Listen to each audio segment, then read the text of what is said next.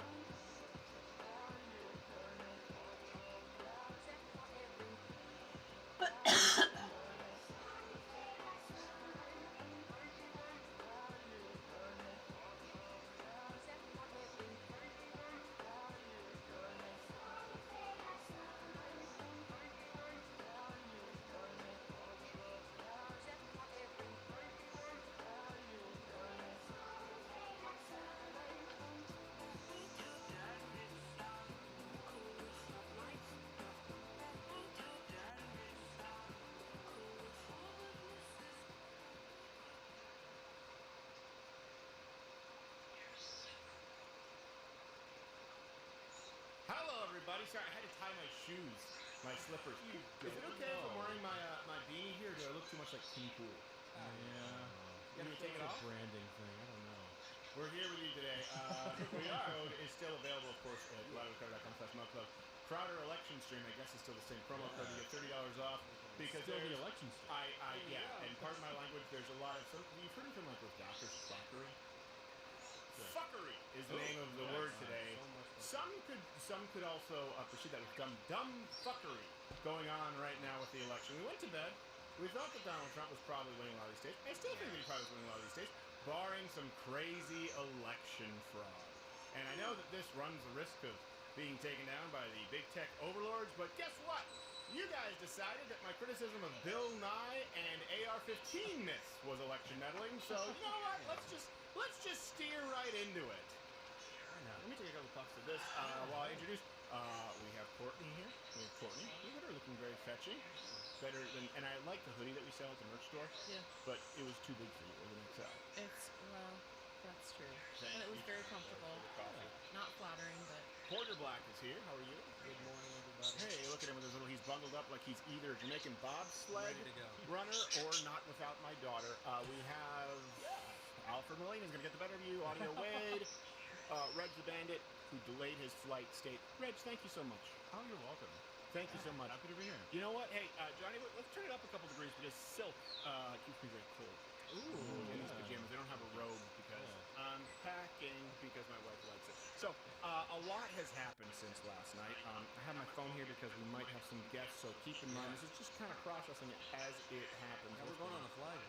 Oh, hold on. My merch guy, we have someone to be able to, you know what? I don't know. You know, I think the going by the seat of your pants type thing. The first thing that I'd be interested to talk about is a kind of Flying. error. Yeah, there you go. Flying by the seat of your pants. No, I mean this is my point. We're all tired. That you're smart. Nobody's got a lot of sleep, and I think the president's censored tweet about Michigan is good to bring up. Yeah. But so Can we bring that up? The censored tweet from yeah. So President. last night. You mean President Trump, correct? Yeah. Matt Walsh tweeted Declared out president. a screen grab of this update of Biden getting 100% of new votes, 128,000 or more just in one chunk. It's zero for Trump, right? And Walsh said, this is reason enough to go to court. No honest person will look at this and say it's normal and unconcerning. And then Trump retweeted it and said, what is this all about? But if you look at his retweet, Twitter has blocked that original tweet from Matt Walsh. Can we bring it up? Can we bring it up there? Hold on. We're, like we said, we are flying by the seat of our pants here. It's in the channel. Tokenawa. Screen grabs, but You gotta squint. You gotta squint even more. it wasn't just Matt Walsh who tweeted that. A lot of people. oh yeah. shut A it lot all of down. people are asking about it. The About the tweet that was 120,000 that randomly went all to Biden. All Biden. And from Right. what we're understanding, so people are saying, what's been going on? Okay, they're saying that Wisconsin and Michigan are going to Biden, which to many would surprise you because logic, but throw it out. At this point, sure. And I have to tell you that I also, so let's continue with that, Reg, and then you can continue with kind of There some it is. predictions. There's Matt Walsh's tweet. There's the tweet, right? And that was a retweet of what Matt, can we bring it back up there? and there's Tokenawa? Trump's. Yeah. Misleading. Now, here's the thing. The tweet wasn't misleading. You were saying, Reg, that we found out it was an error with the election, though, with people who were processing votes. Yeah, The tweet so- was accurate. That did happen, but it's because someone screwed up in counting votes, which Yeah. almost proves our point. right. Well, right. all Trump said was, "What is this all about?" Yeah. Which is a good question. And Yeah, now we found exactly. out. What We found out what it's about. But when you all of when you this spell it about? out backwards, it's Yeah. awful. Oh Yeah. Yeah. It makes sense now. When you spell it backwards, he wants to put everyone in Warsaw like Magneto's parents. Put y'all back in chains. Put y'all back in chains. You not black. Is there anything more racist than he I know, wants to put dude. y'all back in chains and you not black? I know he didn't say you not black. He said you ain't. You ain't black, which is kind of black. It's not because white people also say You ain't black. You ain't black. Yeah, what's up? You ain't black. Except some guy out there's like, yes I is. No you ain't. Is you is or is you ain't with the Black Confederacy. What? I'm gonna be president. So I still think Donald Trump's going to be president. We'll explain why. But I also listen. I don't trust that. I don't trust these states any further than I can throw them. And eventually we could maybe throw them into the Great Lakes, but that's not in the cards right now. So we have to deal with the cards right now. And Yeah, so that error, right? What happened was that the Shiawassee County accidentally added a 0 to their vote total, right? And so it was reported briefly, and Trump was right to, everyone who was questioning that was right to say, hey, this looks weird because it was in fact an error. Okay, maybe it was an election fraud, but it was misreporting, and that's a big deal. Right. So this isn't just HQ caught that error and corrected it quickly. But when you have errors at the county level, I don't see why Twitter would be censoring people calling attention to that, right? Let me ask you this. That was an error. Do you think that error would have been corrected if not being called on it? I mean, that's the question, right? Because whenever you have What's it? Zero. Facebook or I forgot to carry the one. I always forget some mundane detail. An extra 100,000 is not a mundane detail, Michael. And it happened to be in one of the most hotly contested states in the union. right. We trust. Was this Michigan? Michigan. Michigan. Yes, Michigan. So hot right now. Yeah, and I mean, it's I don't mean physically because we go along with a very temperate climate and record growing seasons, but I mean it's hot because people love to Michigan. except for Whitman. But I mean, the interesting thing is a lot of times back in James, just when you have Twitter or Facebook or YouTube, and they're caught censoring, and everyone calls them out on it, and then they say, well, we fixed it. They change course and they say, so give us credit where it's due. We were willing. It's like, no, you would not have fixed it unless everybody called you out on it. Yeah, exactly what happened with my YouTube. So I was trying to run ads on YouTube videos because we're allowed to run ads now, and I had 3 videos that were disapproved as interfering with the election. They involved Bill Nye. I think one of them might have been climate. But the thing is, they've done that with all of my videos on YouTube, including AR-15 myths, including Aladdin, the criticism of SJW Aladdin. And they were saying it's not that it's directly meddling in the election. It's not that it's meddling in the election at all. It's not even that it has an impact on the election. It's that it's a right-leaning point of view which influences people. And we only were able to catch YouTube with 3 of them. And they said, oh, we're sorry, we'll reverse it. But again, you don't get that back. You don't get those things back. And this is what should be allowed. This is what should be encouraged on YouTube and Facebook and Twitter, right? It should be the exchange of ideas. If we're not actually just going in and saying, vote for this candidate, but we're saying, hey, these are some myths with AR-15. Hey, Bill, the not science guy, is telling you there are 57 genders, but YouTube said that is not allowed because it directly impacts the election. So that's important to know. Yeah, that's a compliment about how effective the content is. Yeah, or how ineffective Bill Nye is. They So- just don't want anyone questioning what it is they're saying. And a quick update with Facebook, because yesterday, keep in mind, we were taken down on Facebook, and that actually ended up being having our YouTube stream taken down, right? So we had over 500,000 people. We had over 8 million, something like people tune in last night. And at that direct second, there was 500,000 people.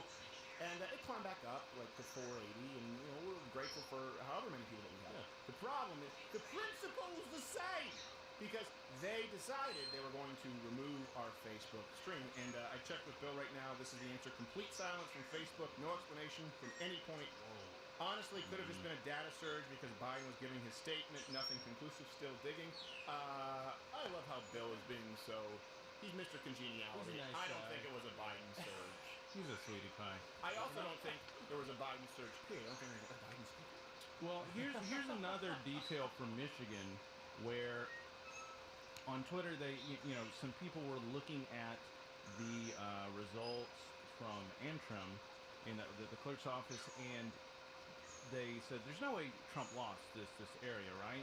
It was very firmly here for him last time around, and so a local reporter, Zach Gorchow, called them up, and they're reviewing the numbers and said there are discrepancies. It seems like the numbers were transposed, that they got Trump's numbers and Biden's switched. Right. And so he said they'll be corrected soon. So it's a staunchly GOP area, so that's going to result in And they a just, thousand they more just votes. happened to swap them. Yeah, They happened to There's a have lot of- Sounds total very switcheroo. trustworthy. Well, we added a 0, and with that one where we said that Biden and Trump lost, it was the opposite of what we said. And there are no And then you say, hey, it's corresponding. the opposite of what you say, and Twitter says misinformation. And we say, no, it's not. And they say, nah, it's too late. There's a bird feeder in Jack Dorsey's Big One. Go check that out. And I'm like, I'm not interested in Jack Dorsey's bird feeder, though he gets a lot of hummingbirds, so I want to know what he's using. Is it sugar water? Does he put a little honey in there? I don't know, but it doesn't seem to attract the squirrels, but it attracts the hummingbirds. So Jack Dorsey's doing very well with the Beard bird feeder game. But that's not really important right now. Yeah. What's Well, important is the election. Right. These errors, at least I haven't seen any examples of them going in the opposite direction. Right. Where it's like, oh, it really looks good for Trump, and then, oh, it turns out it was a typo. And by the way, we are going to be crowdsourcing this right now, this stream. So I want you to, if you're on Blaze Mug Club, send in your chats as it relates to the election, things that you've seen, some discrepancies, or of course on Twitter, what you would most like to see us discuss today. So we have, what are the margins that we have? I really wish we had the ability for Reg to just punch. Is there a way to just do that, Token Allen, so Reg can just punch into this computer so he doesn't have to send to you and then you pop it in? Is there a way to do that? Not right now, not quickly. Okay. Is there any way for him to just mirror? Can you just mirror or something, or no? No? Seems like a silly system for us to have 3 different points. Again, we're flying by the seat of our pants here, but I don't know what's going on. So we could take just a moment to look at Silence? the good stuff that I mean Trump outperformed the polls. Whatever the results end up being, he outperformed the polls everywhere, right? And not just Trump, but Republicans. We picked up 5 seats In the House. and we weren't expecting. We couldn't win the majority. That wasn't a possibility. But we weren't expected to pick up 5 seats. No.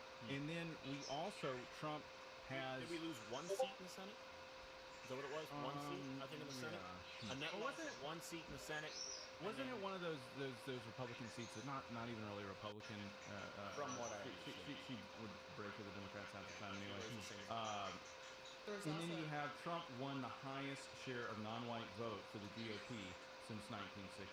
it's a big demographic shift. So that whole narrative, you look at the whole narrative of Black Lives Matter and racial justice, and the Democrats have thought this is our bread and butter. They have been pushing that just nonstop. That has been everything, or the bulk of their agenda, right? Yeah. And last night they moved backwards. And here's something that I guess at first glance it's easy to go, saying, how do you improve in those demographics? And then he's behind in swing states where those demographics will play a key role. I guess they're just attributing that to overall voter turnout. So even if Donald Trump made gains with those demographics, it wasn't enough because more people voted. It doesn't really make a whole lot of sense. And it's tough to make sense of this when they're flipping counties that were for Trump and were versus Biden, and they're adding zeros to numbers. But every single one of those people is somebody who may be voting for a Republican for the first time in their lives, or be the first person in their families to ever vote for a Republican.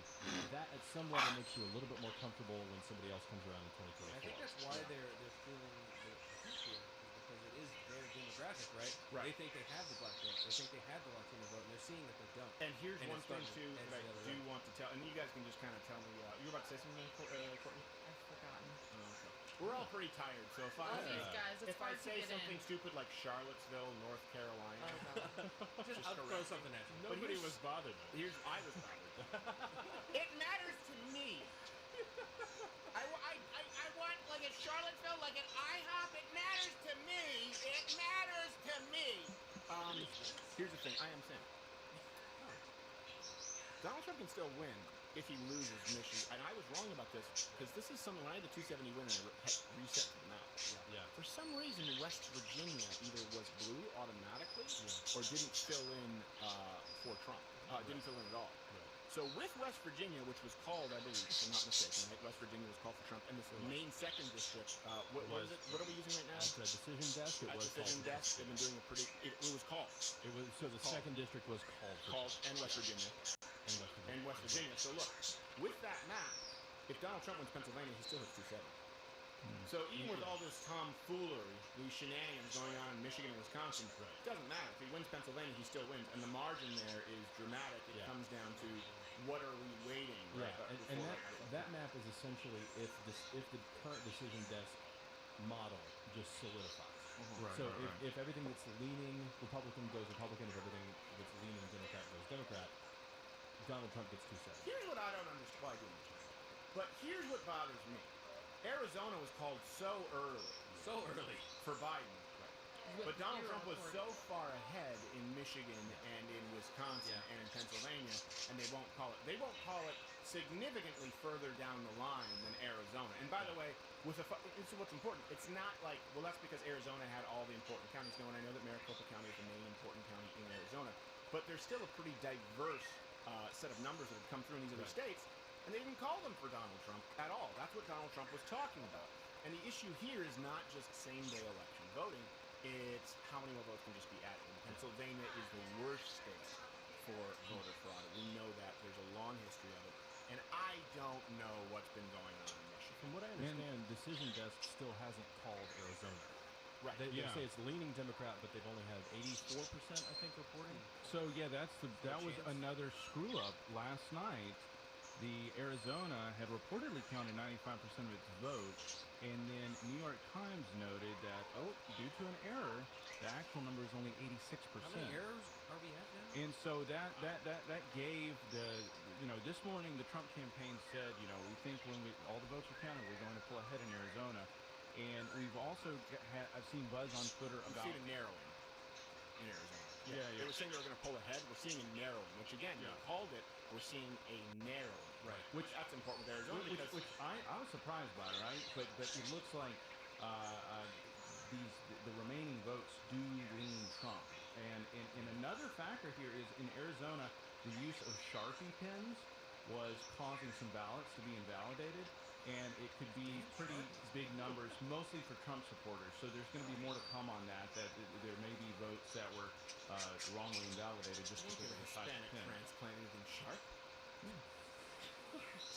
You give them a toothbrush and some razor wire, you're not getting out of the shower. I'm glad you used the phrase Hispanic transplant. I'm just small victories here. So if Arizona ends up going for ¿Dónde Trump, está mi shield? What are you going to do with it? Mi shank. Well, it's an improvement from Como Dice people. I think that's what you told them last night. Como dice Sharpie Trump? And they're like, oh, you want to vote for Biden right this way. No. Como dice vote. See hat? See hat? Yes, hat? MAGA. I want to vote. Now just put that in there for Biden.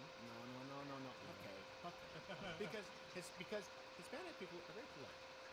They are very polite. It is true. It really is true. Listen, we have to recognize the cultural differences, especially as it relates to older black women. Older black women are very, very friendly, I find. And then, in my experience, younger, you know this quarterback here, older black women are probably the most friendly people I encounter. Now, no one gets mad at this when I say it. Like, older black women are very friendly. If you just say, They're the most oh friendly. my gosh, They bring look, in I kids really- all the time. you have a wonderful smile. Like, it's made my day. Here's some free stuff, even though I don't own this business. You're like, I won't tell. all right, we do have some breaking news here. I Uh-oh. think we probably need to take that Wisconsin and make it not blue because the Trump campaign has said they are requesting a recount. They are within the threshold, and they said so. Trump's campaign statement, despite ridiculous public polling, this is a voter suppression tactic. Wisconsin has been a racist generation. We always knew it would be. There have been reports of irregularities in several Wisconsin counties that create serious doubts about the validity of the results. The president is well within the threshold to request a recount, and we will immediately do so. And here's one thing that people need to understand. This is not unreasonable. This isn't trying to sow distrust in our institutions. First off, people don't trust the institutions anyway, largely Can't because imagine many why. of the actual institutions have been physically burned down. Yeah. And I was hard to amazed. do. I don't know if we have that. Does anyone have that tweet? Someone, Kenosha. Kenosha, which of course had Donald Trump ahead significantly, and then by the time we went to bed, all of a sudden it switched. Kenosha? It's all the rioters Kenosha. that came in. How many rioters do you have who are going into vote? And it was around the time that a lot of this weird Wisconsin stuff happened that the election betting odds flipped. Right. So it was going 60-40 Trump for a long time. What are those And then right when now, by the way? it was around the time when that weird spike happened that ended up being a typo, that everything flipped. I don't know what the updates will be, but it centered on Wisconsin. I was trying to figure out why. Okay. So it could have been that. Hey, I was going to say, you have a centralized, you have a channel that you're using, right, to communicate. Is there any way someone could give me access to that at all here? If someone wants to grab my, if someone can grant me access, otherwise we can also use my channel here to do the communication channel. I'd like to kind of see this so I can follow it along with you. Yeah, if that can happen, just let me know. Something else that I found, Tyler, and I want to get a female perspective. Hey, look at that! Look at that female there on the show. Not as sweet as the female we have here on our show. Certainly not as sharp. No, I don't like I expect her toes to curl up under a house. She's definitely dyeing her hair. She's really? How do you Probably. She's Well, Harry, older, how can you tell? You can tell from the font. probably late 30s. Probably late 30s? Yep. I don't know about She can do what she wants. Her body, her choice. I think Anderson Cooper did his best work with the mole. No one remembers that show? The reality show? Yeah, I remember the mole. That was his finest work. Yeah, He'll nobody else. never do anything better Yeah. than the mole. Hey, Zoomers, remember the mole? It's not Zoomers. The mole was like 2004. Yeah, well, I'm making fun of you for That's the because reference. even Brendan calls me a Zoomer, but that's because he's 19 years Boomer, old. Oh, he calls bro. me Boomer. You can't even get it right. I'm very tired.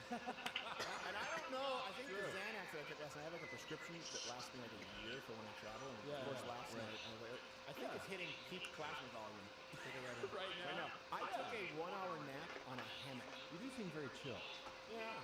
Is that how it works? That if you get to the end of the year and you haven't taken Xanax, you got to take it all, or else. That's true. Yeah, it's a it's surplus. early I November. don't know the Surgeon General warning that that's how it works for me.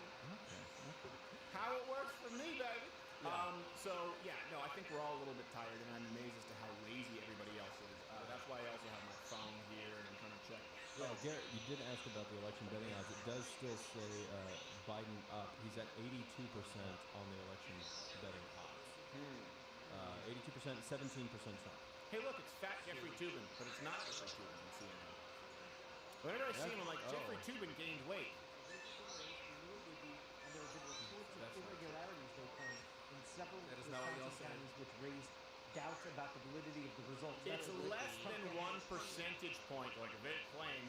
Okay, Florida was called in 2000, remember, for Al Gore, then they took it back. They called it for George Bush. Al Gore called and gave a concession speech, and they had recounts which went for Bush, and then they stopped a subsequent recount, which I believe had it at 537 votes for George W. Bush. It was about half a million. Yeah, and I understand that you guys want to say it could go both ways. The worst one of voter fraud was Al Franken in, what was that other guy's name? Coleman? Was it Coleman? I saw Not ballots Tom that- Davis. No, Al Franken. I saw votes that literally had Coleman punched in, and it registered as Al Franken. What? Yeah, I don't know. That was the worst one that I've ever seen. If anyone remembers that, Al Franken versus Coleman. But I do want to have a good crossway communication. Do we have me getting? Oh, hold on a second. What do I have? New. Okay, I see it. Is it election night? Is that what we're talking about? Okay. Yeah. Good. I'm still relying on you, Reggie. I just want to be able to bring it up because I can't see the overlay. Yeah. Something else to me that is, and I don't want to go to Reggie, I don't want to go to Coleman, I don't want to go to Gus. Last night they said we're going to stop counting. Right. Because people pretty early. And then I went home. We all did. We all went home. Well, you went to the home. And no, Thank you. that was smooth man. He went to the home. And we'll have him here in a little bit because he's kind of a pinochet guy. And then they continued counting. Like, what kind of shift is that? I don't understand it. There's a night shift, there's a morning shift, you can work a double, but just taking an hour off and telling everyone leave and then coming back an hour later, like, oh, by the way, we found 120,000 votes. Wait, what do you mean? Oh, sorry, that's an extra zero. Well, they stopped counting suspiciously close to the time when Biden said, "Hey guys, we're gonna go home." Yeah. Well, And then they calling it a slyly lid. came back and were like, we're not gonna get some more guys. And Nevada just decided to stop. I'm like Take Nevada today in the off. middle of the summer. Right? Nevada is taking today off of counting. Yeah, Nevada is. Yeah. It's completely. Seems like a genius idea. Those slugs aren't going to play themselves. There's a deal or no deal quarter machine with my name on it. Now, we do have a video as sort of an explanation of the Sharpie thing in Arizona on the ballots versus pins. Is this going to be the new hanging Chad moment? Yeah, I think it will be, actually. Did you just bring up music? Listen, guys, I just want you to know. This stream on a technical level may suck. Hey! But we're not adding extra zeros to our We're not taking the So election. many okay? zeros on my check, it's like, And I have to say, I'm going to brag on our viewers a little bit. We'll brag on us a little bit because we did have, 530,000 viewers last night. But our viewers are up this morning 500,000. with 330,000 already. Oh. So they're up love you right guys. early with us. you people are pathetic. No, I understand. I'm joking. Of course I love all these. Hey, listen, by the way, the only reason we're able to do this is because of Marco. So please do consider it. We really do need your support. I mean, yesterday you saw our stream get taken down, and our videos are no longer, we can't advertise our videos at all on YouTube if that's a conservative children shouldn't be on puberty blockers? Really? Yeah. That's hate That speech. seems Do you weird. realize that YouTube said it was hate Why? speech? Oh wait, look! It's a merch store plug. Look at Hey. Betty. Hello, Betty. Oh my gosh. Can you show Betty? Wow. Look at her. Hello, Betty. Hello, well, Betty. That's a all fly right. hoodie Hello, right there. Betty. GladwithCrowderShop.com. Betty, you looking super fly. That's Hello, new. Betty. That's a Okay. new item Hey, on Betty, Betty, GladwithCrowderShop.com. Available Betty, now. Betty, Oh, come. my goodness. Betty. Hey, Betty, come. Come here. Oh, I gotta take off my headphones. Betty, come here. Come here, Showing it Betty. off. She's having she can't walk. Can't walk. Hashtag Mug Club on the back. Oh, that's because of her neurodegenerative disease. Join Mud Club so we can. Betty, come here. What? Yeah. Yeah, she's having a wardrobe malfunction. Well, it's so cool in here, and you've got your silk on. I'm surprised we haven't seen a little titty action. Come on, Betty. You don't know what's going on. This is adorable. Tell me that's not Look at just that. absolutely That's so adorable. cute. That's all Look at right this. there. She's pretending to be shy. Oh, there it is. Oh, She's trying to jump out of this. Look at that hoodie. Hillary. We're working on a hoodie for dogs. GladwithCrowderShop.com. Yeah, not You can ready also go and buy. Are they for sale yet? On They the are store? up. They are up The and hoodies ready to are go. for sale. Shop.com. I Very don't comfortable. like hoodies because I don't want to be You're trademarked. wrong. Yeah. Do you think the stream's gonna get removed? I don't care. Yeah. I really, it's like, listen, this is what happens when you force someone into a corner with very little to lose. You get this. You mess with the bull, you get slightly off. It's not really horns. That's a yeah. I mean, Again, you just bailed on the metaphor. then it's hitting Pete across my body. Yeah, so let's see if we can yeah. get this, the video of the Sharpie thing, because I do think Courtney may be right. It may be the hanging cat of 2020. All right, let's see the video of the Sharpie. So explain one more time. Yes. Yes. Okay. Yep. And it read your ballot. And it read your ballot. So what they're doing is they're telling people to use the Sharpies. That way, those votes aren't counted. That's exactly what's happening. And this is So Arizona? there's other people that were in there voting Yeah. with their pens, and they literally went around and they were yanking pens out of their hands.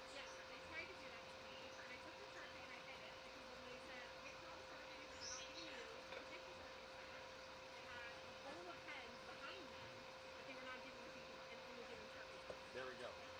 Wow. So the ones with the Sharpies are not being read at all. No. None of those ballots are being read. Does that shirt glow in the dark? So that's again, and so Also, they're doing it by because they're trying to toxic, like skew all of It's those. Britney Spears, That's yeah. exactly what's going on. It's Sharpies, bitch. That's correct. That's what they did with yours?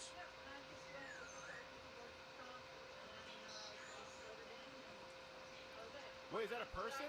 But they're not counting. I thought it was a low blueberry bush. And so they're forcing people to use the Sharpies and those votes aren't being counted. That's what's going on. I don't want to talk to her. That's a hedge.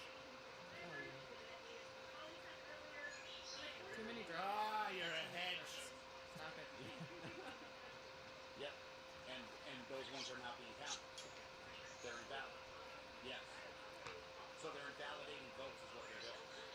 Yes. Okay. Yeah, and it's not just this video. We've had, you know, I've seen multiple people on Twitter, including one of the guys at Outkick, say that he Almost experienced just this. misspoke. And just so you know, Reg the Bandit is a genius. So for him to almost misspeak, that's an accomplishment. How long can you be No, I misspeak all the time. It makes me feel better, like, you know those crabs in a bucket, and he's the one crawling out, and like, get back down here. Get back down here, you little immense of fruitcake. It's like the aliens in Toy Story. Wasn't there something too, an overlay of the Pennsylvania 2012 comparison Brendan was saying he wanted to Yeah. bring that up? What Yeah, is we that? can bring that up. There's an overlay of a comparison to Pennsylvania 2012. What? Okay, so not called. So that was 2012. They called for Obama with a 5.39% margin, 5.7 million votes. Not called with 5 million votes and an 11.2% margin. Donald Trump in Pennsylvania. Yeah, and I mean, you know, Brandon and I were talking beforehand, and I said, you're never going to get an exact comparison there, but it does seem strange that we're going to such lengths to, sustain an anti-Trump narrative when it comes to reporting. If Donald Trump, if he loses Arizona, if he loses Wisconsin, if he loses Michigan, but he keeps Georgia and North Carolina, which seems likely, and he wins Pennsylvania, he still wins. And CNN is saying that Trump is leading in Pennsylvania. They're Yeah. basically. I told you, I thought Pennsylvania. So if you guys go back that night of the third debate, so I think Biden just lost Pennsylvania. I think it was the title of the next day's stream, or it was one of the segments like, did Biden just lose Pennsylvania? Yeah. It's like walking into an Italian family dinner, being like, Guinea, Wop, Dago, let's see what happens. Right? He walked into Pennsylvania and said, no fracking, and what was the other thing? No fracking and riots. Yeah. He's like, Oh, yeah, we forgot about the and riots. Get used to the riots. And everyone in Pennsylvania was like, what? How about maybe a little bit of fracking and maybe a little less riots? And he's like, sorry, I forgot to carry the one. He's like, I've already got my mask on. I'm out. So I really do think that Donald Trump, we have those counties coming in too in Pennsylvania. Donald Trump is probably going to win Pennsylvania. That's why people aren't talking about it. And if there's voter fraud in any of these other states, Well, not voter fraud, I should say, incompetence. yeah, I mean, either way, we've seen plenty of Like incompetence. Addison. Yeah. Well, Would that qualify? Would that qualify? Turning it into a six-figure? Well, I mean, we also have an overlay of Wisconsin, what happened last night, and where it just sort of flipped, where, you have these two lines, right there, and suddenly the blue just skyrocket up.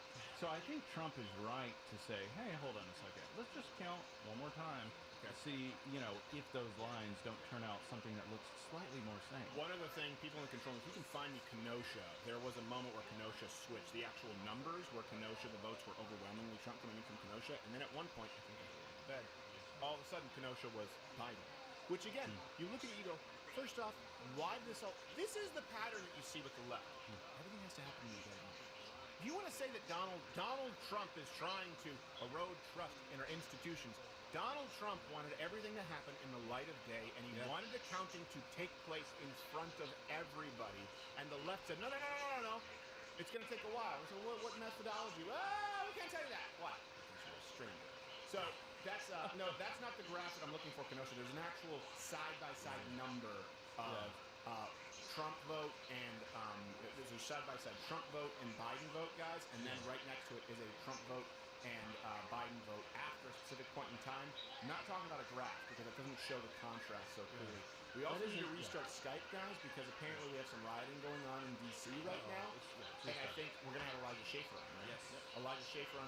Please tell me he doesn't get punched at a Dollarama. I can't guarantee it. It's a Dollar Tree this time. Is Dollarama a thing in the United States? That's a Canadian thing, Dollarama. I want to bet in Sounds fun. Dollarama, which I'll tell you that story later. I kind of want to say something here. We're saying things are being done in the dead of night. Media has been setting up this narrative for months. Asking Kayleigh McEnany, will Trump accept the election results? So I think they've been planning this. They wanted it to be this close. They wanted it to be contested. They were so upset about Amy Coney Barrett because they didn't want this. We didn't want this going to the Supreme Court, as if they knew if this was going to go to the Supreme Court. You have lovely eyes, Caitlin.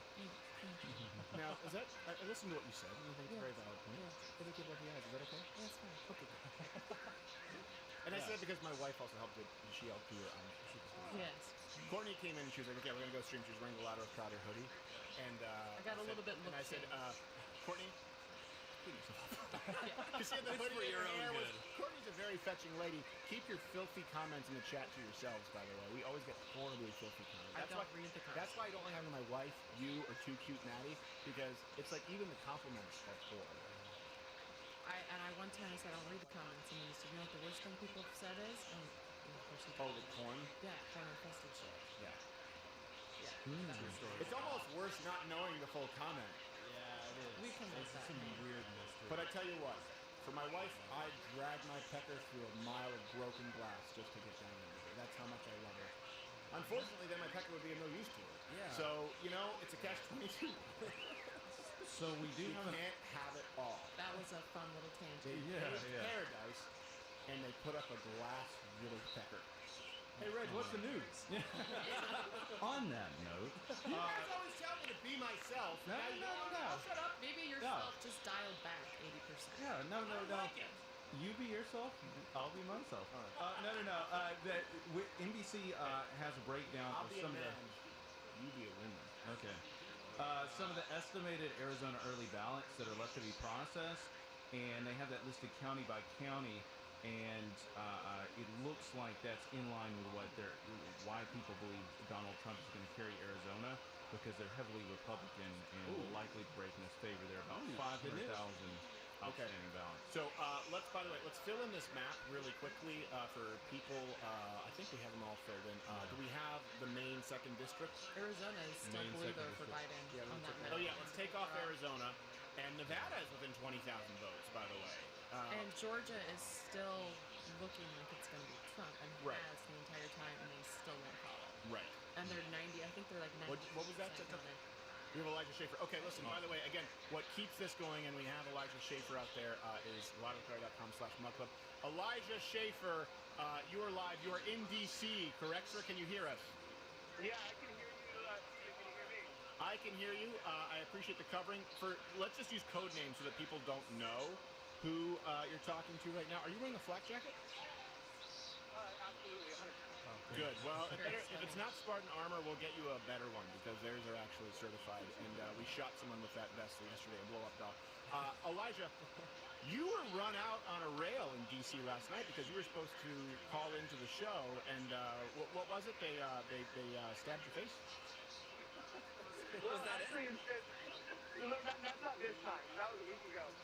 This time, they decided that they were going to attempt to assassinate me. So what happened was the anti-fascists, they diverted the crowd away from police, and they wanted to. Okay. And they had a plan of about 20 of them to try to take my life. And I heard it from a journalist, and then another liberal journalist actually came up to me who recognized me and said, "You need to get out of here because they're trying to get away from the police so that they can have a coordinated assassination." Like basically, you need to get away from here. Another person told me that they were going to try to assassinate me. I started getting stalked by the group. We had to get evacuated out. It got really tense. They started coming up on us. The police were nowhere to be seen. And last night they actually stabbed multiple people and attempted to kill a few. So their threats were very credible. And at what point do we call this election meddling? Granted, it's not as egregious as me criticizing Bill Nye's gender theory. That has no place on YouTube. But this is because the election wasn't even called yet. Why? And they were stabbing people. Yeah. Oh, Elijah Schaefer, what's going on there? What's happening? Okay, so we have like a preacher. Are you a preacher? Evangelist, and you guys think she's wrong, right? You think this is her platform?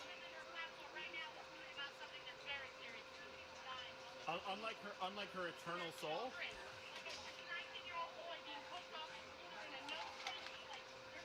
You guys don't feel like you're escalating the situation by screaming in her ears at all? Maybe, but Maybe.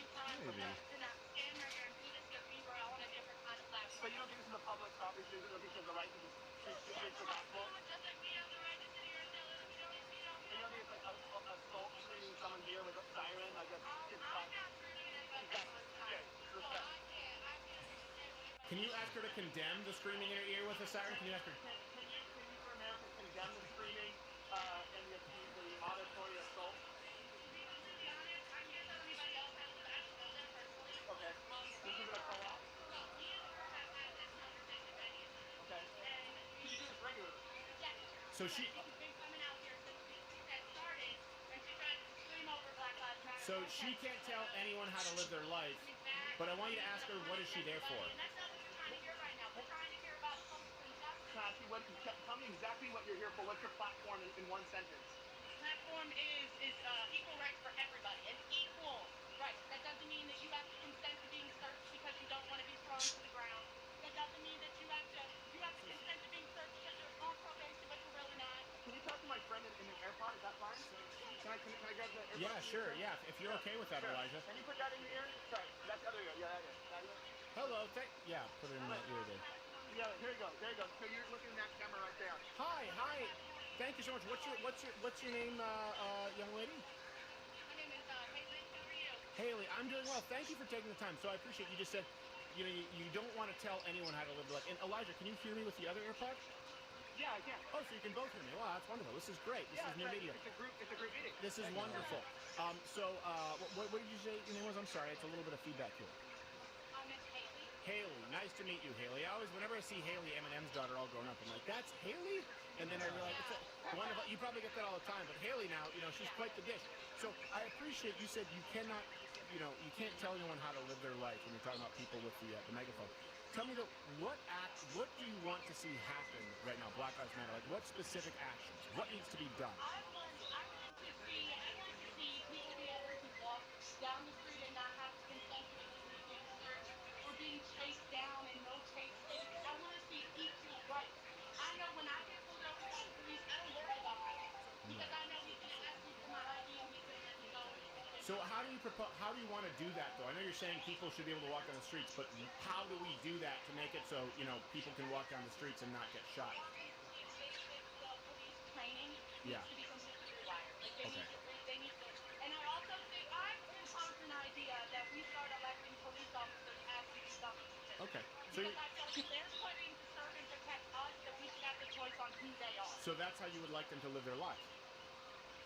I mean, it would be nice. I can't tell anybody how to live their life, but then it Well, would you be just nice. did. I can suggest it. Right. Well, can you also suggest that people stop committing auditory assault with the megaphones in that lady's ear, so that way, it's kind of 2 for 2? Sorry. I mean, you're in front of my megaphone, so I can pick it up if you want. Thank you. What? I'm sorry. It's hard for me to even hear you with the megaphone.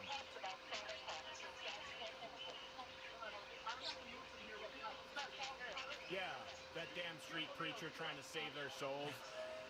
Good Lord, what dark times we have when people, rather than burning down banks, exercise their actual First Amendment right to try and teach people the good news of Jesus Christ. Oh, how dark this country. But you know what? Joe Biden will put an end to it. Okay, go ahead, Elijah.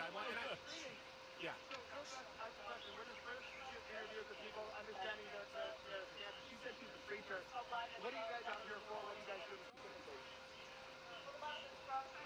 Can you come to your ear to talk to our host? Sorry, can you? You're the COVID bug. Might want to get tested.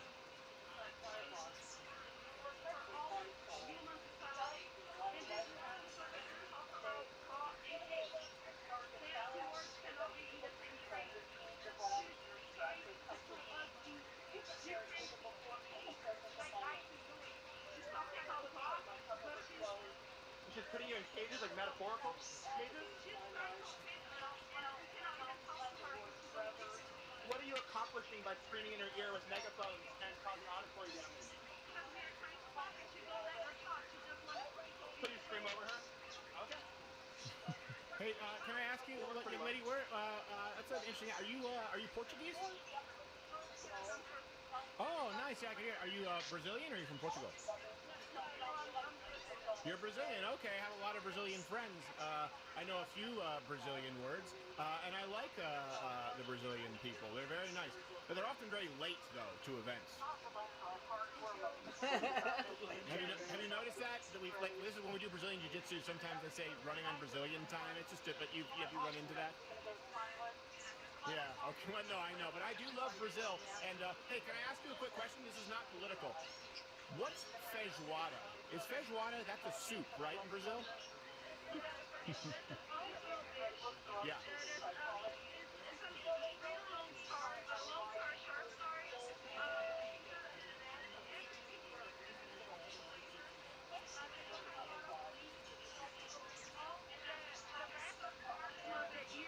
Yeah.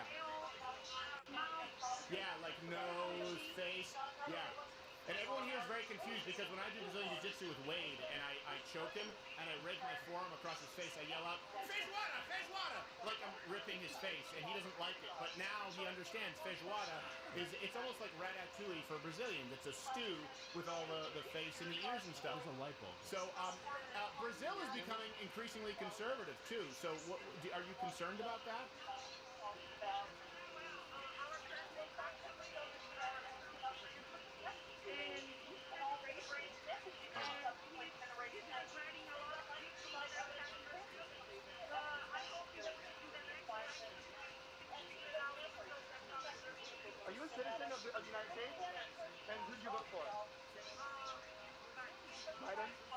She didn't vote? Did you guys vote? Who did you vote for? Biden?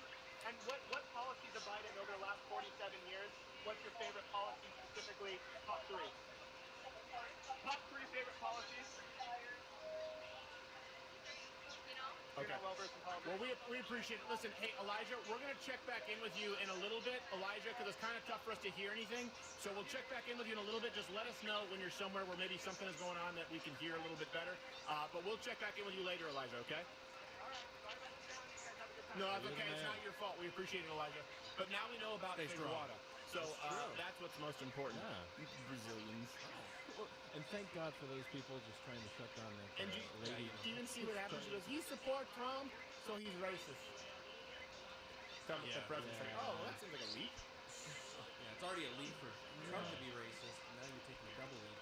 I'm still hung up on I'm not well versed in politics. I'm only 30. Yeah, I'm only 30. I was I'm only a well fully versed. fledged adult. Yeah, I don't know. I was well versed in politics in 2000 during the Florida fiasco, which it dawns on me there's probably a lot of people in our audience who weren't old enough at the time to know what Right. happened. Yeah, and it's not like we're old folks. We too are 30 or so. Ish.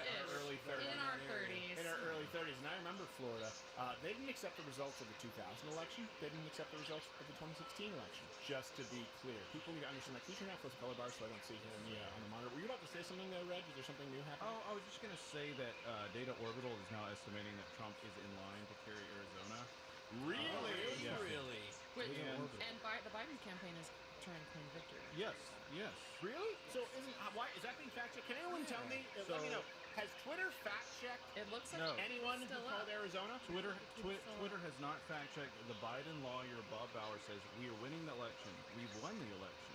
Yeah. We're going to defend that election, and we've got no fact. What about Take him what down. about any of the election desks out there that called Arizona early on? Are any of those being fact checked? Because by the way, keep in mind misleading content where someone said, "Hey, they wrongly counted 120,000 votes in was it Wisconsin or Michigan? I keep forgetting. I think it was Wisconsin, right?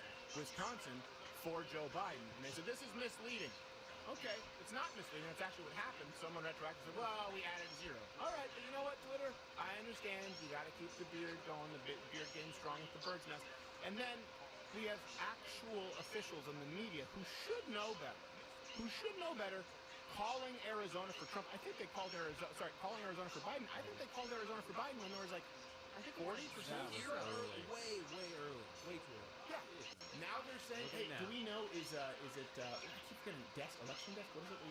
Decision desk. Decision desk. What are they saying don't about know. Arizona? I Because haven't seen right now we anything. just if Arizona goes Trump, Right. ooh boy, those betting odds are Well, gonna change. and it was Fox News that was the one that True, called Arizona so early. Yeah. And I'm sure that there are a lot of Fox News fans watching going, sort of that loses some credibility, at least for some people who are going like, oh, well, that's a big loss. They can Arizona. sit on some tax. Ah, okay. That's what I think. Sure. They can just go sit on a tack. That's at so Fox News. mean, It is Steven. mean, but you know what? I don't like people at Fox News, and I like tax. Their butts would hurt, though. They would be sore. Just like everyone in this country is going to be when this flips back for Donald Trump. Listen, I told you before I went to bed, I said, I hate to say let not your heart be troubled, but you don't need to be hopeless. You don't need to let yourself be defeated, and we are seeing a lot of good news right now. There are a lot of suspicious things that have happened, and the fact that Arizona might go, I don't think the Maine 2nd District, I don't think any polls had Donald Trump winning that, if I'm not mistaken. I think, did he have that in 2016? I thought he had that. I in thought he 2016, did. but I Maine don't 2nd, remember. yeah, he did. He definitely did have it in 2016, but I think Okay. Obama got it against. I know Obama got it against McCain. I think Yeah. Obama got it against Romney. Now, here's the thing: it's one vote. But you guys remember yesterday when I was sort of laying out the electoral map, I said if that happens, if that goes to Donald Trump, that eliminates the possibility of a tie in most scenarios, right? That one vote. So that one vote is very consequential. Now, if he wins Maine 2nd District, which has already been called for him, and if he does win Arizona, which some people are calling right now, those betting odds have to change dramatically. They're already changing a little. So I think in the past 20 minutes or so, it's gone. Biden's chances have gone down about 7%, which is Or significant as in Biden 10 would call minutes. it, say again. Did you just say 7? Mm-hmm. Okay. For sure. Boy, this room is dead. You guys are really tired. No, so here's I'm spitting Hey. gold here. Call me Rumpelstiltskin, you sons of bitches. a while ago, And bitches. before the election, Twitter listed a number of sources to be credible, Authoritative. sources of who could call states. Was I among them? Sadly, no. But I think you just Hey. almost made the cut. Who, out of every single professional pollster, who called the states right on the outset? Anyone. Well, I think and- they were all full of crap. Me. Well, I you're right, mean, right. obviously you, but And CNN is now listing all of the, nail-biter election may come down to, and it's all the states. Like are we listed. knew. We knew this was going to Yeah, happen. well, I remember. I said North Carolina, Georgia, and I wasn't super confident in Arizona. But looking at the this is the big story of this right now. Is not only has Donald Trump outperformed other polls, they should be dead. They should no longer exist. They Yeah. should be fight. Could Completely you imagine useless, if you went? And I say this because only in the realm of academia, and I do consider polling sort of the realm of academia because it's theoretical knowledge. It's not necessarily something tangible, and it's also something where people say, well, you couldn't possibly understand how we weigh our polls. No one was taking into account the early voting. My methodology was simply, okay, how did Donald Trump, by how much did he outperform his polls last time?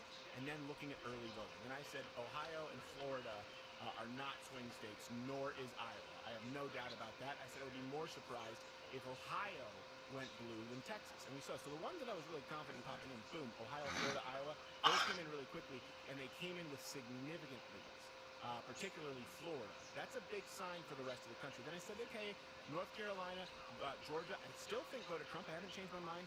Likely Arizona, and then I just said Donald Trump needs to win one of these states. Right. I didn't say he was going to win those states. At the end of last night, I did think that Donald Trump would win Wisconsin, Michigan, and Pennsylvania. And I tell you what, if it were fair, I think he would win all of them. Right. And if you look at the map we have now, there are no surprises in Biden's favor. Right. If you take out Arizona, I mean, there's a surprise in Trump's favor with Florida. Right. And I think And that's not a surprise. Well, Not well, even sure. We just To the experts. we just have a in the Senate race. Yeah, and I Sarah do Gideon really has believe just that they are helped trying to Susan steal Collins concede the race. another And state. I 538 think they're going to steal has, Georgia. Gideon up by 8 points. Oh, really? Only to find it in Bible. Well, I guess Rocky you forgot Raccoon. to forgot to put the Gideon Bible in the hotel nightstand. Haha. You should have stayed at the Holiday Inn Express last night. Oh, I think I've spoken my piece. and Fox still hasn't called the main Senate race, even though I think they're she's really conceded. touchy at this point. They're like, we don't want to do anything They're like, at this point. we're not conceding. Okay, can I give you a little bit of inside? What was the other thing that I said I had a story about earlier? I don't know. I wanted to talk about the tweet thing. Move on. I got interrupted. Oh, listen, stop with the whole I'm a woman being interrupted. Everyone's being interrupted here, but I will go to the tweet thing really quickly. But Fox News, let me tell you this. There's so much male privilege. This is important. Yeah, there is male privilege in here. Yeah, I could. It's the Oh my patriarchy. gosh, for crying out loud. Can we please let's just get a Wanna just mute me? let's just get a man and put him in her lap. No. But I do want to hear what you have to say about authoritative sources. But let me tell you what happened at Fox News. This is an actual, and I can't tell you who it was. But when I was at Fox News, I will tell you this: Roger Ailes was the president. The VP were they were Bill Shine and they were Suzanne Scott. One or two of those people. Suzanne Scott is the president now, and I have nothing but good things to say about Suzanne. So I remember them saying, they said, well, it's actually a really good thing, for us to be the opposition party. I remember them saying before the election, long before the 2016 election, but even before Romney, they were saying, well, it's actually really good for us if Obama wins, because we are the opposition party. When we do this, that's what they view as their best financial positioning. Well, let me tell you something. We are still the opposition party. We're the opposition group because it doesn't matter who's in the White House. Even if Donald Trump wins, you think that all of a sudden the media's going to straighten up and fly right? It's like sending a kid to his room with a timeout only he has an Xbox. For crying out loud. There's no accountability here. This is what we were talking about with pollsters. There's no accountability. The people who got it wrong last go-around and the go-around before that, and they mocked the people who got it right. Trafalgar or whatever it is. Trump actually won this election. mocked them because They are stealing it. Always favor Republicans Donald Trump. But they were right. They were right. They are stealing it. Should absolutely be fired. But I will tell you this: the people in the establishment Democrats are stealing the election. Establishment media, a lot of them have a vested interest because they don't understand that it's not a battle just against DC. It's a battle against the media and the entertainment industry. They think that they are better positioned if it's Biden. Yeah, and it's the battle between good and evil. But I am saying that there is a vested interest in these old school media types because they think that they can speak out against authority. They are stealing. You wanted to tell us about the authoritative sources. Democrats are stealing the election. So we will only accept election results if it comes from like these 5 sources. It was AP, Fox News, CNN, those kinds of things. So just now, like 8 minutes ago, bearing this in mind, okay, and last night... Yeah, and it's the battle between good and evil. Before we checked it on the map. Right. About 8 minutes ago, MoveOn.org put out a tweet saying that Biden... This election, 2020, is the election to remember the day America died. Yeah. But that tweet's still up. I hope that they continue moving on. Black flag Short clip. with a faded United States flag standing for America has faded and died. A long walk down a short pier. And I think the Biden campaign is also trying to... This election Why 2020 is no one upset is the about this? At election this to point? remember Donald the Trump's day tweet that America by the way, people were saying was misleading. died. Just, what is going on here? Which is a valid question, especially considering that we know Black they were flag off by 100,000. They with added a faded zero. United States flag If a teacher were to standing ask you for if the America answer is has well, faded right, and you died. have 120, and the teacher goes, "What's going on here?" That's not misinformation. That's valuable. You were wrong. The 120,000 number was wrong. Donald Trump said, "What's going on here?" He gets fact checked, but right now you have Move On, and I don't know these other election desks. They're claiming Arizona. That is wrong, but somehow it gets. The fight here is not just for the White House. The fight here is not political. This fight absolutely is against big tech. Listen, we are in the era of the Roman Empire, and Twitter, Facebook, YouTube is Rome. Okay? With YouTube and Alphabet, Google, YouTube being Caesar. They are more powerful than any world government. People need to understand that. Than any national government or any interconnected globalist government conspiracy. You see this right now playing out before your eyes. Just think about it. They wanted people to wake up this morning thinking that Joe Biden had won this presidency. I am telling you that Joe Biden has not won this presidency. He could, but it is amazing to me that they are claiming that they're winning this. Do we know from, is it election desk? Decision desk. Decision desk. Because it's election HQ, Fox News, Decision desk. It's kind of like anything as a conservative nonprofit. It's a pro-liberty, American freedom pack. And somewhere in there there's a picture of Jefferson. And we can... One Let's start that again. Fuck you, that's fine. I know. One irregularity, sure. But multiple, that's a pattern. Yeah. And by the way, after all the whiskey last night, I had many irregularities this morning. I don't know about anyone else. And you didn't eat any Chipotle either. I did not eat any Chipotle. Chipotle makes me gag, absolutely. So, do we know if the election desk... Decision desk. Decision. DDHQ. You know what's crazy? Is you guys know, it's not really, but you guys know how horrible I am with names. But you also know how I have a bordering on autistic facial recognition software. Bordering. I don't. With fake, like I can look. I was just watching. I don't remember what the film the other day with Hillary. With my wife. Good Hillary. Donald Trump needs to take this to court. The American people need to take this to court. How hilarious would it be if Joe Biden sent out Hillary Clinton for the concession speech? And we need to take it all the way up to every single court until we finally get the results that is supposed to be. Maybe recommended by Christian Tubman. I said, oh, that's the guy from Sabrina the Teenage Witch. And my wife goes, no, you need the guy with the mustache. Donald Trump needs to take this to court. The American people need to take this to court. I can recognize a face. People who've been to our shows know. I can go, I know where I met you. I can remember what I was thinking, remember what you smelled like. We need to take it all the way up to every single court until we finally get the results that right is now, I still want to supposed say to be. election desk, but I know it's decision desk because I've been shamed for it. Has decision desk called anything right now as far as Arizona? No, they have not. But as far as the Arizona goes, we do have some overlays here. And again, this is a little bit Pedestrian. well, no, it's not. I would say we still have to see. We need to get to the bottom of it, right? The Maricopa County election. Sure. We need to get to the bottom of this. Know the facts. Yes, I don't know what's exactly. happening down in Maricopa County, but I bet there's fluoride in Yeah, except substitute Sharpies for fluoride. Because here the elections department is encouraging people to use Sharpies Really? to fill out their ballots. How many of them? And then if you look at the actual election ballot, it's a little dark, but it says do not use a Sharpie type pen as it will bleed through. And again, this seems to be a confirmed instructions here. The phone number to the recorder's office is to an Arizona. Who was telling people to use Sharpies?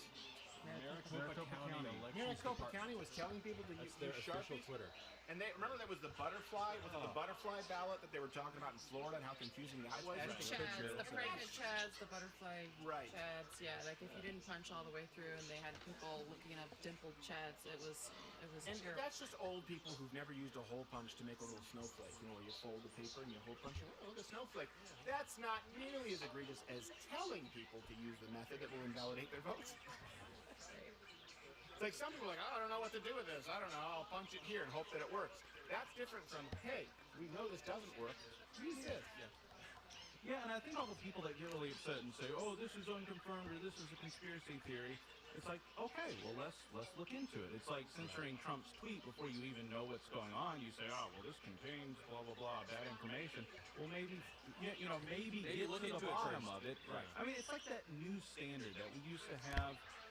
Just fact checks of after something was proven false. But now with that New York Post censorship, it's like, well, I haven't seen these documents myself, so who knows? I guess we have to censor it until everybody over at Twitter can go through these documents and verify them.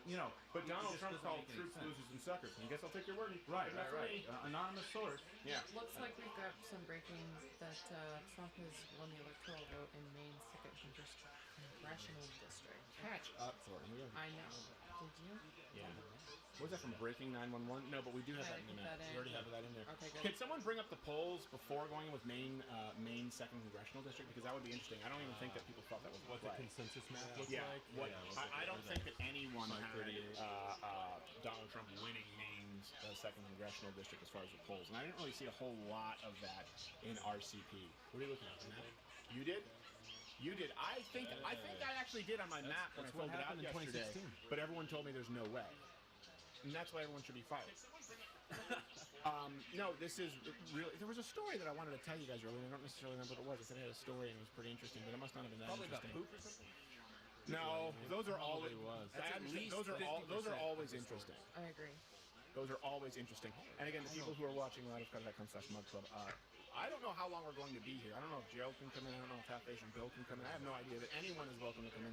Any guests who we want, you guys are welcome to come in. Oh, I have a text actually.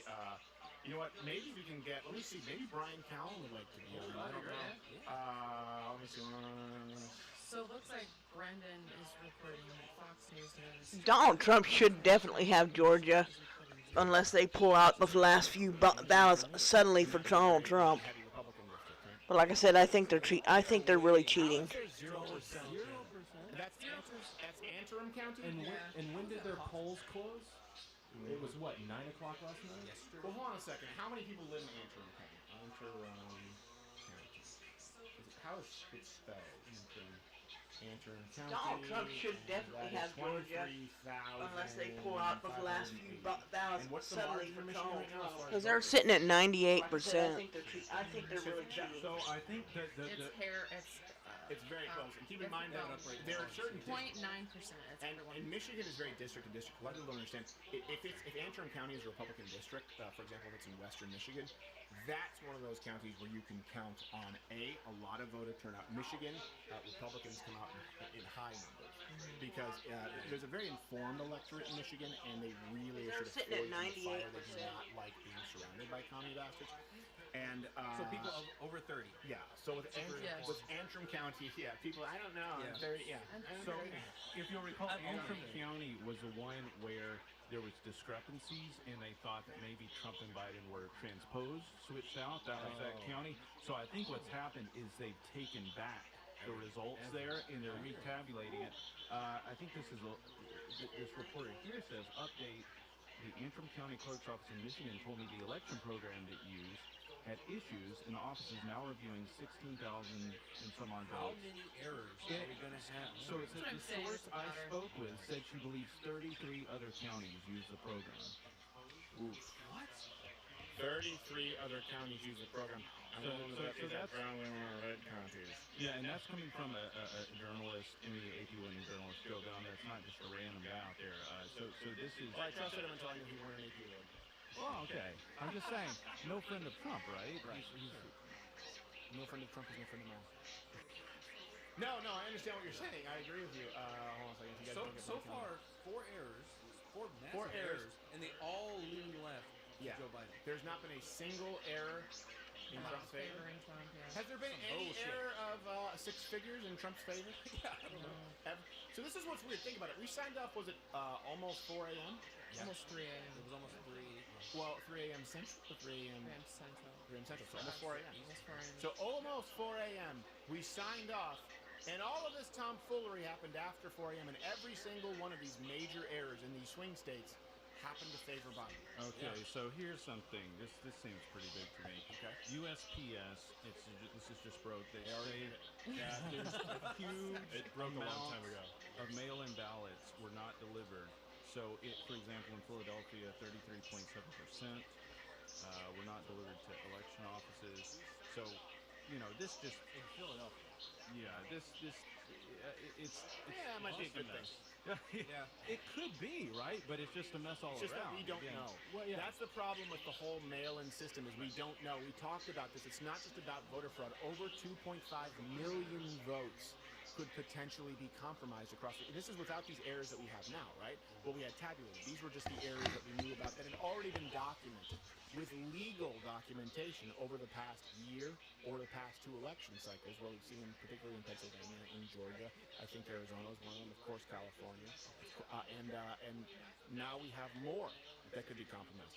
If you want your vote to count, you should want us to have a standardized system, and you should want your vote to be counted in the light of day. That is what Donald Trump has been pushing for. Listen, wherever you line up, wherever you are on the political spectrum, the guy demanding more transparency, the guy saying, no, we want to know these votes now. We want people to go and vote in person. We want to have a set of guidelines that are consistent. We don't want people to be voting 2-3 weeks past election. That's not the person who's trying to hide something. That's someone who thinks they can win honestly. And let's also remember it was the media and the Democrats, so I repeat myself, who pushed mail and voting and have Yeah, been for heavy. months. And anytime anyone would criticize and say, yeah, maybe mail-in voting is not the best, Big Tech slaps a warning on whatever it is you've just said and said, oh, there's nothing wrong with mail-in voting. And That's lo and undermining behold, credibility. lo and behold, here we have problems. And that's always what this from Brian Stelter saying. They're saying massive mail-in voter fraud, which of course there's no evidence of that. 2.7 million. Well, tomato. Distrust in It's our just a institutions. rounding error to them. Yeah, it's just a rounding error. It's the entire It's just popular numbers, vote. third of it. placeholders. Fractions of a penny. It truly is remarkable at this point, all of the issues. And I'm not saying it's outright fraud. I do think it's outright fraud for them to declare Arizona. It's very poorly Yeah. handled at best. It's just, Yeah, it's people who don't deserve a job at best.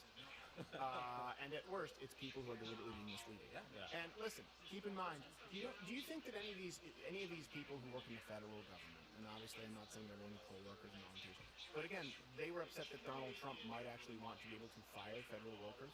My God, the humanity. That you could actually run the government like a business and have it be performance-based. Yeah. Have you been to the DMV lately? Have you been to the post office? You don't think anyone there deserves to be fired? It does seem like federal workers have it pretty cushy. Yeah, they have it pretty cushy. It's like sometimes they don't understand the concept of going to work on time Right. or Or having to like work it being nice. or being polite. Being polite. Yeah. Yeah. I thought you were about to say something. Oh no, my favorite. I like how AOC was complaining about all the long lines and how terrible it was, and it's like you want to make everything like this, right? This is the government's handling lines for voting. food, Yeah. We're gonna have lines for healthcare and then everything else. So get used to it. I'm looking here to try and see what we have on the.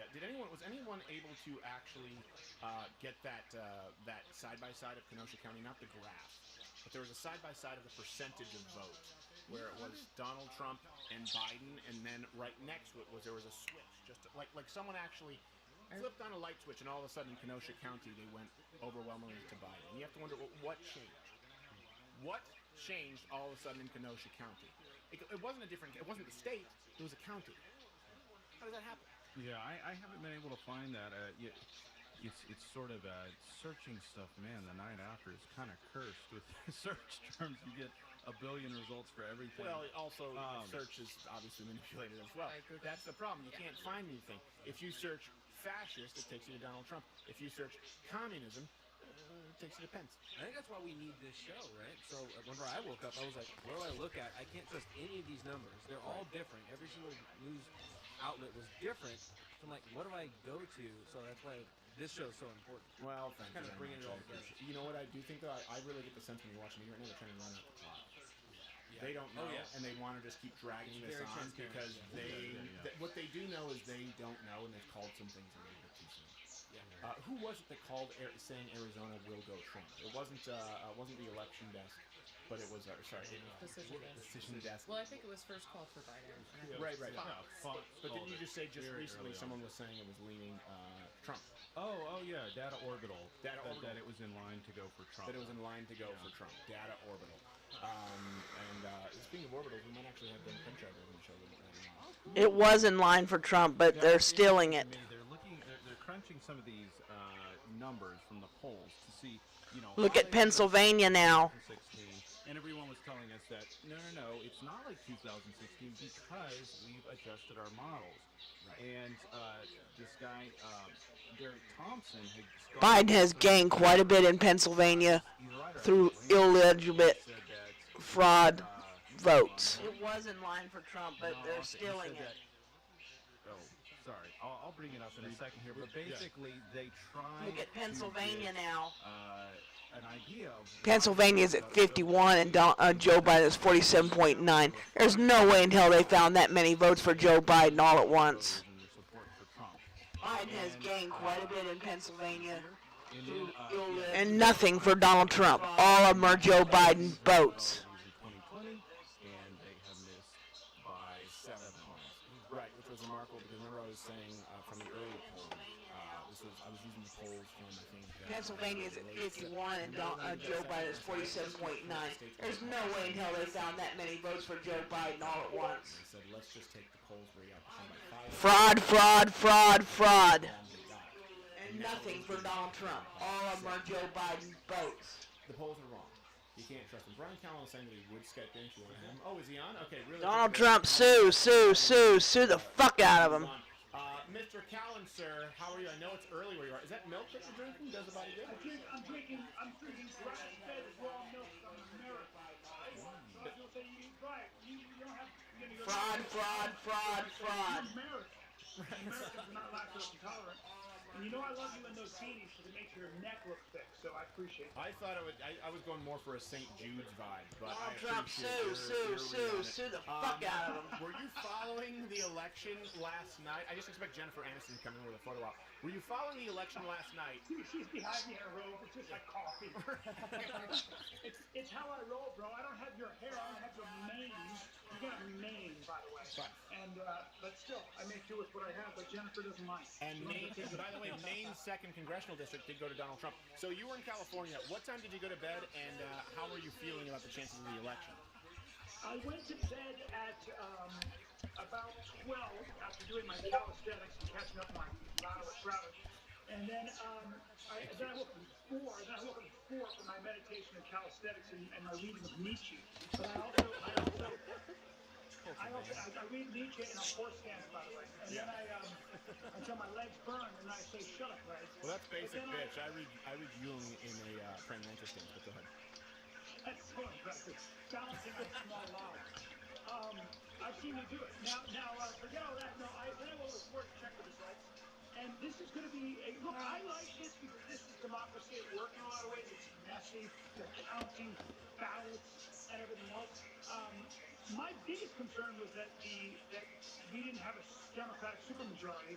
I think the Republicans are going to hold the House. I think Democrats are going to hold the. I'm sorry, Republicans are going to hold the Senate. Yeah, they are. Democrats are going to roll the House. and then let's see what happens. What happens if Biden and Harris win the White House? Is it business as usual, or do they push this sort of? No, it's not any business as usual. It's going to be terrible. But my point is, have you noticed all the discrepancies that all of the mistakes have gone in Biden's favor? Not a single mistake has gone in Trump's favor. And I don't know if you saw they called Arizona, and now Arizona is actually looking like it's leaning Trump. Maine 2nd District goes to Trump. And by the way, even without Arizona, if Donald Trump wins Pennsylvania, which it looks like, he still wins the election. But, you know, they Are you suggesting the mainstream media is biased? I'm alluding to it. Okay, you're alluding. Yeah. You're so subtle. It's You're so subtle. I personally just love that the media, most of whom lives in New York and Los Angeles, we've already talked about this, is so out of touch with the rest of the world. Right. You know, one of the advantages I have is traveling as a comic is I'm around people in this country, in the so-called red states. You want to know something that's going to be shocking to you? Okay. The people in the red states, they're not racist. They're not homophobic. They're not all the things that they're contrary. They just want a better life for their kids. There's simple stuff at work here. And most of us, including me, feel like we're just not being heard. We're just not being heard. So I think a lot of this is, it's not surprising to me at all. I'm new to the polls. Yeah, well, they've been off by 7 points. Let me ask you this. You know, right now, barring election fraud, which of course is highly likely in Pennsylvania given its history, who do you think wins? Who do you think wins when all the dust settles? I think that trying to predict anything like that is always very iffy. But if you got a gun to my head, yes, I do. All right, and I'm in horse stance. Yeah. And we train this way. Yeah. Steve and I train this way. Yes. That's secret stuff. With live rounds, by the way. With live rounds. Live rounds. We do the Steven Seagal thing. No cameras. You guys are hardcore. By the way, the best is I show up at Steven's house at 10 a.m. and for me it's like 8 a.m. in Los Angeles, and he brings me right to the jiu-jitsu room. He's got mats everywhere, and he goes, "You want a drill? You want a roll?" I was like, "Can I get a coffee? Can I move my neck around?" And then he grabbed me and we did some Russian. That doesn't sound like me, but I did make you a fantastic coffee. But gun to your head, you have to bet, and then we have to go, Kellen, because we're still calling some of these states. Sorry, gun to your head, horse stance. Gun to my head, I'm going Trump. There, I said. Yeah. I believe that. I think I agree with you because I actually think at this point, again, we're still looking at Biden having to run the board in a lot of ways. Both of them kind of do. But I said that Maine second congressional district was really important because it removes the ability for a tie, and it gives Donald Trump the ability to win without having to win that many states in the Midwest, regardless of Arizona. And now it's looking like Arizona. Let's say he wins Arizona and Pennsylvania, then you end up with a very significant electoral victory, and it's seeming like it could happen. And right now they're melting down, of course, on mainstream media. Okay, Brian, closing words. What do you we have to go because Aaron Burnett has a blowout. I just want to know what you're wearing. Is that a holster, or is that just sort of like a leather It is. It's my shoulder holster, and I'm wearing silk pajamas, which I don't like wearing because I keep falling out of my chair. It's too slick. I've seen that exact holster in Los Angeles, but instead they have pouches for things like, I don't know, the Communist Manifesto, little things that they keep in there. Yeah, they do. Yeah. The Anarchist Cookbook, or Little Bastards, guidebook. No, you're absolutely right. I usually keep a book in mind that's how to survive in the wild. And really, at the end of the day, it's all bear falls. That's all it is. It's just bear fall trails. As long as you know how to do bear fall trails. I carry a foul. That's Scarce Grizzlies. And if I'm in the wild, I want you next to me with those. I like silk and I like guns. Silk and guns together is a hell of a combination. And I start producing estrogen. I'm not gonna lie, you're a real man. Well, I appreciate it. Brian Callen, thank you so much for. When you're for done, let me calling. know. Listen, I think you're right. I still think. When that you're done Donald going Trump potty, is let me know because I gotta go to the something that bathroom needs to be too. fought in the courts. It will have to be. When you're done. You called us when I asked you when we were in Texas. I said, "What do you think?" And you called us. So Well, what I told you is what I said at the beginning of the show, because you were like, I don't know, Florida. I said, no, Florida and Ohio are going Trump, absolutely. It's going to come down to more than likely, that rest of that blue wall and maybe Arizona. But I said Florida, Ohio, absolutely, Iowa, absolutely, and I was pretty confident in Georgia and North Carolina. And this is what we're down to right now, and we may not know Pennsylvania we may not know until the next election cycle. Look, my final thoughts on this is that this makes me feel good about my country. This is democracy at work. It really is. Yes, there might be some fraud in Pennsylvania. We'll air that out. The most important thing is that when we're in a country where we start talking about the courts, we're not talking about guns. There's a big difference. That's historically significant. We're always, as Americans, saying, let's hash this out legally. Let's figure it out. Well, I think... even though you're carrying a gun.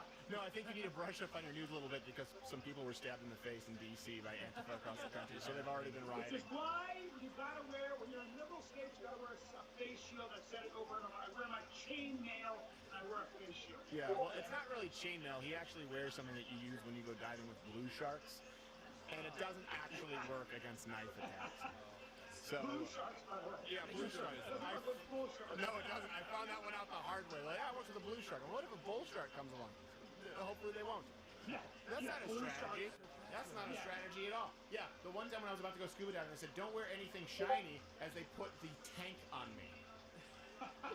Wait. Well, as long as you don't smile underwater, you've got very white, perfect teeth. No, I've got smoker's teeth. You've got your LA Zoom whitened teeth. All right, thank you very much, Mr. Count. Where's the best place for people to find you and support you?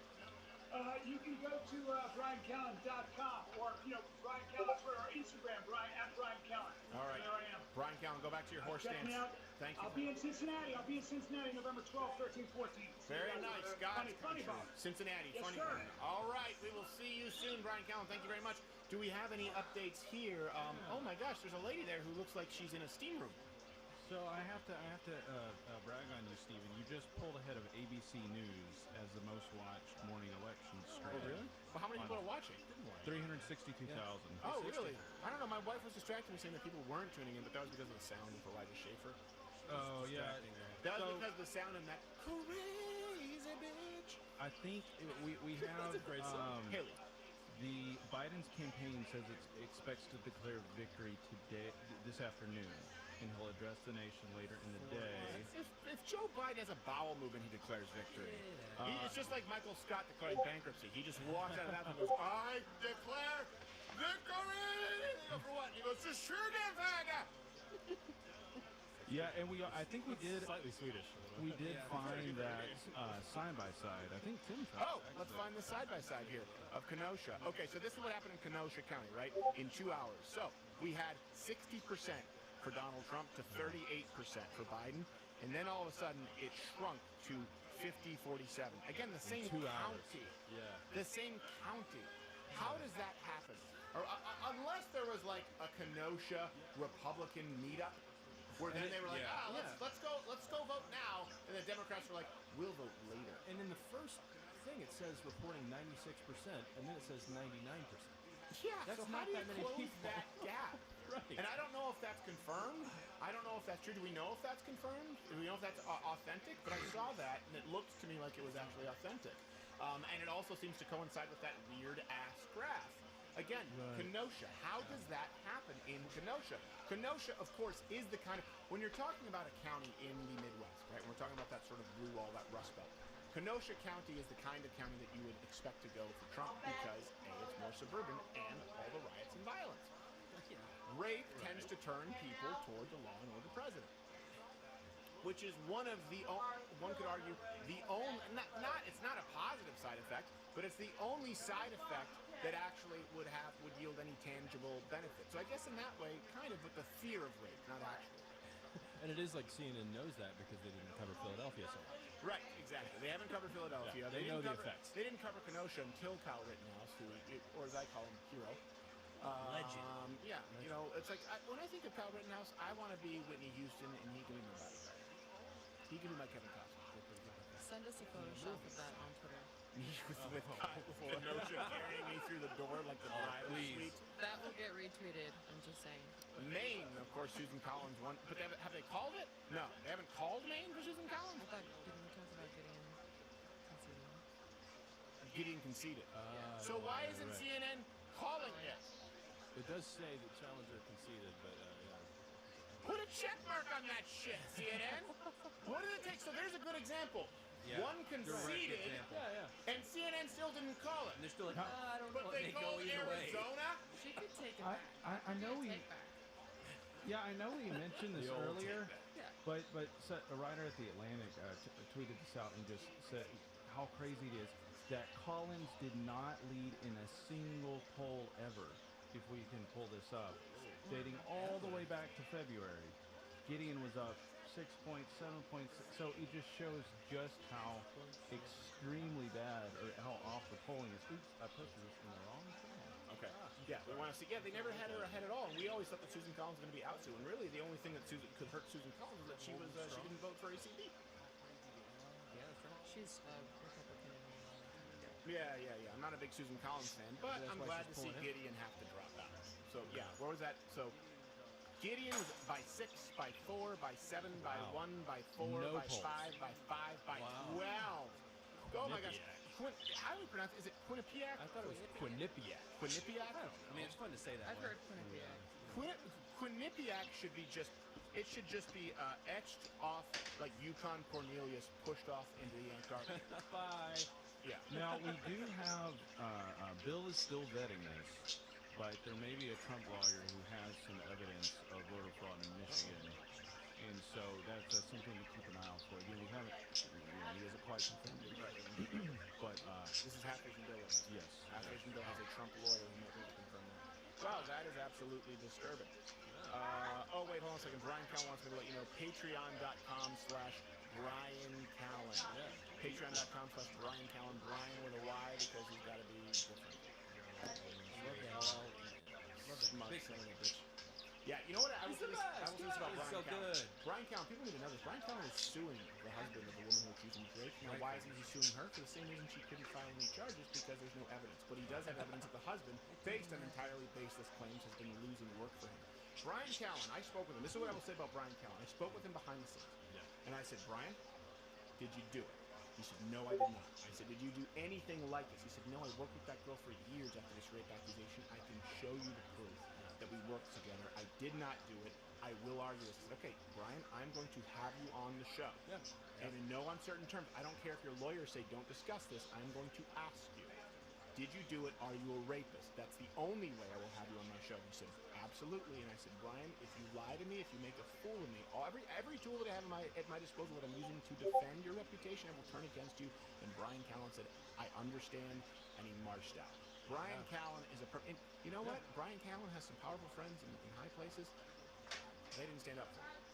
They didn't stand up for him. For the same reason that we have Alex Jones on, even if he's drunk off his ass yesterday. That's the best version of Alex is Jones. just because though. I hate seeing people mob somebody. I hate. Can I the guy throw who mob. out my girl card for a second? Yeah. As a woman, Yeah. Oh, she's hot. I'm going there. We tend to want to avoid creeps who make us feel uncomfortable. Right. So if you're saying somebody raped me and then continue working with that person for the next few years, I call it bullshit. Yeah. No. So do I. Yeah. Typically speaking. Yeah, and you know, this is a good example that happened with Clarence Thomas, with Anita Hill. Yeah. Anita Hill that's the perfect example. Is with Clarence Thomas, people don't remember this. Clarence Thomas, what he did do, what they could prove, right? They tried to say that he was a porn addict. They tried to say that he talked about bestiality, all this stuff. The only thing they could prove was that he had a Diet Coke can. And I remember because he said there was an eyelash. He said, who put their short and curly on the Coke can? Who put a pube on the Coke can? Little joke. And that makes me go, I want to party with Clarence Thomas. Yeah. You guys got a sense of humor. And it wasn't, they tried to frame it as though it was her word against his. No, it was Anita Hill, I wanted to say Dunn. Anita Hill's word against not only Clarence Thomas, against not only all of the records, the financial records and all the communication records, but every other woman who's ever worked for Clarence Thomas.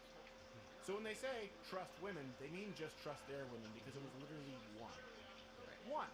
And they don't tend to tell that story. They tend to just talk in general terms about a sexually charged environment or something like that, just to make it sound like he's a total perv and was grabbing women. Oh, which, by the way, hey, can someone look this up? Anita Dunn, I hadn't heard her name in a while, but she, Anita Dunn. Because I confused them. Anita Dunn, I don't know if she's the campaign manager for Biden. Can someone bring this up? Because Anita Dunn, we can find this clip. She's the one who said that she looks to Mao for inspiration. Really? Yes. Let's find Anita Dunn. Is she, someone can maybe send me in chat, is she the campaign manager for the Biden campaign? What is she? Is she a proxy? Anita Dunn, and then someone can find the clip. Just type in Anita Dunn Mao, because I remember talking about it on either with Lanny Davis or Doug Schoen when I was on Fox News. And was Lanny Davis, and he said Anita Dunn didn't say that, and then we rolled the clip, and then it smelled like poop. Yeah, she was a senior advisor to Joe Biden. A senior advisor to Joe Biden. So she has his ear, and now let's see if we can find that clip. Anita Dunn mouth. I remember this is from maybe 8 years ago. The clip is something to the effect of, when I'm down, I look to inspiration of to history's great words spoken by Mao, and she quoted Mao, if I'm not mistaken. I'm sure we can find this and we can grab that clip in a little bit. I remember it. Oh, we do? I think you showed a weird app. Okay, this is Anita Dunn, senior advisor to the Joe Biden campaign, lest you think that it's going to be business as usual if Biden's president. Here's Anita Dunn. You have a great deal of ability, a lot of you work hard, put them together. And then the third lesson, tip, actually comes from two of my favorite political philosophers, Oh yeah, it's even worse. Mao Zedong and Mother Teresa. Whoa. They're often coupled with each Little other. yin and yang there. But A little giggle from the That's audience. enough. That's enough. Oh, yikes. She said one of my favorite political philosophers, Mao. How many dead is that? And then this Indian mountain. Yeah, like the Venn Or is it diagram higher for than Mao. Millions. The Venn diagram for Mao and Mother Teresa do not intersect. So this, Now, Not even close. yeah, but depends if you add Pol Pot. That's right, They that's- still don't intersect. It's just higher Pol Pot. It's really just two circles. It's Mao and Pol Pot, and then a separate circle, Mother Teresa. Yeah, it's like Pluto and the sun. And then there's there's a third circle, but it's actually just a word bubble with Mother Teresa saying, "Don't let me in with that shit." So we have some breaking news. The Trump campaign is filing a suit in Michigan, and so they've said that they haven't been provided with meaningful access to numerous counting locations to observe the opening of ballots in the counting process is guaranteed by Michigan law. We filed suit today in the Michigan Court of Claims to halt counting until meaningful access has been granted. So they also want to review the ballots, and they, end by saying that Trump is committed to ensuring that all the legal votes are counted. And anyone who wants to say, "Oh, this is trying to erode trust in institutions," I don't remember them complaining when it was Al Gore. And can you blame them for all the irregularities not to trust them? Yeah, how can you, I mean, I don't understand. The thing to me that is most bizarre is they stopped counting while Donald Trump was winning, and then they started again an hour later. CNN has called Wisconsin for Biden. Oh, really? They called Wisconsin for Biden. Well, that's I don't know what we have or if Yeah, do we have, what can we bring up the, is it decision desk? Let's see. Now, Wisconsin, I will say let's see here. Wisconsin had said that all of its votes were counted and that Biden had won a little earlier, but they still had not tabulated all the totals on these sites. So that was a kind of strange discrepancy we were waiting to see. So that's not exactly a surprise. Right, also. Yeah, it looks like there's still a 20,000 vote gap and they're 5% not reporting. So then 5% not reporting. Well, that seems a little premature, but I don't know. I have no idea what the count is. I'm not going to say that there's no way. It'll be But the interesting, Kenosha thing is weird. That can affect it there in Wisconsin. Again, the Kenosha. Does anyone? Is there an explanation? Can anyone find? Maybe you can tell me in chat or on Twitter, tweet me at @SCrowder. Does anyone have an explanation for why in the same county, Kenosha, 2 hours later, it flipped so drastically? I haven't seen any valid explanation at all. Well, and I mean that's why Trump has already requested a recount, right? In So Wisconsin? yes. So that was I already forgot that somehow. No, Trump has already requested a recount, and that was so. They said, okay, we think this is going for Biden, and then Trump said, I'm requesting a recount. So that was why we marked it back as undecided. And so I think we'll just have to see how that recount goes. Well, listen, it comes down to this. Does Biden win Pennsylvania? Really what it comes down to, because it doesn't matter if he wins Arizona. It doesn't matter if he wins Michigan. Like I said in Wisconsin, remember I was saying this last night. If Joe Biden wins Minnesota, not enough. If he wins Wisconsin, not enough. If he wins Michigan, not enough. He still needs to win Pennsylvania. If Donald Trump wins Pennsylvania, and of course he holds steady in Georgia and North Carolina, he still wins. And I think that Donald Trump actually won Michigan. I genuinely believe that he won Michigan. Wisconsin, I wasn't necessarily sure about, but looking at the numbers that we have, okay, gun to your head. Who do you think actually won Michigan? So that's interesting because I have an article from the Detroit News pulled up, and they're saying there's 100,000 absentee votes that have yet to be counted. And Wayne County. They're from Democrats. But they're saying that, didn't we also talk about how they've got other Republican counties that haven't reported in yet? Yeah, and they're not as big. But again, I think they could be surprised by Wayne County because Donald Trump's been out punting his coverage there with black voters. Interesting. And particularly in Wayne County, again, because not only do you have black Americans, but you have a lot of black Americans who work in American manufacturing, and they stand to gain the most from Donald Trump's policies.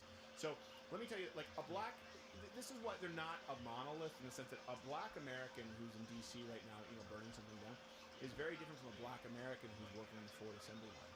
And a black American who's working in the Ford assembly line or the GM assembly line, or a black American who's working somewhere in manufacturing in Michigan, or also, by the way, a lot of people understand there is oil, there is energy in Michigan as well, not as much as Pennsylvania. That is someone who is probably very likely to lean Trump, considering, not very likely to lean Trump, but considering that Donald Trump has approval of 30-something% of black Americans, he has 46% job approval.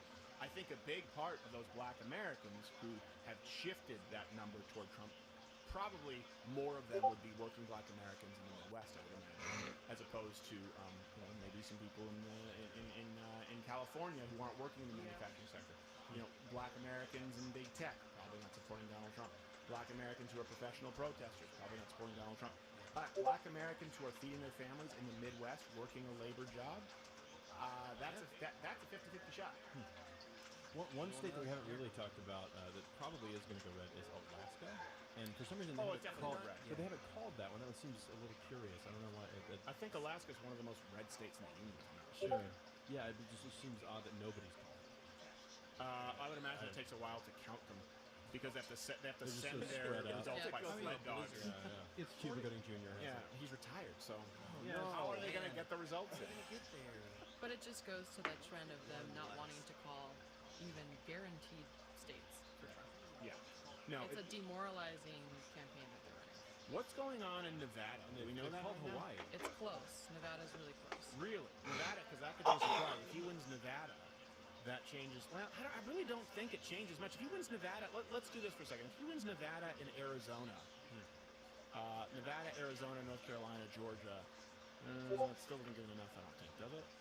Give him Nevada, Arizona, Alaska. CNN's talking about Nevada right now. Okay, Georgia and They've got like 2 Carolina. counties. No, it's still not enough. So it doesn't really matter. So let's take them off, obviously. Well, don't turn them blue. I'm yeah. getting sad. We'll take them off, and Alaska. I'm gonna call Alaska red. I'm gonna call Alaska. That's red. I don't care. Call Alaska red. We're gonna do the media's job for them.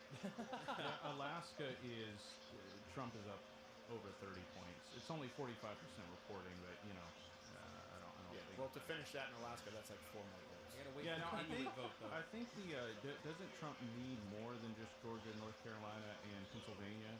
No, not if he has West Virginia. That's what people. Because you know why? I didn't fill that map out yesterday. So look at this. Is West Virginia? When I auto-filled 270 to win, it hits restore map. It had West Virginia. I think either not filled in or had West Virginia filled in for Biden. Yeah. So when you put West Virginia in the camp of Donald Trump, if he gets Georgia, North Carolina, he has that main second congressional district.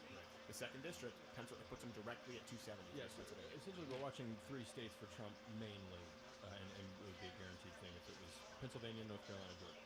Right. Those are the 3, and Michigan and Wisconsin would be a bonus. Right. Those Arizona would be a bonus. They'd be Nevada would be a bonus. nice. Right, but yeah, if Georgia, North Carolina, and Pennsylvania all go, that would be 270 on the dot. Right. 270. Right. It's that second main district that is. Which is already, I think, been called for Donald Trump. Yeah. So that changes it. Like I was saying, that was an important electoral vote, just that one, and a lot of people were overlooking it because that gave Donald Trump different paths to victory. No, maybe my math is wrong. I'm still just getting. Yeah, let's I'm just do getting a double check. 268. Yeah, let's do a double check. No, hold on. This is the thing that Wade gave me. He was so Did I mess sure something about up? it. Yeah. Wade's great at the singing though. Is he so great at the numbers? Did you give all 5 of Nebraska? Count to 4 over and No, over. I think you gave him 4 of the Nebraska votes, which is correct. Let me see if we can listen. Someone bring up Jake Tapper here while I look at this. And I look at 270 to win. Completely busted 4 years ago. And we know how worried the Trump campaign is about Wisconsin, just based on what they're already doing, what their position is, how they're poised to say that they want to recount already. We should note, and I think John mentioned this earlier, but that the only way that a recount can formally be asked for is when the canvassing is complete, meaning the vote counting is complete. That's November 7th. So Yeah, they're there's something. signaling that I they're think gonna there do is it. It something doesn't wrong here because I'm necessarily getting mean 268 it's going to with that. Okay. based on what How did else you fill happens. this in? Right I don't here? know. We should also say that it is completely within the Trump campaign's right to request a recount. I mean, if they want to do that, Hey, good they stuff. can, and nobody should think that there's anything untoward going on. Campaigns can ask for recounts. Nice Especially use when of it's right, because untoward. what you just said. Okay.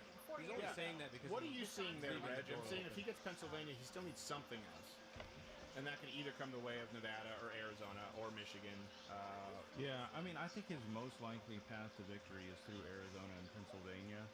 At this point, it's just kind of how I'm feeling. Or Michigan. Or Michigan. Yeah, I don't know. Where did you get this 270? I'm trying to see where you got this 270 map. I don't know. Show I must your have work, clicked something there. guys. Come on. Yeah, show your work. Basic and math. So, 270 to win did it for me. Oh my gosh, this is what math teachers warned us but I don't about. understand what it is that you did. You must have some other Calculator, Yeah. It just makes Maine. Did you give more than with Maine? Did you? Oh, maybe you entered in the wrong Maine district. Yeah, on your map wasn't Maine just all one color. No, on this it has red and blue. I can't see that. Yeah, Hard. I can give you this map here. Throw it as like I don't a know paper how to fold airplane. a paper airplane. What kind of childhood do you have? You don't know how to fold a paper airplane. I don't have paper I airplanes wasn't in more. Kansas. I wasn't a So thrower many- of paper airplanes. I was a receiver of spitballs. I have so many things not to say to mutually Darren exclusive. after this. Oh, in my case, you know what? I didn't fight back. Sorry. You just folded that 3 times. I don't know. I wanted to be able to throw it a little bit better. Kind of threw it like a girl. Yeah. So I don't know if Yeah. you're correct Ah, here, okay. audio. Wait, I have no idea where he's getting that, but I might have missed something. I don't know. what is happening here? Yeah, no, it doesn't matter. Either way, he needs to win. He needs to win Pennsylvania and something else. Is CNN one of the only ones calling Wisconsin at this point, or is that a pretty widespread belief that it's a CNN projects? And it sounds like they're arguing for it. Like it sounds like they're having to make a case Right. that what they said was the right call. Yeah. So it seems like it might be an uphill battle, or like at least. I don't know, but I know they called Arizona, so I don't trust them any further than they can throw them in their stupid little shoulder pads.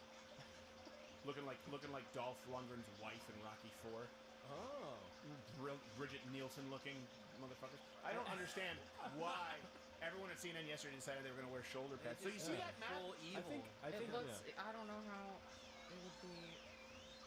Yeah. I don't get it. Steven, I think when you get tired, the reference count goes up. Yeah, maybe it does. That's all. Dolph That's here. It's Lundgren's wife. automatic. And it gets increasingly more vague. But I will tell you this: somebody was like, "Well, should we fight in the courts?" Yes, I absolutely believe that these should fight in the courts. If people decided to extend the deadlines and people wanted to have more mail-in voting than ever before, and we see all of these inconsistencies in Wisconsin and in Michigan, absolutely, you fight this in the courts. Yep, no problem. Is that inconsistent? No, it's not inconsistent at all. Not at all. And especially when you take into account what's at stake here, because we're not just talking about a peaceful transfer of power. There already is no peaceful transfer of power. I think we have a clip, right, of someone who was already being attacked yesterday in D.C. We know that Elijah is down there. And if Elijah wants to come in, if he has anything that's going on currently, he can let us know. But we do have that clip. This was in D.C., I believe, where people were already being attacked last night. This is nothing's even been called, and they're attacking. That is attacking to get your way. That is using violence to intimidate voters to relinquishing their rights to you. Let's show this clip really quickly. Hey! Black Lives Matter over here. It's not a good time to chant the slogan. Hey! You guys. This is already happening in D.C. It's like Black Lives Matter. That's like someone vomiting uncontrollably and someone going, "Oh, you okay, buddy? Eat fresh." Subway. Don't shut the slogan there. Wow. Yeah. Bro, he tried to stab you. She seems, I gotta tell you, she's amazingly composed for being stabbed. It was almost like someone hit her with like the clothespin went loose or something on one of her sleeves. She's like, I got stabbed left. Someone stabbed me. Shoot. Shit. Now I gotta go to the emergency room and shit. That's inconvenient as. I got things to do. I gotta get these nails did. You can say that, but I can't. It is. So there's nothing really going on. Paths to victory. They're saying Biden has 4 and Donald Trump has 1. Oh no, they're just doing the little hypotheticals here. They still have Arizona filled in. They still have Arizona filled in for Biden, and they don't have Alaska filled in. This is what people need to be taking note of with CNN. And I don't know what's going on with any other streams out there, if there's anything that I'm missing, but this is what you need to pay attention to with CNN. Look, they have Michigan blue, but they also have Alaska blue. They also have Nevada blue, and they don't have Alaska red. Well, I think actually at the bottom they have their official called states, that little bitty, tiny USA down there. Right. Yeah. And then this is their speculation, the big giant one, so they could make all the ones blue if they want. Ooh, Nevada's within 0.5%. Yeah, it's a squeaker. Oh. Now, a couple of things. We've got only 8,000 votes in Nevada right now. Do we know which counties are yet to come in? Because that could be big. On Fox, they mentioned that there may be voter fraud in Nevada. There were reports of culinary workers who don't live there any longer receiving mail-in ballots. Oh, I've got some stories. And then we've also got the chairman of the Georgia Republican Party tweeted out that the state headquarters are monitoring reports from county tabulation centers. There are problems with Republican and other public observers being allowed to view the tabulation and canvass. And Fulton County told their observers, you need to go home, we're closing up. And then they continued counting ballots in secret. And that might be why we saw, this like weird thing where the vote slows down. And then you think, well, it's 3 a.m., I'm going to bed. And then they start counting again. Can someone bring up the polls for Nevada? Because I don't think there was a single Nevada poll that had Trump ahead. And if I'm not mistaken, I remember them having Biden ahead by 4, 6, 7. So the fact that it's within less than a percentage of the margin of error, if someone can bring that up. But I'll tell you this about the culinary union. And I have a direct experience with this because for a while I was involved in trying to get MMA, mixed martial arts, legalized in New York. And I did a video on this. And the reason that mixed martial arts wasn't legalized in New York, it's an interesting story, was because entirely of the culinary union. This is what happened. In Nevada, the Fertittas, the Fertitta brothers and Dana White, they owned the UFC. Okay, they owned the biggest non-union gaming casinos in all of Nevada. And the culinary union wanted to get their guys in there, but the Fertittas and Dana White said no. And so what happened was the culinary union used their influence, because they had a lot of influence in New York State, to keep MMA from coming into that state. The UFC had some actual spreadsheets that showed that if they were to hold an event, and now we've seen this because they've held several events in Madison Square Garden, that it would bring anywhere from $50 to like $80 million in revenue with one event to New York City. And I did a video on this, and I want to say it was Sheldon Silver? There was a representative who really was adamantly opposed to MMA in New York when he was asked because there was no accountability. So the reason I'm opposed to mixed martial arts is because it's violent. I was doing a local radio show in Albany, New York. This might have been in 2009, 2010. That's how I met Chael Sonnen. That's how I met Pat Miletich, a few of these fighters, because I was involved in trying to get MMA legalized in New York. And really it was a vehicle to expose the corruption and the influence of the culinary union. This guy who was a representative in New York, I can't remember, I want to say it's Sheldon something, or Sheldon Silver, something like that. He called in to the radio show in Albany, New York, not knowing who I was, trying to get on the campaign trail as to why MMA should be illegal in New York. And I said, hey Sheldon, what's your relation with the culinary union? I said, I don't know why that's relevant. I said, haven't they fundraised for a majority of your campaigns? And he got really, really quiet. And then I said, don't you support football? Do you know about the CTE issues with football? What about hockey? And this guy got really quiet. He was just so out of touch, and he was entirely funded by the culinary union. He called into a local radio show in Albany. I guess maybe he was in some kind of a state session. So the culinary union, you want to talk about corruption? The culinary union had the ability to keep a sport out of the state of New York for over a decade, simply because of a vendetta against people who owned casinos in Nevada and didn't use the culinary union. The culinary union are very, very powerful, and they of course work with the steelworkers unions and a lot of these other as well as public sector unions. So you asked about Nevada polling. Looks like they had Biden ahead by 5.3. By 5.3. Yeah. Can we bring up the RCP polls where it actually shows the different polls, because I think it's even more so than just the charts. That's the rolling average. I think it's important to see did Quinnipiac quit your day job. I think there were some polls, if I'm not mistaken, that had Biden up by like 8 or 9, if I'm not mistaken, in Nevada. So again, polls are dead. The old pollsters should die. I don't mean they should die physically. I know I hope they're walking into something like a nice retirement. Unless you, of course, you owe the Cohen union some money, and then you got a nice lead pipe to the head. But I do think that these pollsters need to go away because it's not, again, Donald Trump outperforming those polls by 5 points at least. But he's certainly outperforming the Monmouth and the Quinnipiac polls. These polls were so wrong again. And let me ask you one other thing, okay? This is also why I think we need to fight in the courts. You look at YouTube, okay? You look at Twitter, you look at Facebook, you look at these hearings, okay?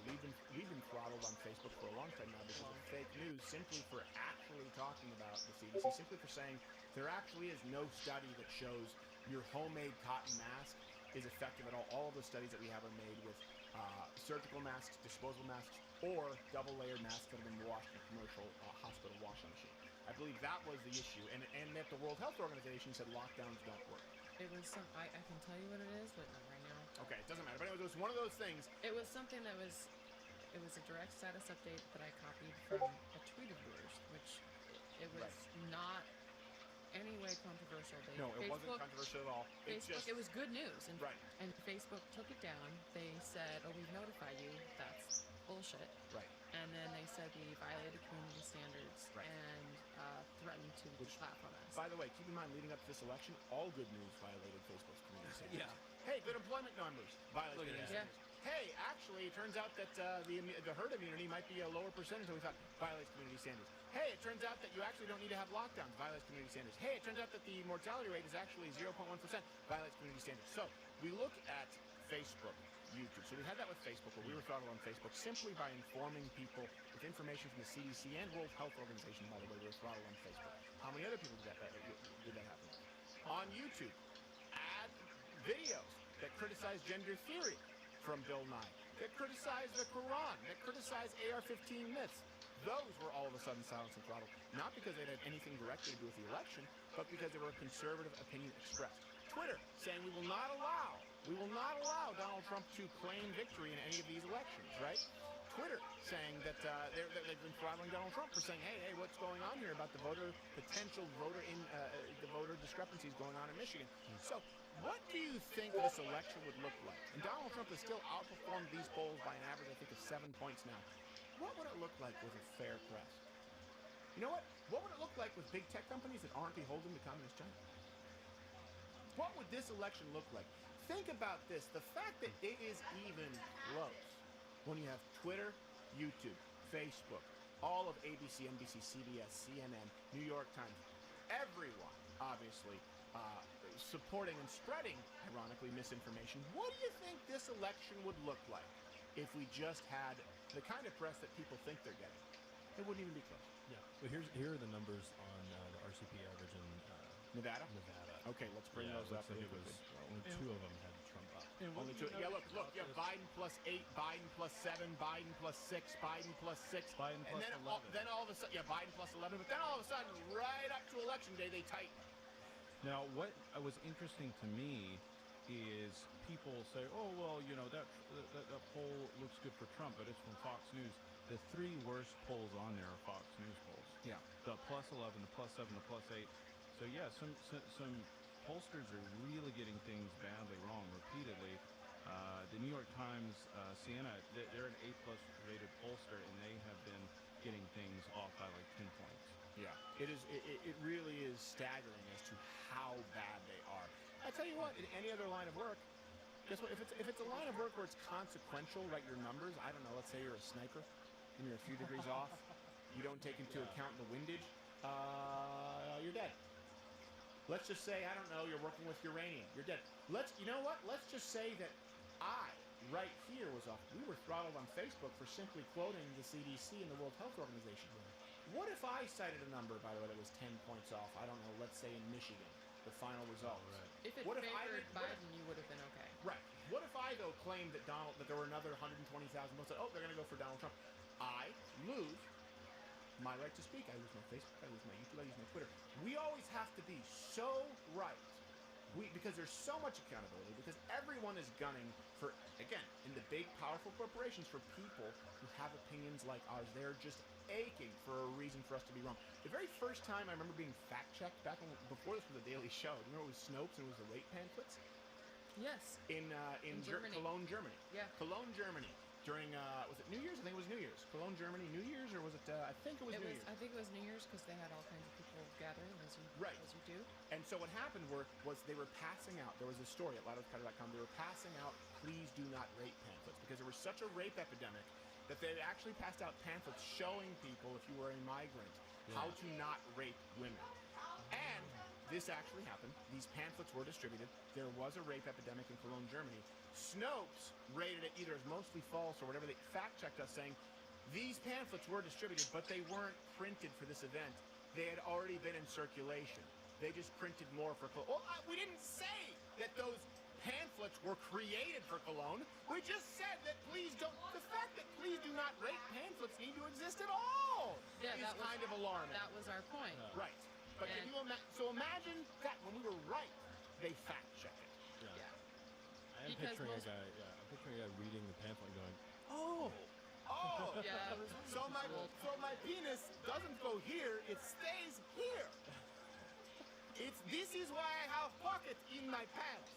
Now I understand. At first I was wondering why pants at all. Didn't even the pamphlet have pictures, skin tone? Yes, it has skin tone of the rapist. It has skin tone of a brown man. Yeah. Like this, like, hey, yeah, she likes it. Over a pale. Yeah, over a pale Germanic rod. Yeah, I don't know if we can bring this. Maybe someone can even bring this up. Snopes fact checks. Bring up Snopes, their fact check of Lotto Ricardo. Not that it matters with this election, but it just shows you how cautious we have had to be for so long. And they can be wrong by, an extra zero on the votes. They can be wrong by calling a state that they may have gotten wrong entirely, and certainly too early to call the states. It's not just about the bias that you see in the media. It is about a lack of accountability from all of their friends in the media. This idea that Mark Zuckerberg, because he hosted a meeting with a couple of conservatives, by the way, I've never been invited, that for some reason he's meeting with people on the right and reaching across the aisle. No, that's not the case. It's if you play perfectly, if you get everything right and there's no margin for error, we are not allowed to make mistakes. What we are looking at right now are mistakes of monumental proportions from all legacy media. And by the way, the polling, most of these polls, they're directly associated with legacy media. Was it ABC News, Washington Post? Right, isn't that one NBC? Is it NBC News Marist or is it NBC Reuters? But the point is, where's the accountability for their mistakes, for their polls, and then for calling states? None at all. So this is what I ask you. Imagine if there were just a balanced press. And I don't even want a balanced press. Listen, we all know the people in Silicon Valley. We all know where they're not to the left. How about we just had a press that was required to be honest about their biases?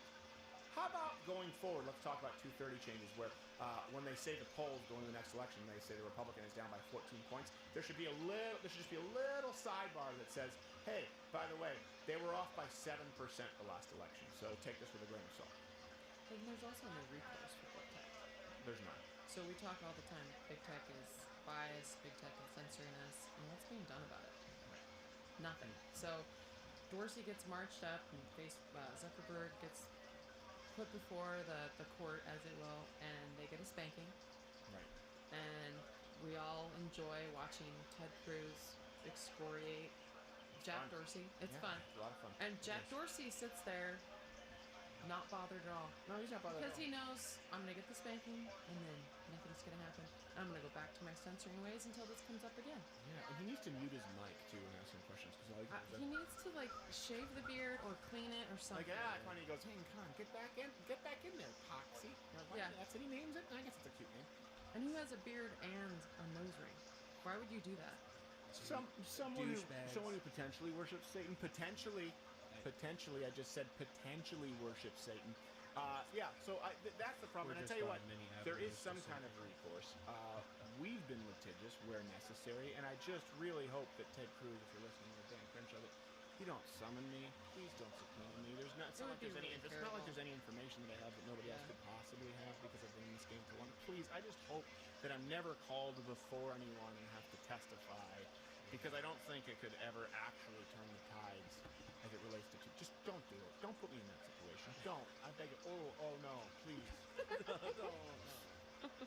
Are there any updates going on here with States? Because if not, then did you have a good poop there, quarterback head? I did have a nice long. Because I am going to have to use the bathroom in just a couple. Because keep in mind, I woke up and like, all right, let's go do this stream. And you know what? I had the coffee. We had a hell of a day to run out of Black Rifle coffee, too, by the way. I had to go to Starbucks. And so this is a really rough day for all of us here without the coffee that we need. Black Rifle, we're going to need to extend our shipment and have more stuff coming out. Is there anything going on here that we need to know about, anything new? I guess people are go ahead, Rich. Oh, no, go ahead.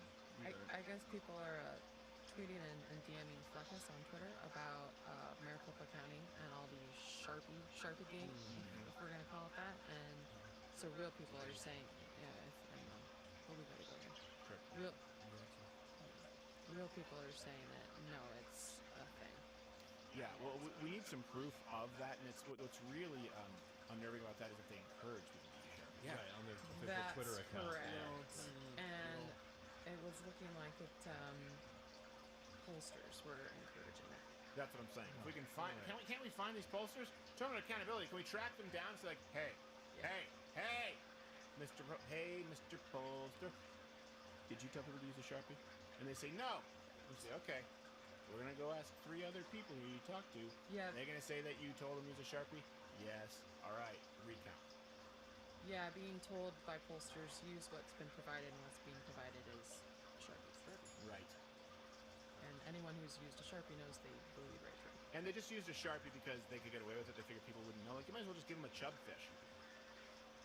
I'm not even gonna pretend to know what that is. Sometimes it's like a fish that you find in the Great Lakes region. Sometimes they put in the Bloody Mary. I don't know why, it's disgusting. The point is, it's about the same. It's about the same size as a Sharpie, and it's about as useful.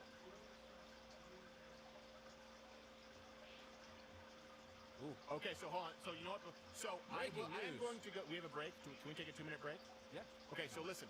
Bill, my half-Asian lawyer, Bill Richmond, has just sent official videos and photographs that apparently, I'm getting word right now, I'm going to need to look them over, I'm going to need a pee, confirm voter fraud, and I believe we have these first, this exclusive. So tell everybody right now to tune into the Crowder election stream. I guess it's still the Crowder election stream, the news stream, and we'll be back in 2 minutes with picture and videographic evidence.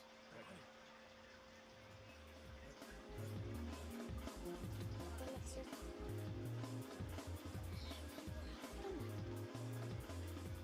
2019, a Greg Late Night Show was demonetized by YouTube's Community Safety Court for a crime they didn't commit. Today, still wanted by YouTube, they survive as soldiers of fortune. If there is a leftist no one else will make fun of, and if you can find them, you can hire the LWC team.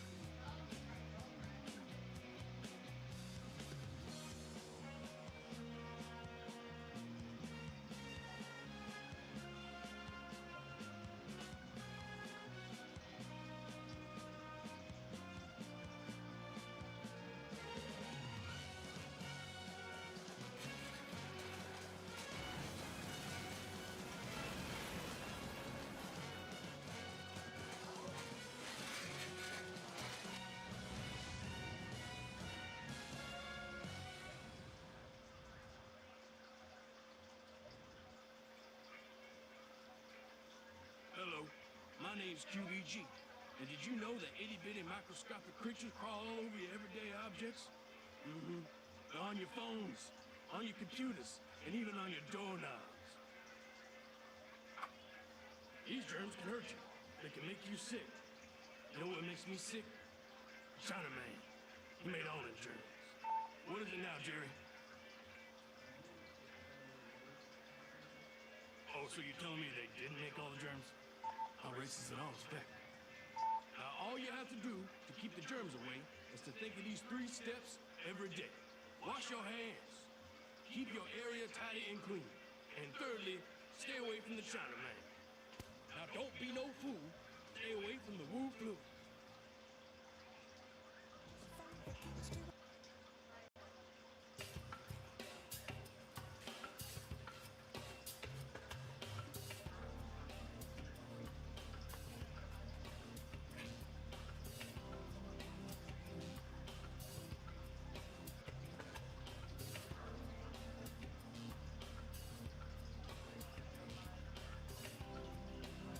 At least what you do online is your business.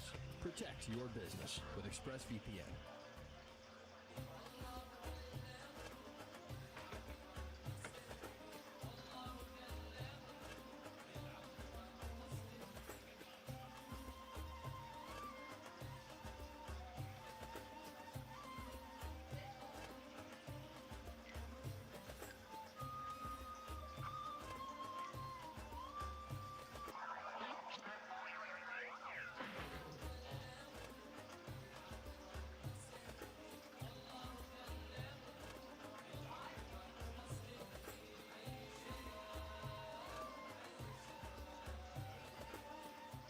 Attention. If you or a loved one has been diagnosed with mesothelioma, you may be entitled to superior drinking vessel. Mesothelioma is a rare cancer linked to asbestos-lined monochrome metal tumblers. Inhaling in the vicinity of these carcinogenic canisters may have put you at risk. Go to louderwithcrowder.com/mugclub now for a girthy, handish mug that, for all we know, probably cures cancer. That's louderwithcrowder.com/mugclub. Don't hesitate. Once again, that's louderwithcrowder.com/mugclub. Join now.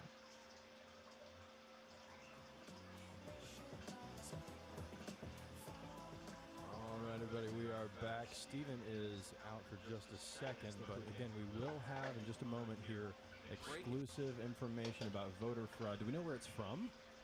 Know where the voter fraud? Can we tease that? Oh, from a mystery location, voter fraud.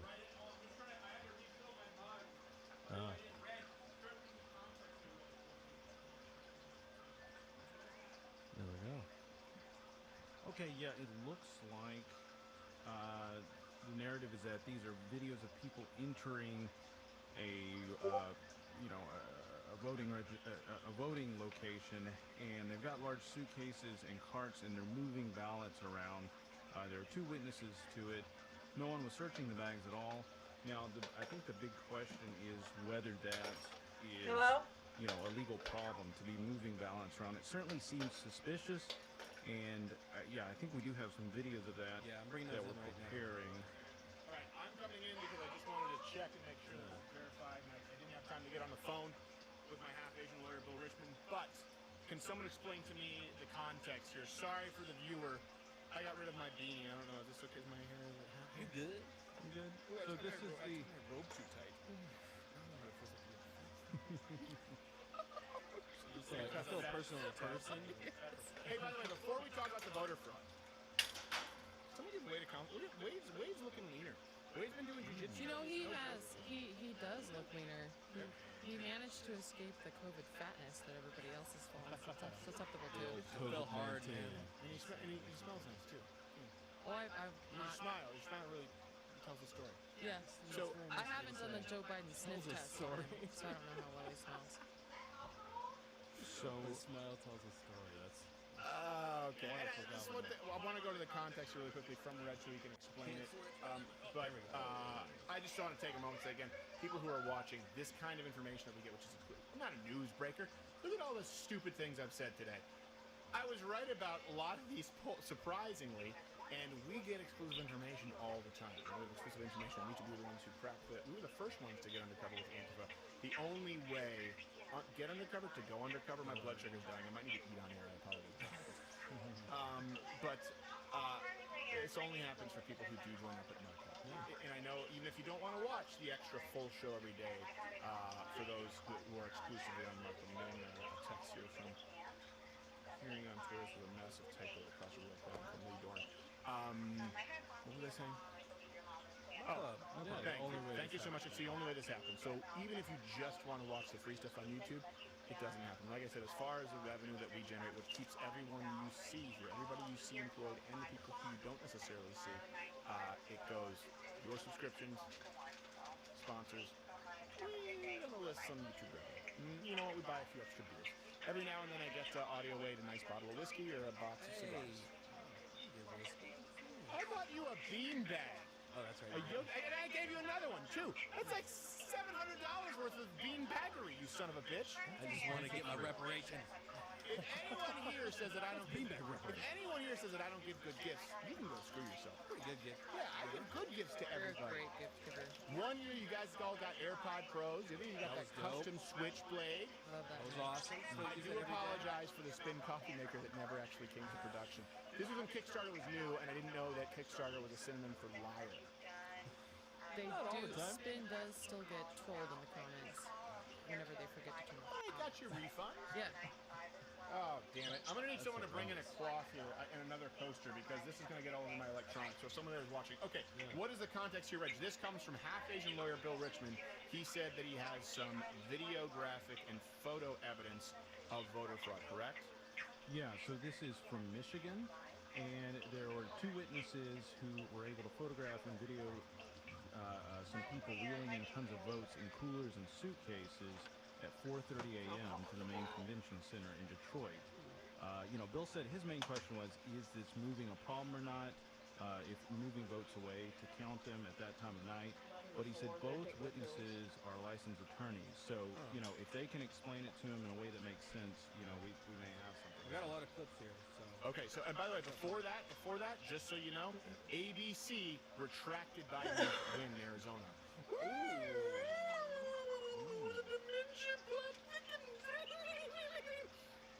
He's a mighty humble bumble.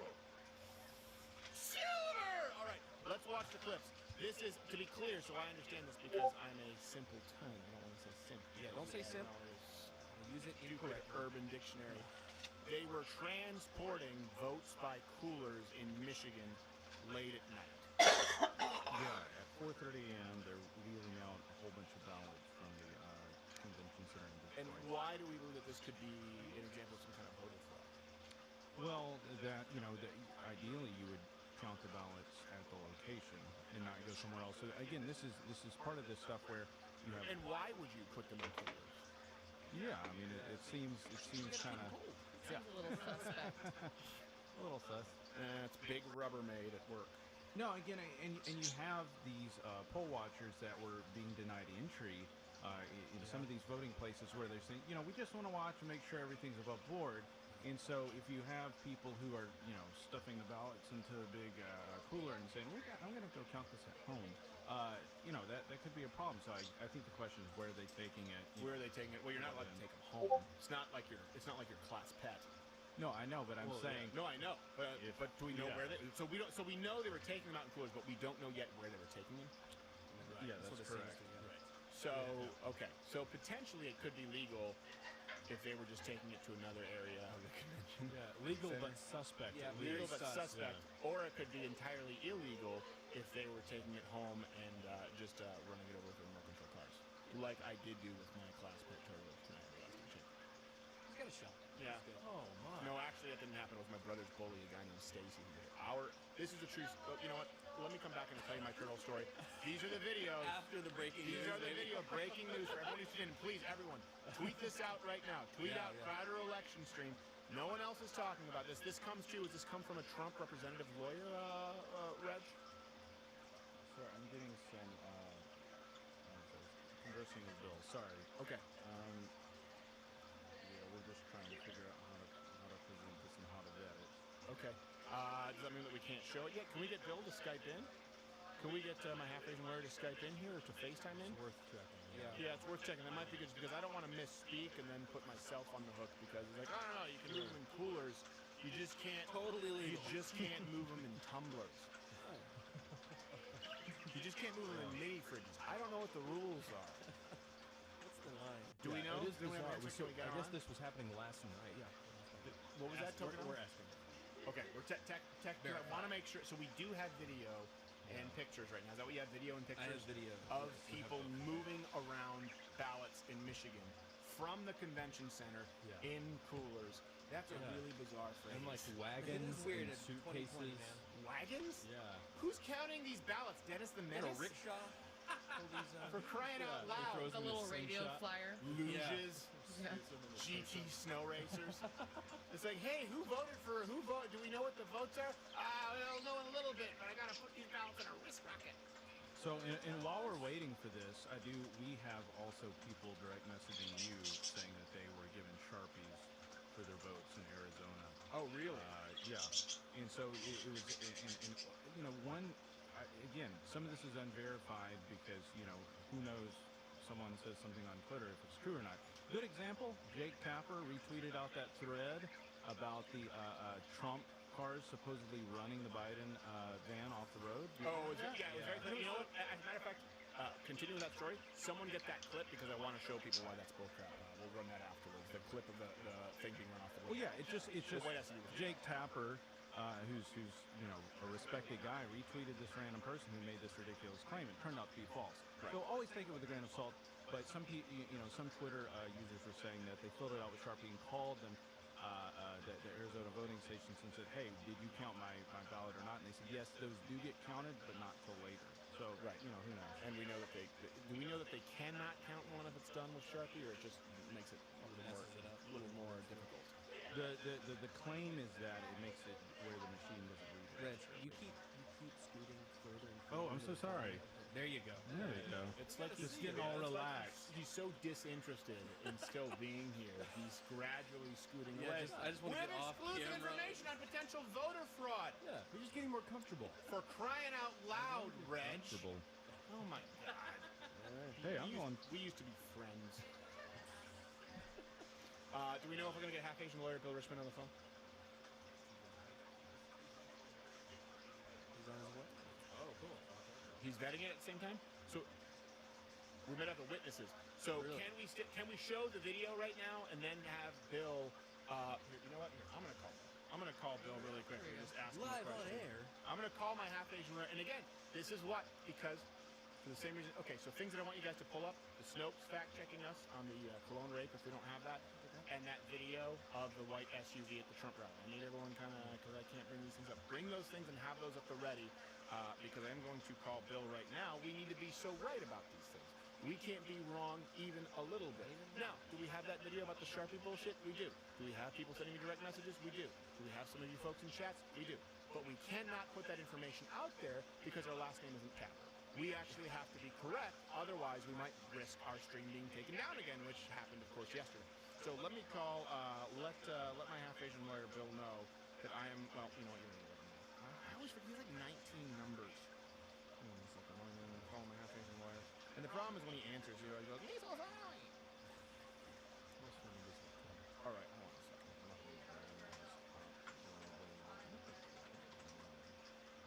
Let me call him, then I'll ask him.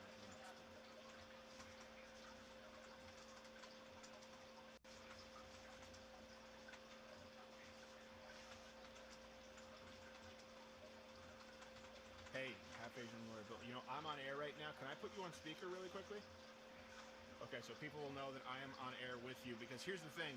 We have a bunch of people, half-Asian Bill, who are eager to watch this video that you sent. And I know you're on your way here, and apparently you might have some witnesses. Can I show the video and the pictures that you've sent us right now, and then you can verify more context or witnesses after? Because I don't want to do anything incorrect or in the wrong sequence.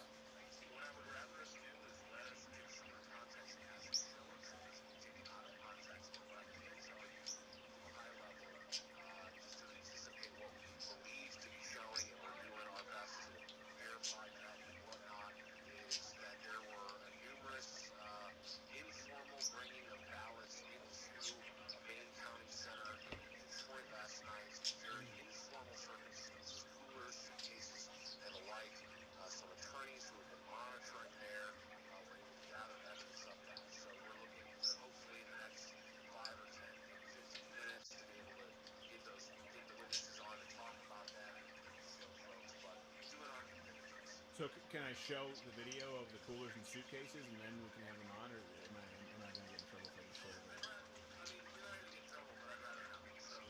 Well, we told everyone. I went and I took a pee break, and now I'm back. Okay, all right. So 15 or 20 minutes, and that means your little tush is gonna be in here. All right. We'll see you very soon. Thank you very much, Bill. Drive safely. Keep your eyes on the road. I know you have bad peripheral vision. So, actually, I gotta say, Half-Vision Bill's an unbelievable driver. When he parallel parked really, that and he threw the keys like a boss, that was pretty incredible. And he's an unbelievable shot. He didn't have a tough act to follow. Right. So again, this actually is good. Keep tweeting this out. Let people know because Bill is. Now we might actually have witnesses. Yeah. And it seems like the plot thickens. And I gotta tell you too. You know, Tokunawa knows this, and so does Audie. I get frustrated with Half-Asian Bill because he argues with me all the time. Where he's like, don't talk about any of this until it's 100% verified, or he says, Steven, you'll lose. Says that a lot. You're a loser. I'm like, well, you don't need to say that. I say, I hate you. He says, I hate you right back, you little shit. I'm like, you're the smaller one, too. So really, it's not fair. This is a transcript, by the way. Yes, this is a transcript. So, Bill, if Half-Asian Bill feels confident in presenting this on air, understand that with him, he knows that his reputation is on the line. This goes beyond some Facebook little fact checker. This is something that could be pretty serious. And just hearing about this, why would you ever put ballots in a suitcase? Why would you ever put ballots in a What scenario? It's like, I'm sorry, has no one seen a heist movie? You switch out the suitcases, and then all of a sudden you have 100,000 that go for your guy. Right. That would be like in Jurassic Park if Dennis Nedry put the dino DNA in one of those little silicone coin purses.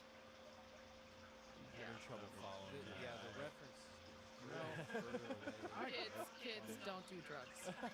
No, so it does bear, it is worth noting that it seemed they were saying that the ballots were being brought in. No, I had said maybe been taken out, but they were being brought into this convention center. Okay. And one thing too, I'm seeing from Too Cute Maddie. Oh, let's show this right now. Apparently, that we don't know if this is credible, but there was someone filming themselves burning Trump stolen ballots. That seems kind of bad. Is there any way can we bring that up? Let's bring up that clip. Let's see what this is really quickly. And this is not something that we can verify. What we have later on is Half-Asian Bill and potentially some witnesses and some higher up lawyers. This is something that is being sent to us right now on Twitter as a video. I have no idea if it's true or not, but several people are circulating this. Do we have the clip? Let's roll it.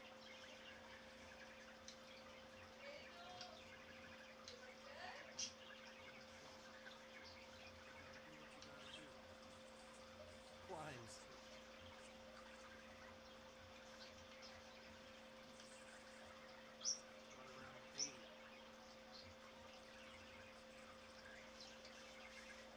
I don't know if this is real. I don't know. We didn't necessarily run that because we have something more authentic, but we have something that's actually authentic afterwards. But that wouldn't surprise me that that's been going on. There's 80 here, 100 there, maybe a couple thousand there. Add a 0 in Wisconsin. All of a sudden, you've got an electoral landslide. Well, yeah, hate makes you do a lot of strange things. Hate does So make it you very do a well lot could of be. stuff. It's a sickness of the brain.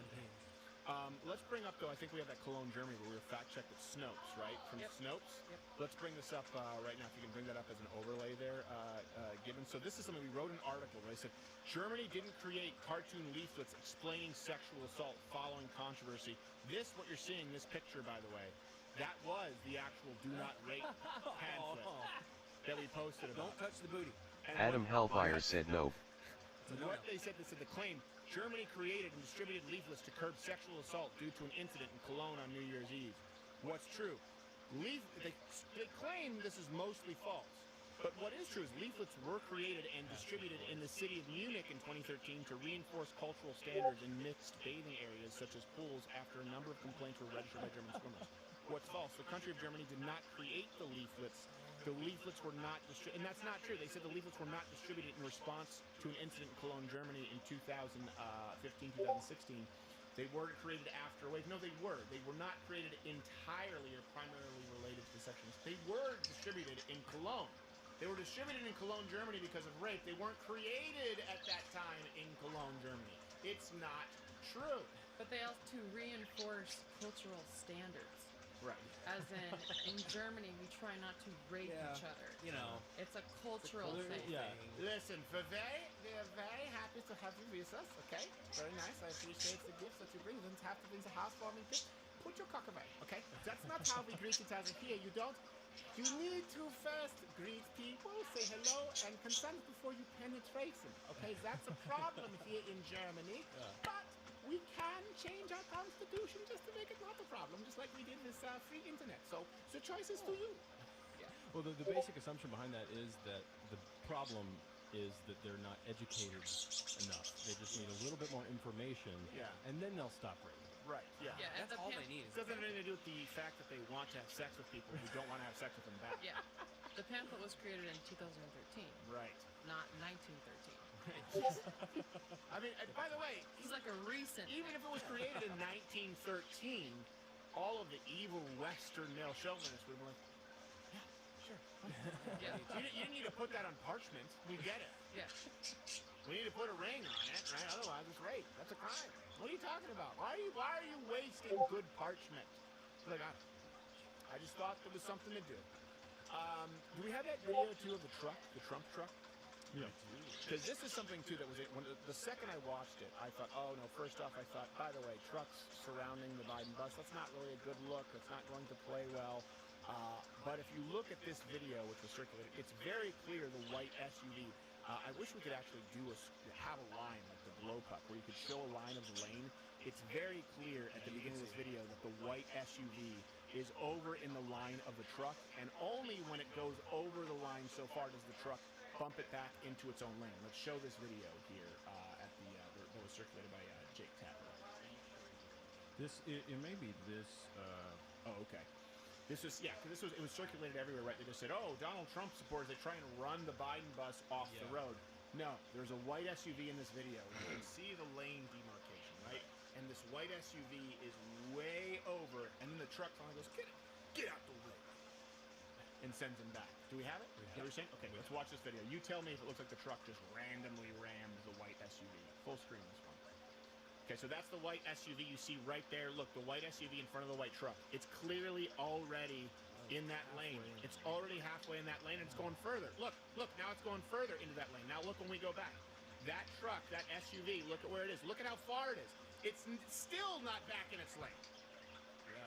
Play this again. Let's rewind it. Play it again. Look, it takes a while for that truck even pushing it to get it back into its own lane. Okay, so it's the white SUV in front of that truck in the middle lane. Right. It's clearly riding the middle lane. Now it has one tire in the right lane, one tire in the left lane.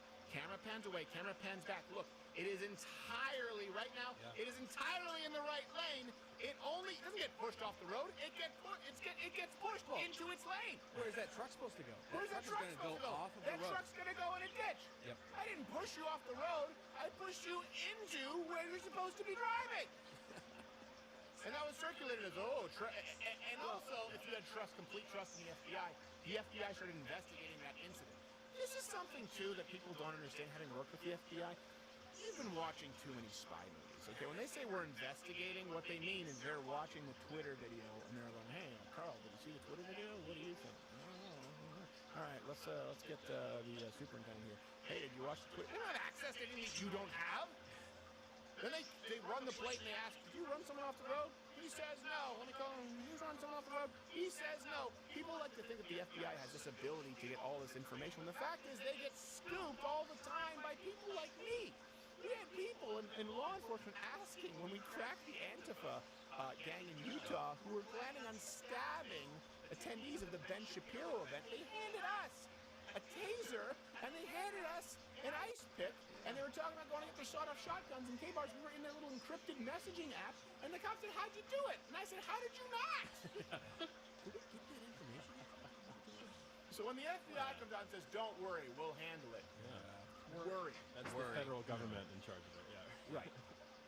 Worry about it. All right, Reg, are you still awake and with us? Do you need some more caffeine? No, I'm good.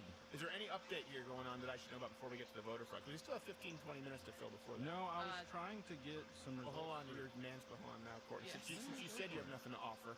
Yeah. Giuliani tweeted that he's on his way to Philadelphia. Why is he on his way to Philadelphia? With an army of lawyers. An army of lawyers. Army of Pennsylvania. lawyers. Philadelphia's in Pennsylvania. Well, just put your mic back in the back pocket this time. Yeah.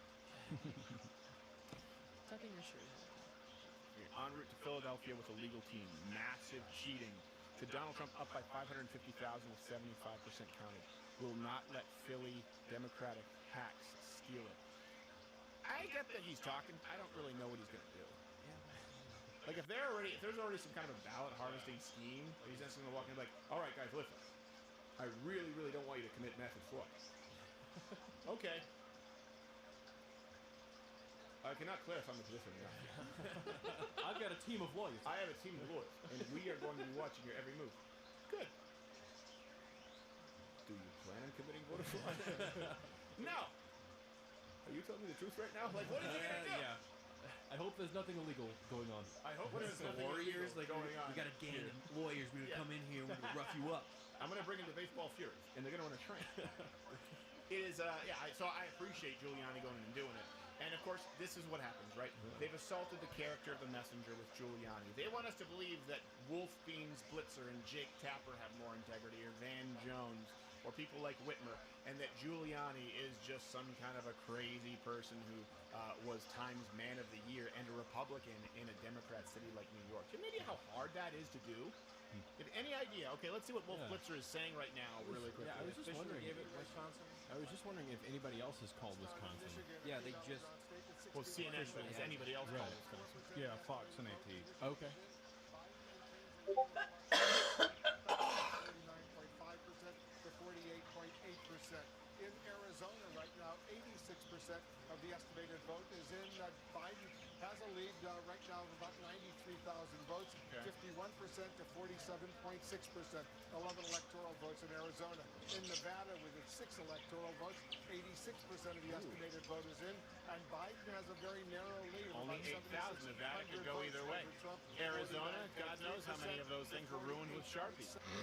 And by the way, there's nothing wrong with losing trust in institutions if they're lying to you.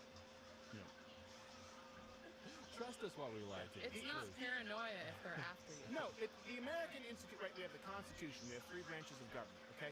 We have these ideas of, which is very unique to the United States, that all human beings are created equal. We have certain inalienable rights, which means they are granted to us by God, which is also why it's a little bit hard for people in the left to understand because they don't believe that there's a God. They can't believe this. So, the whole thing.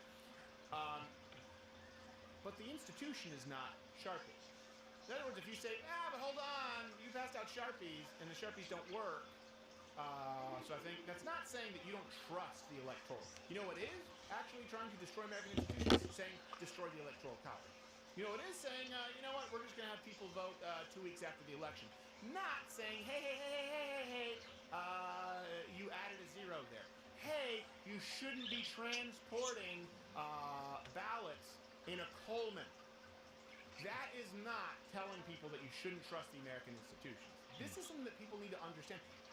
Almost all of the issues that we have are with the methods. This is the same problem we had with the polls. As they were saying, the methodology is incorrect. The same problem we have with this election is, hold on a second, it's actually the fact that you guys are using Sharpies. It's actually the fact that for some reason you're transporting them in wine coolers. This is the issue that we have, not with the actual electoral process. If these were all counted accurately, if these votes came in person, and they were counted as any other election, and people were using the right thing, just like, a Scantron sheet and number 2 pencil. By the way, that was an old trick that I used to do. If I didn't study for the exam, I specifically used a non-number 2 pencil. And they would say, the sheet was all screwed up. I was like, really? I guess I have to retake that test. Oh, that's a handy tip for some of our They caught on to me after the 3rd time. They said, hey, Stephen, if you use anything other than a number 2 pencil, we're just going to count it as a fail. And I said, okay, you know what, that's fine. So I thought what's interesting to me is this is very different. You could say, well, why are you guys saying that? Are you saying that there was collusion to steal the election? Didn't you make fun of Democrats for saying that? No, this is a very different thing from saying that Russia bought some Facebook ads and somehow that swung the whole election. We've got multiple suspicious videos of poll watchers being forced out. We've got tallies for that were favoring Trump that suddenly just spiked for Biden after they stopped counting for a while and then started back. You've got videos like the one that Bill is on his way here to show. So I think with that, these are tangible things, right? The vote has not been counted. States were called early.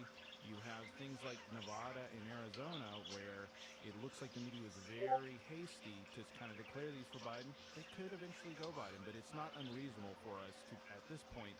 And that's the funny thing is that the media, said for so long, you're going to have to be patient, wait till all the votes are counted, and now they're saying, no, Biden's got it.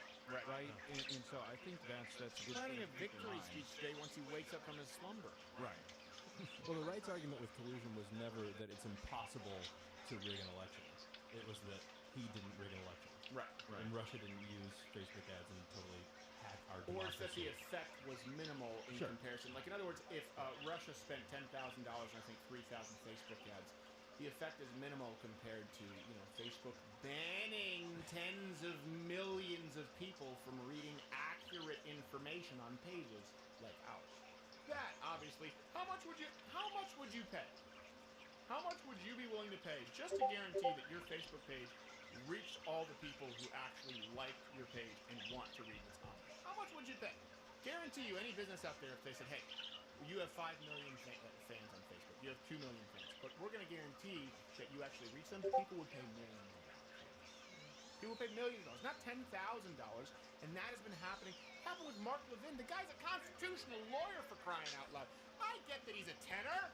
That doesn't mean that you ban his Facebook page. Not ban, but throttle. The exact same thing happened with Mark Levin. So it's easy for people to say, well, if you look at Steven Crowder, he said some naughty words and he's a little bit of a shit disturber. Well, you know what? Guilty as charged. I don't like me a lot of the time. But the same thing applies to Mark Levin. Who barely raises his voice. Well, his normal voice is raised, so it's hard to tell. It's a new floor. Yeah. Gotcha. Gonna ban my Facebook page, you dope, you dummy. Go get your Starbucks latte and your soy mocha. Have you heard me talk about my adopted dog, you dummy? I can't stand you. That's his happy voice. When I talk with Mark, which is rare every now and then, I say, hey Mark, how you doing? I'm doing great. How you doing, Carter? I think better than you. That's how he talks. That's just his voice. So this happened with Levin. It's happened with us. It's happened with Blaze. I think it's happened with Daily Wire. It's happened with so many pages out there. And what they do, here's what they also do too. This is a little trick that they pull. One other thing before I talk about that. Why did ABC poll Arizona when you still see a wide gap there? Right, with 95% of the vote on CNN. It's almost like they know something. It's almost like there's a portion of that county that they know is going to swing red. Which of course they will let you know in Michigan. We have 100,000 votes coming in Wayne County. They're coming in Frigidaires, and we're pretty confident that it's going to swing Biden. But for some reason, if ABC polled Arizona, and it's what was Arizona here? A 4-point spread, and 95% of the vote. That means they're expecting something pretty bad. Again, is the standard applied equally? And it is not. And it's the same thing with Facebook. It's just like the polls where they would say, Donald Trump needs to win this year. Keep in mind that he only won Michigan by 0.7% last election, and he's down by 6. Well, hold on a second. He was down by 6 in the polls. You can't compare performance to the current polls. You have to compare the previous polls to the current polls, because the polls were off by about 7% in states. So what they do with Facebook is they say, it's not just conservatives who have been affected, actually. Liberal pages have seen their traffic down as well by 40%. Well, hold on a second. Have they seen it down by 40% because their content sucks? Usually sucks. Or because all of their pages have been labeled misinformation or throttled? Yeah, and this is That's why. That's what matters. Is they use a macro number without including the reason. The why matters. And this is about the point where a snarky conservative would say, just start your own platform. Right. And that's like saying, just invent another method of communication besides the phone. Right. Or it's like saying, well, just go out there and set up your own polls and your own 5G. And I hear SoftBank is looking for someone to back. I don't trust the Japanese. Yeah, you can't do that. It's everyone is on Facebook. Hundreds of millions of people are on Facebook. You can't just say, well, if you don't like the rules, go make your own platform. No one here is a fan of the international finance genre of humor. That was great. SoftBank, Japanese, had all the elements. Somebody out there is laughing right now. Yeah. Real Inside hard. financial Big guttural baseball, laugh. slight ethnocentrism. I liked it. But the point is, yeah, you can't just go out and start your own cell phone company. No. You cannot. What are you Or pointing to? reinvent a device. Oh, half Asian lawyer, In Bill the Richmond is house. here. Do you need a minute to settle in, or are you good to go? Are you ready and That's always ready. I don't know. Champing. Sometimes you champing at the bit. That was one thing I was corrected on a long time ago. I said chomping at the bit. It's champing at the bit. Champing. Yeah, get it right. Yeah. I had always said chomping at the bit, and I was also corrected. And I want to say I still like chomping at the bit better. I think they both make sense. Yeah. You knew it was champing, Courtney, because you were horse racing. But both of them could technically work. It's just I expression. used chomping until I heard champing is correct. They are chomping. Yeah, they're chomping it. Yeah, Champing is you're used. done. Champing is used under no other circumstance, if not to make people feel small. Look, people are gonna. This is what I've done. I've talked about this chomp thing for a long time with Yeah. people. Almost universally, talking to people, they're like, "Oh, isn't chomping at the bit? It's like the chomp from Mario, the little guy on a chain or black chomping thing." That's what people think of when they hear chomping at the bit. Completely irrelevant. Yeah. Do you want to talk Michigan? This is why we brought you in, Bill. This is why. Yes, I do want to talk Michigan. Yeah. Okay, so we have the videos and we have the pictures, but you want to set the context. People heard you, and everyone out there, let's make sure everyone. The hashtag is Crowder Election Stream. Right now, we have some exclusive. This is exclusive. I don't think anybody else has this right now, correct? Nobody has it. Nobody has this right now because they've just been talking about Michigan, and we've been talking about Michigan all day because, especially Wayne County, they're expecting 100,000 votes in Wayne County, which they are saying is going to be heavily Biden. So we can pretty much put Michigan on the side of the ledger for Biden. And this would actually relate directly to that. What happened? Give us some context. What's been going on? Absolutely. So I got a call from some fellow Texas lawyers who are actually in Michigan. Okay. And there's a group of them and women, but there's 3 women specifically who were involved, who connected with me. Yeah, exactly. Yeah. Just here in the last hour. And they sent up. Yes, they are women. They do. They have eyebrows. They both raise. And so they reached out to say that they had some very serious concerns about what was happening last night. Now I know, even though I was asleep and you guys were awake, messaging about what exactly is going on with the counts in the various states, but there's really no clarity, no ability to really see what's happening. And what these ladies were able to do, one of the ladies is actually going to be Skyping in, so if you see that, make sure to bring her on.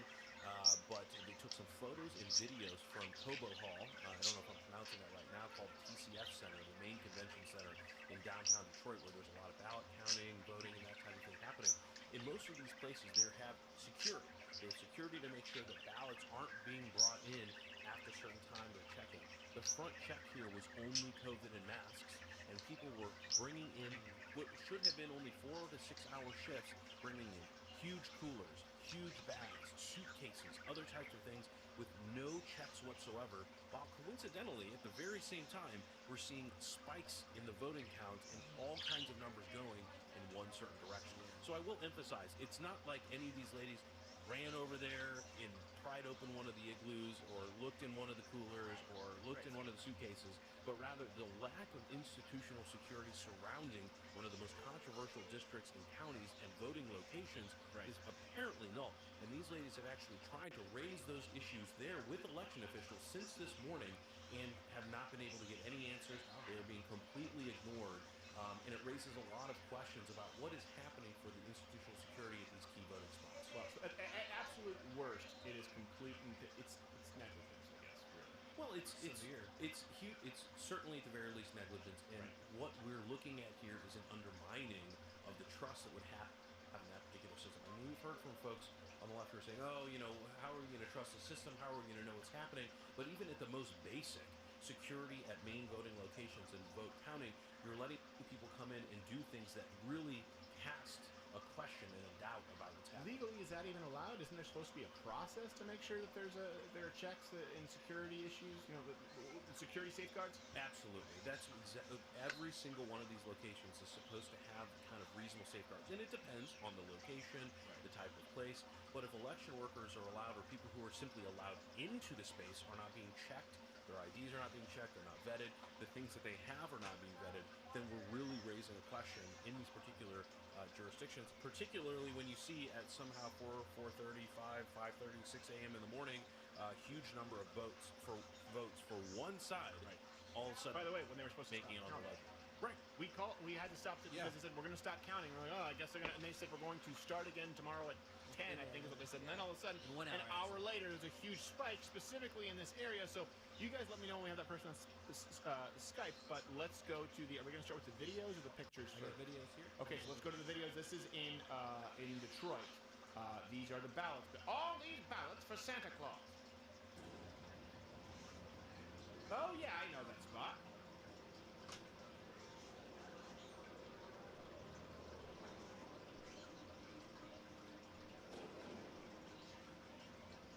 So these are pretty raw. Yeah, these are pretty raw. So how long are these videos? This one's 3 minutes. 3 minutes. Okay. So let's. Okay. Okay. Right here. Okay. All right. So let's look at this. So okay. So right here for people who are watching, again, we're just getting this. These are people bringing them in coolers. There's no one around. That looks like a radio. That does not look like a bustling ballot counting operation. That looks like that looks like the kind of place where Hunter Biden would find his next fix. And one of the things is there's certainly a lot to be happening. Wayne County has a lot of votes, but it's the dead of night. The polls have been closed for hours and hours. Where are these? And they were supposed to stop counting. That's what they said on air. Right. And what are they doing at this particular moment that they need these type of containers at this particular time? Wow. Okay. Let's keep fast forward. What was that voice that I just heard? Oh, it's narrating.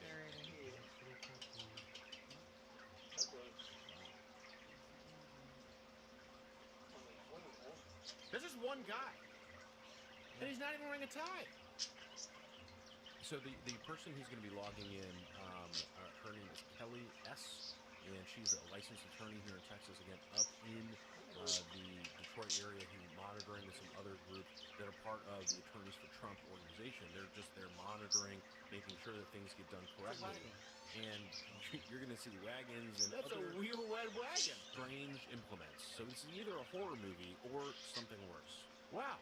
I mean, you wouldn't be able to trust that just because some ballots could fly off the back. That's a guy in a WrestleMania T-shirt with a KB Toys wagon. Wow. So he's Marty's bringing joking these. about the radio fire. No, but you're right. That's the radio fire. He's got the nice on brand. Yeah, the good thing, that's name brand. Wow. They spent the extra $20. So think of the different points here where there's no security. There's no security. First off, we have no idea how these things got into the van. There's no one there right now escorting him from the van. There's no one meeting him as he brings it into it. Like you would think that there should be a human conveyor belt of people. It should look like American Gangster when they're all cutting the cocaine naked, so that you're sure they don't have anything in their pockets. And this guy's just walking in. There isn't any kind of official there for hundreds of yards. He's just bringing in a wagon right there, and we have her on air.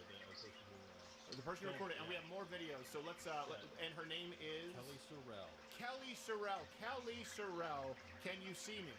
Can you hear me? Halo Killer 501ST said hope we get some for it. Even after a long night, you look better than the people over there on CNN, and you actually have lighting and sound that functions. Kelly, I don't want to get this wrong here. My half Asian lawyer Bill is here. That was you videotaping this, and I don't want to be redundant, but I don't think this can be stressed enough. This was happening in one of the major areas of Michigan, right in Detroit. We just watched one video where a guy was bringing it in a red wagon, these ballots. Explain to me what you saw and why you brought it to Half Asian Bill's attention and officials. Why is this so concerning? Well, I actually went up there. All the polls were closed, and I went up there after we had all gotten back to the hotel.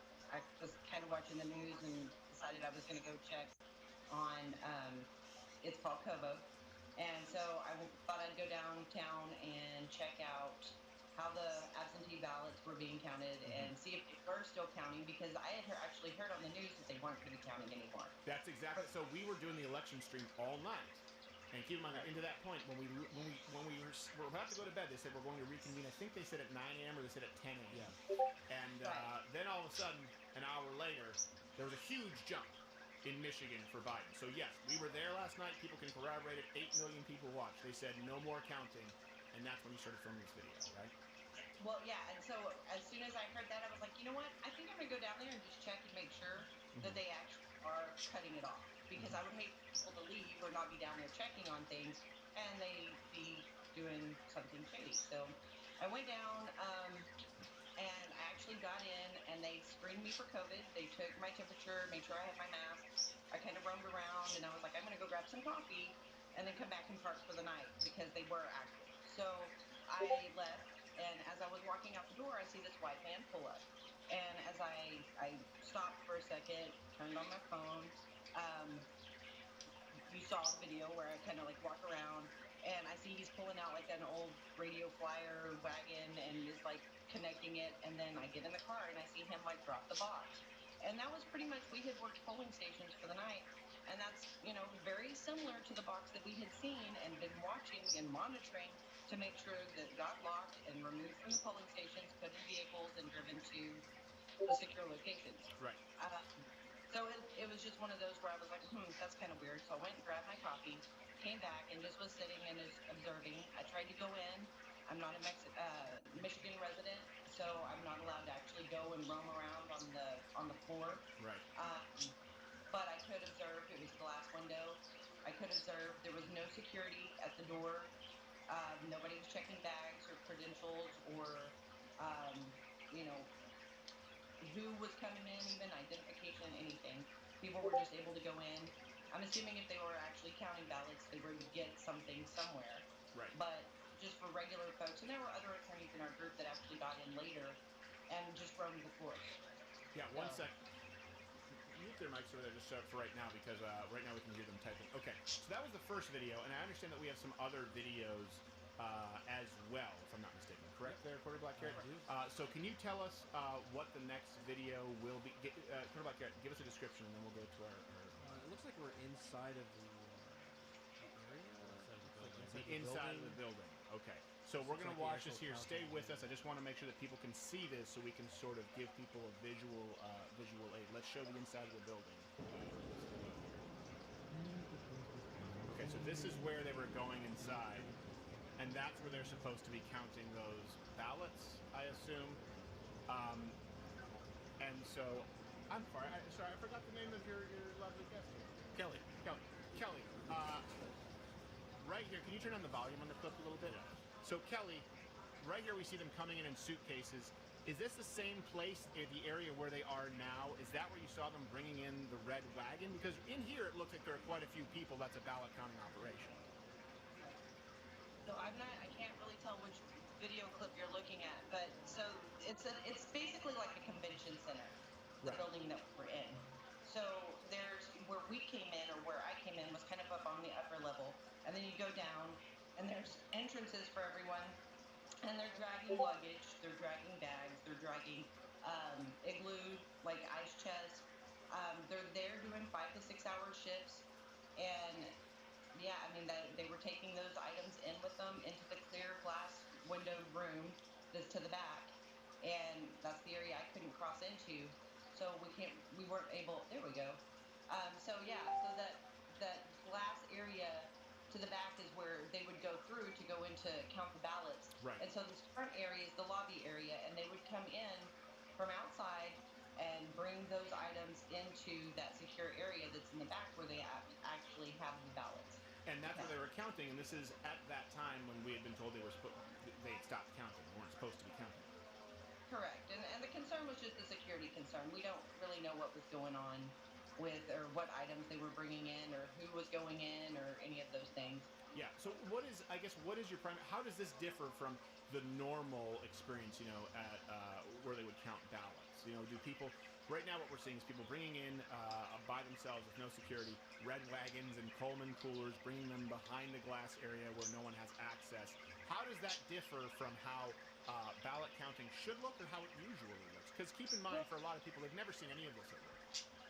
Well, I would think you could kind of look at how we vote, right? I mean, we go into a polling location. It's very formal. There's a process. We go through. They check your identification. They, validate who you are, verify that you're a person that's eligible to vote, and that you're in the right precinct, you're in the right area.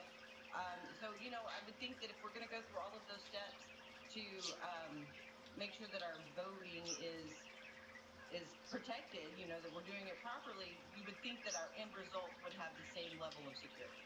Right. And we don't see that here. And so the difference is basically they're just letting whoever in with whatever items. They're not verifying any of it. You see the two ladies standing there, but they're not stopping to say, "Hey, are you even supposed to be here?" Right. And so what would be the risk there? Those people walking in with no stop. Here, hold on. We're gonna have my half-agent lawyer, Bill Richmond, here come in. What would be the risk of those people right now? They're walking with what appear to be giant, Santa sacks, or they're walking in with pillowcases full of something. We see people walking in with coolers.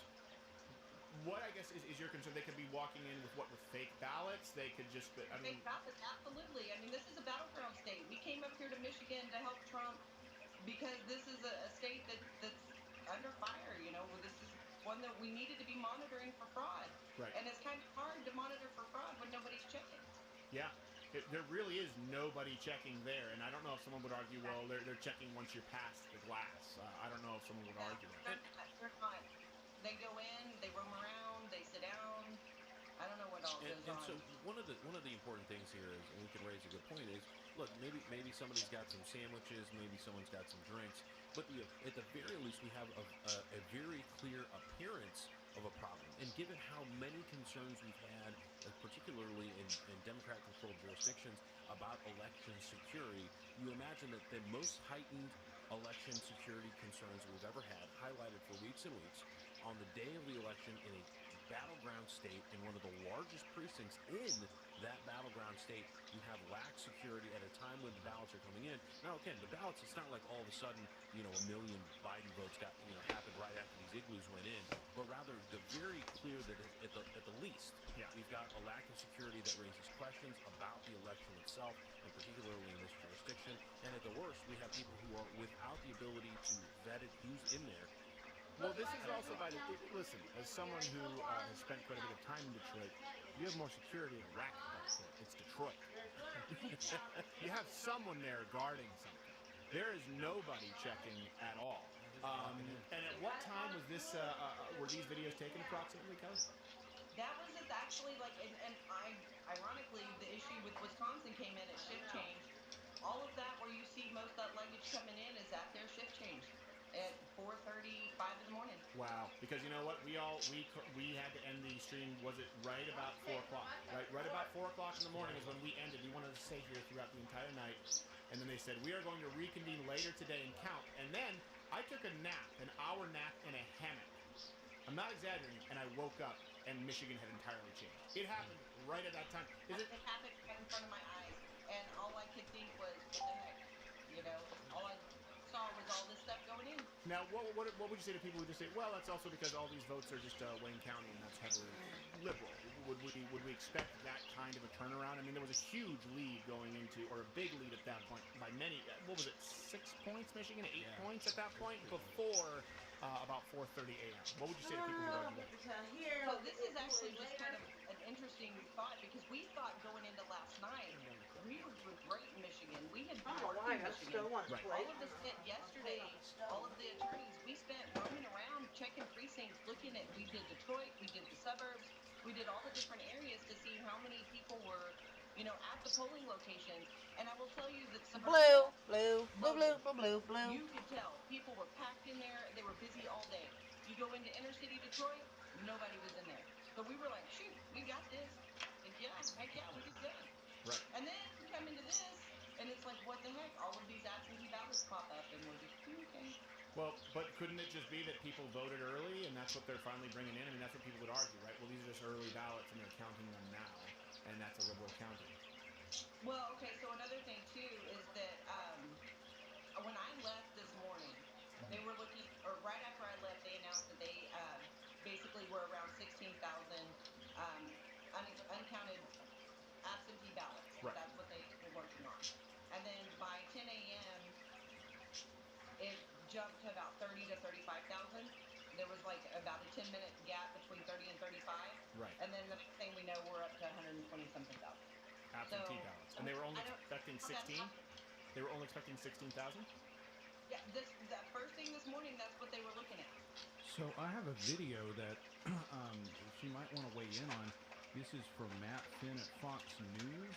And this, I believe, is the same place. It's this scene at Detroit's absentee ballot counting center. It's growing more heated, and the people are saying that there are allegations of violations, and they're covering up the windows so that people can't see what they're doing inside. Okay, so Kelly, you're able to see what we're showing you right now, correct? Okay, Dorothy. I actually lived it already this afternoon. Okay. I've actually been here at the hotel. I've not slept yet. And so we were working on some of this stuff. But some of the other attorneys for the group, they were kicked out. They weren't allowed in. And so they've been down here at the hotel and not able to go anywhere. So Okay, well, let's show this video here that's going on at Fox News. So if you can confirm it, do we have that video here? Let's show it. So this is what they were doing. Why would they put up? What? Is that commonplace? Can someone let me know? That's from the That's from inside. Again, this is not coming from Kelly. The other videos that we just showed, the wheel-led wagons and the people going with no security, that was separate. Kelly, that's exclusive to us. This is what they're showing at Fox News. Is that common practice at any polling station to cover it up with Bristol boards? Wow. Well, I mean, if you're trying to show that you're transparent and that these are legitimate elections, you should have that open ability to look in and at least observe to make sure that people are following protocols and there's some kind of, process that's being, compliant. I thought that was the purpose to doing it. I've never been to a polling station where it wasn't all glass. I mean, I've seen more of the inside of a McDonald's than I've seen of that polling place once they put those boards up. And then you scalded your crotch with coffee. It was great. Well, so it's really funny because I started, as soon as I got back this morning, I tried to start kind of discussing with different people the concerns I had and the things I had witnessed overnight. And so it got around in just this little group, in this little area. So I'm pretty sure it was probably discussed over there, and that's probably their response was somebody's in there recording, and so let's, lock them out. Yeah, and keep in mind, we have a lot of people watching right now. So let me ask you this: What do you think? And I know you have to be careful legally. What do you think happened? What do you think was going on? If you have to guess, what happened at those that was it Devil's Hour 3:33? Is that where something happens all the time? I don't know. I saw it in a horror movie, but 4:30. What do you think happened? We saw people bringing in wagons and coolers unchecked, and then putting up boards to cover up the glass. Do we just think they're saying, hey, we want to keep this secure, we don't want anyone to get shot through the glass? Is it just there were so many votes, they were overburdened? So what do you think happened there? Well, I generally don't think you try to hide something if you're being transparent and honest. Right. I mean, that's generally, that's kind of how we see things, right? Yeah. If you're upfront and giving, doing the right thing, then you're happy to have people observe and see that you're doing what you're supposed to do by the people in your community, right? Right. So, I mean, the only thing that would lead me to believe is that they are doing something. They are. That is inherently dishonest, and it would seem to coincide with something that was almost nonsensical as far as the number jump.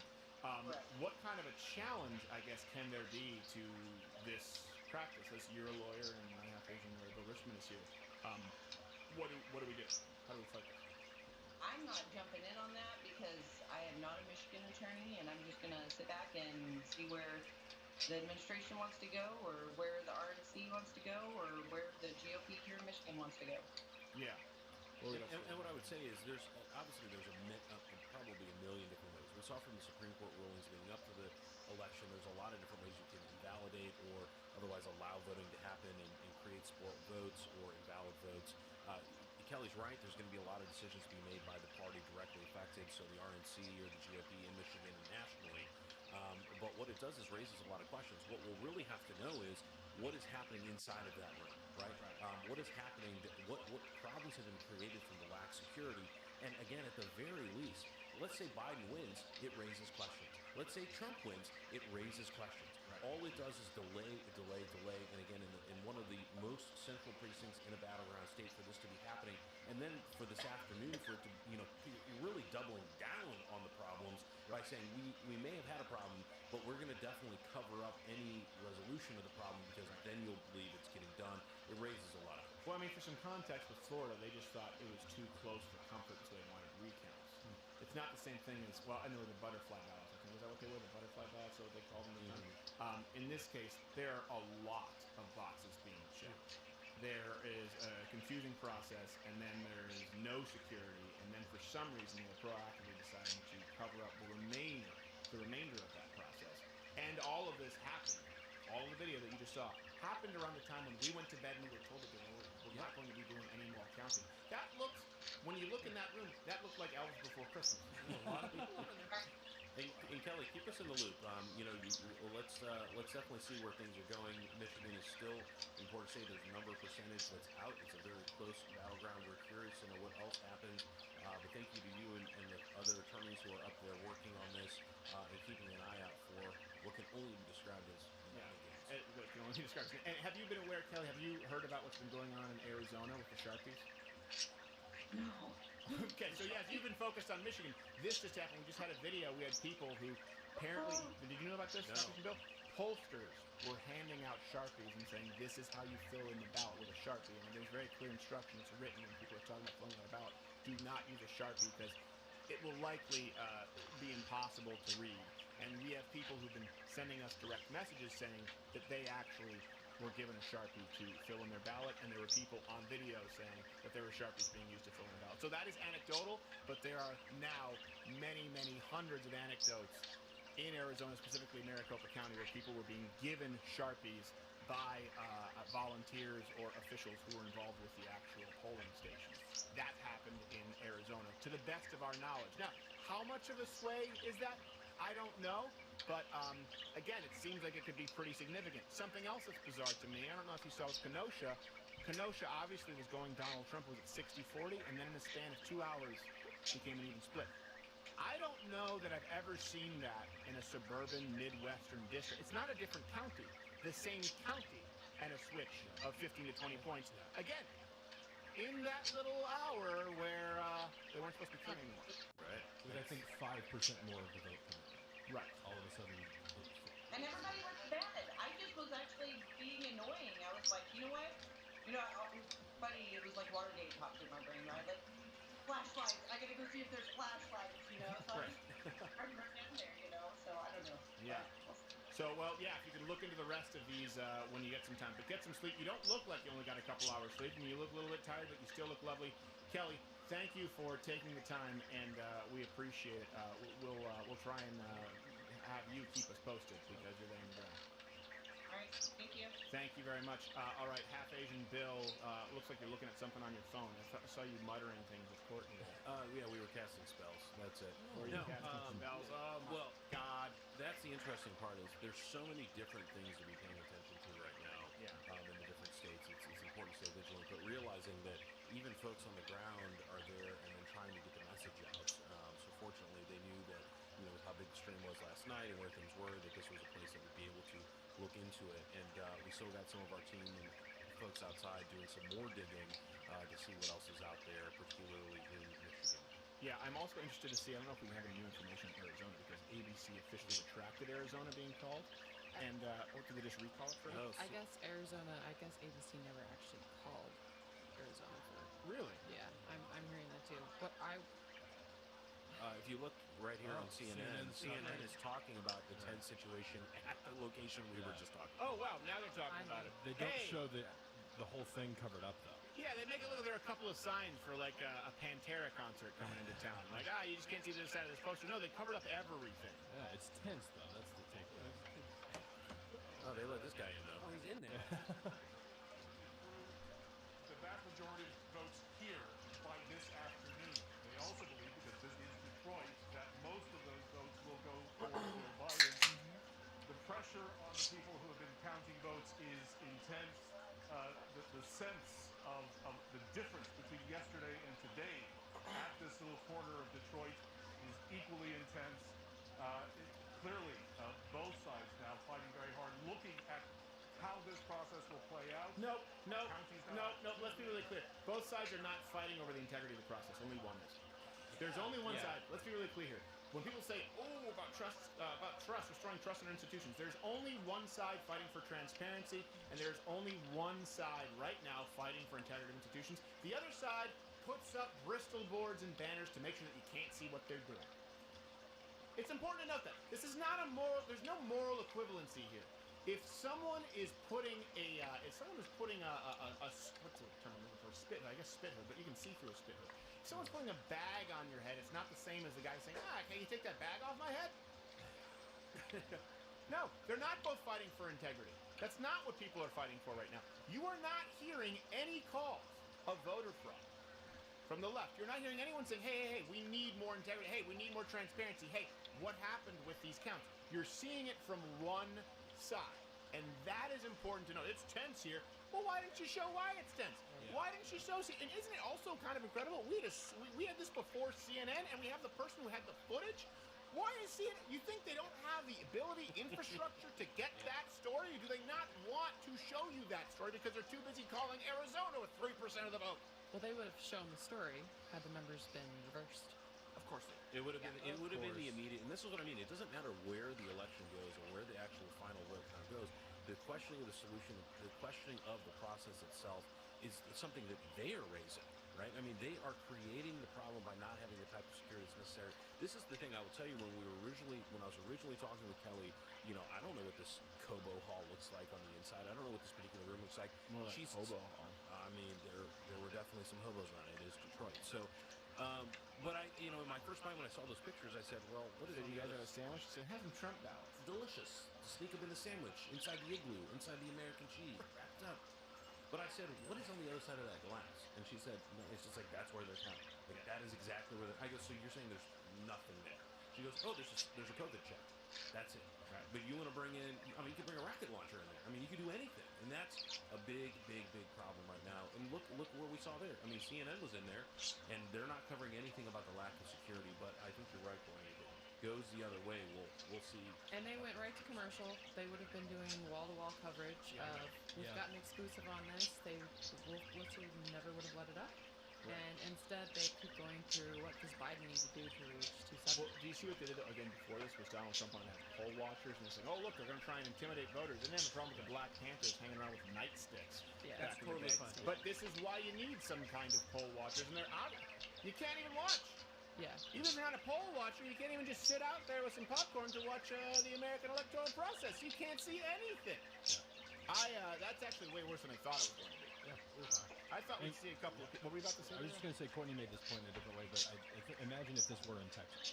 Imagine if like in Texas, somebody was blocking windows, and some again would be there going like, Trump is trying to steal this election. When I went in, to give you a contrast, I went in and I voted in person. There were two doors right at the voting station, and I had to walk through one door. There's a right door and a left door. They're both open, but for some reason they had to go on one side, like a movie, what do you call it? Movie break? What do you call it? Movie court. I'm very tired and having anything to eat. You said movie court? The velvet rope. The velvet rope. Hey. I'm going to need to get some food here pretty soon. My blood sugar's taking a nosedive. I ate it all. I went in. You would. And then they said, okay, give me your ID. Okay, here you go. Please write your name here with a pen. They made me take a pen, write with it, and then sanitize it. Put it in another little folder for the pens, but then they could sanitize it again. Yeah. And then I went into a booth that had blinders on, where there were probably about 10 of these lined up, where I did it digitally, and then afterwards it was printed, and I dropped it right in that box. Everyone could see what was going on. It was clear. It was a conveyor belt. No one had any confusion. And by the way, that's the exact same thing. That's the exact same process when I voted in Michigan in 2016. So it's very, very different from someone walking with a bag going, here's your vote, fucking do whatever you want. Well, Steven, I just wanted, because I wasn't watching the stream earlier and I haven't been following. You guys have been working while I've been doing other things. And you mentioned the Sharpies in Arizona. Is that the only state we've heard about so far that anyone's reported on? As far as Sharpies? Yeah. Yes. Okay, well, then let's break some more news. I got two different text messages from people on the ground. One in Michigan, in Livonia, which I think is... I know Livonia very well. Okay, another in Macomb County, also in Michigan. Two different people have said they personally voted. They were given Sharpies and told to vote in those jurisdictions. Okay, here's something. If anyone out there right now, so we have Arizona and Michigan. If anyone out there voted with a Sharpie, or someone tried to hand you a Sharpie, and you have a picture or a video, send it to me. What's the best way for them to send it to you?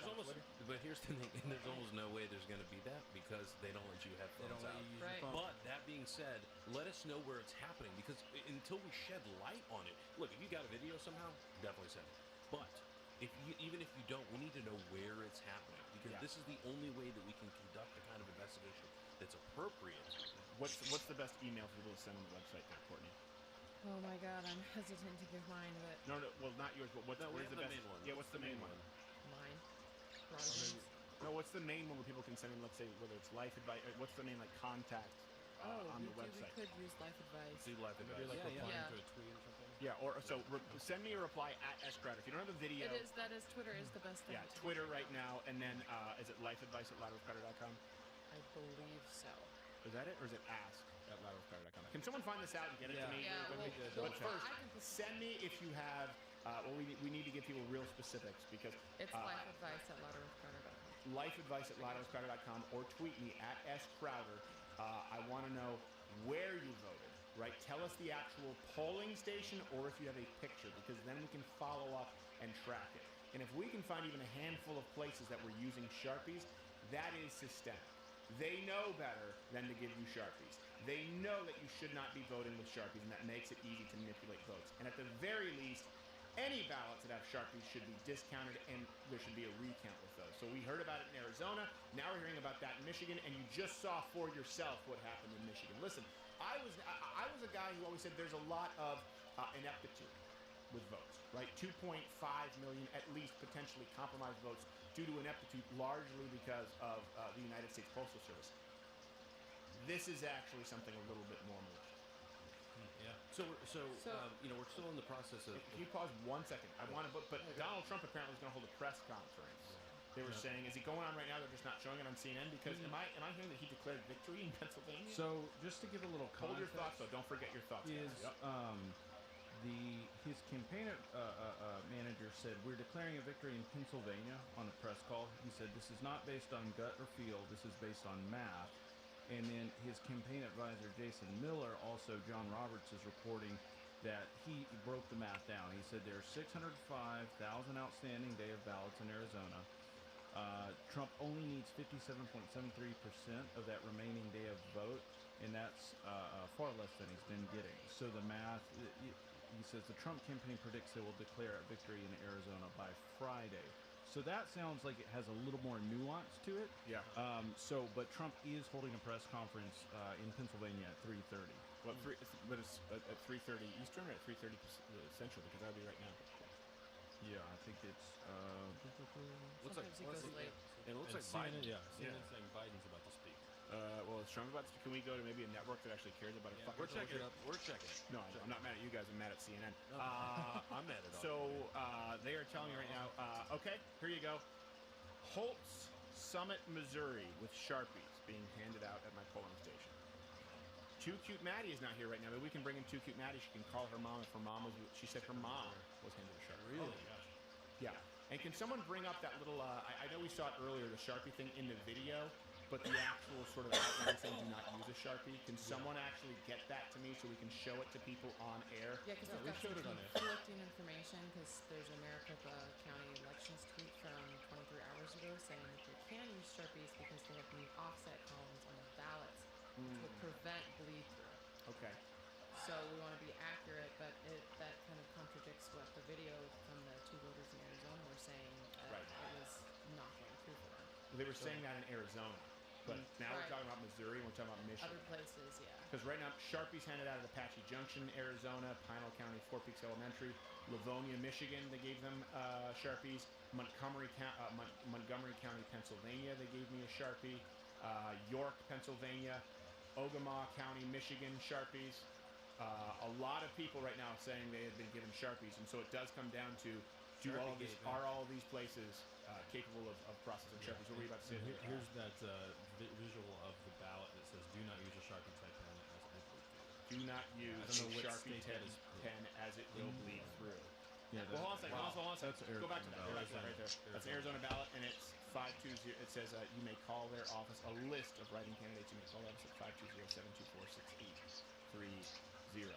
So there is a number there, so we can probably trace that. Yeah, I did already. That's an Arizona ballot. Yeah, and if people are emailing life advice, don't just email and say, yeah, I got a Sharpie too. Like, we need where you are, Yes, and not just the county, the county, the polling station. The polling station. Please be as specific as possible. We're getting hundreds of emails. Here's one, Sharpies, Mesa, Arizona,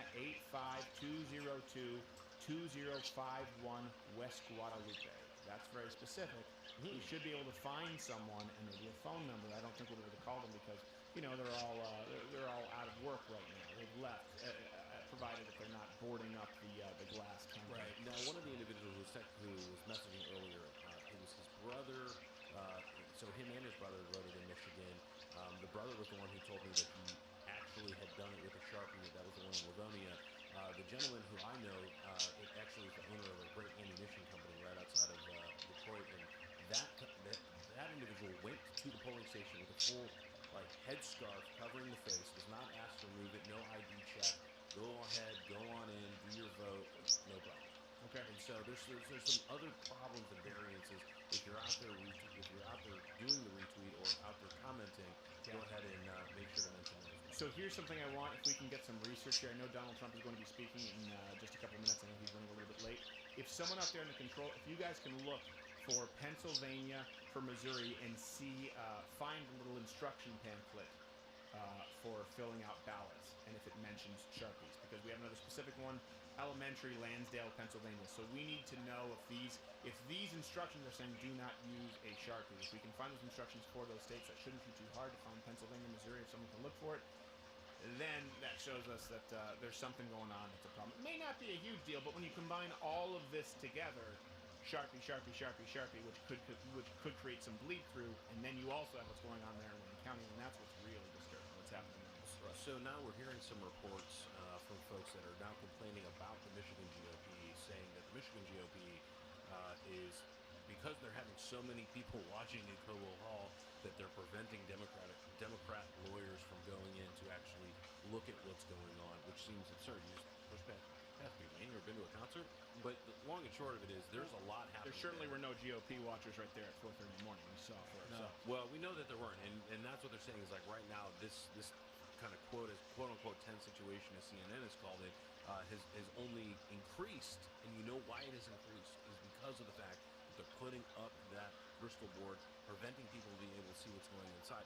It's not like the eyeballs are changing the votes, people. I mean, what's happening inside of there is what's happening inside of there. You've let CNN on the inside. Why can't those people who are on the outside watch as well?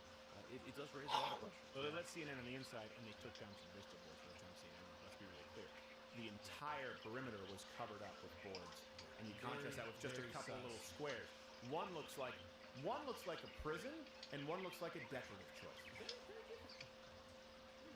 Oh, I see you're going for election fraud contemporary.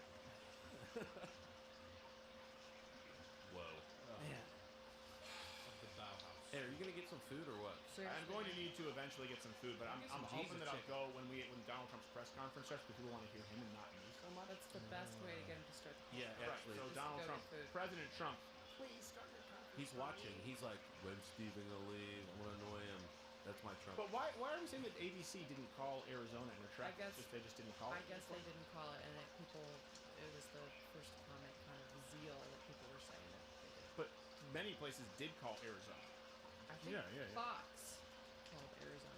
And CNN. Fox and AP both called Arizona. Okay. And right now you're saying, was it something Orbital is saying that Arizona is? Are they still saying potentially leaning toward Trump? Yeah. Well, there must be something there in Arizona, that remaining 5% that we don't know. And God only knows what would happen without the Sharpies. Also, you think of the demographic of people who are going to use Sharpies. Probably a lot of confused old white people. Just give me the big pen. Right? Somebody who didn't bring their own pen? Is that what are you saying? Well, you see, confused old white people will be like, I need to fill out my ballot. And they'll give you this. Like, doesn't that seem a little thick? No, this will work fine. Okay. Why would you lie to me? And that's what happens. Whereas, other young people are like, what are you, an idiot? I'm not going to use a Sharpie. What are you talking about? Because they've used Scantrons before? Is that what you're saying? I'm just saying old people they're those people who got confused in Florida. Because they didn't know how to punch a ballot, and you're giving them a large, imprecise, permanent marking tool that bleeds through fucking paper. Pardon my language. Well, I remember when I was in school, and they were so particular about the number 2 pencil, as if there's just a bunch of people bringing in other sorts. I told but you that now was it's like, me. I would deliberately fail the test by bringing in, I don't even know it was a number 4, but I'd be like, I didn't study, so I knew that it wasn't a number 2. just get a dark pencil. No, I would just get a different pencil, and what I would do is I would fill it in like kind of poorly. So I would fill in some really, really heavily, and then some really lightly. And they'd be like, there was something wrong with your scansion. I'm like, can you take your test again? I'm like, not now. I gotta get in the right mental state. Then I find the Asian, cheat off him. This story does not surprise me. So not at all. No. Yeah, I put a Very lot of effort into not working. I put a lot of effort into cheating on homework in high school because in Canada you were graded on homework and we would have 3 hours of homework. Because it's kind of a brilliant thing. So you were smart, and then just not channeling it into study. You're just trying to be nice. I wasn't very smart. I was just a crook. I was a petty thug. You were about character trait. A small. You were about to say something there, Reg? Oh, I was going to say the data orbital. What they're basing that prediction on is people generally assume that early ballots are going to favor Biden, but the early ballots that are outstanding in Arizona are from counties that lean very heavily Trump. Okay. And so they say, the analysis on outstanding ballots being mostly from Maricopa and favoring Biden misses a huge factor. At least 250,000 of the remaining ballots have a Republican advantage of 20%.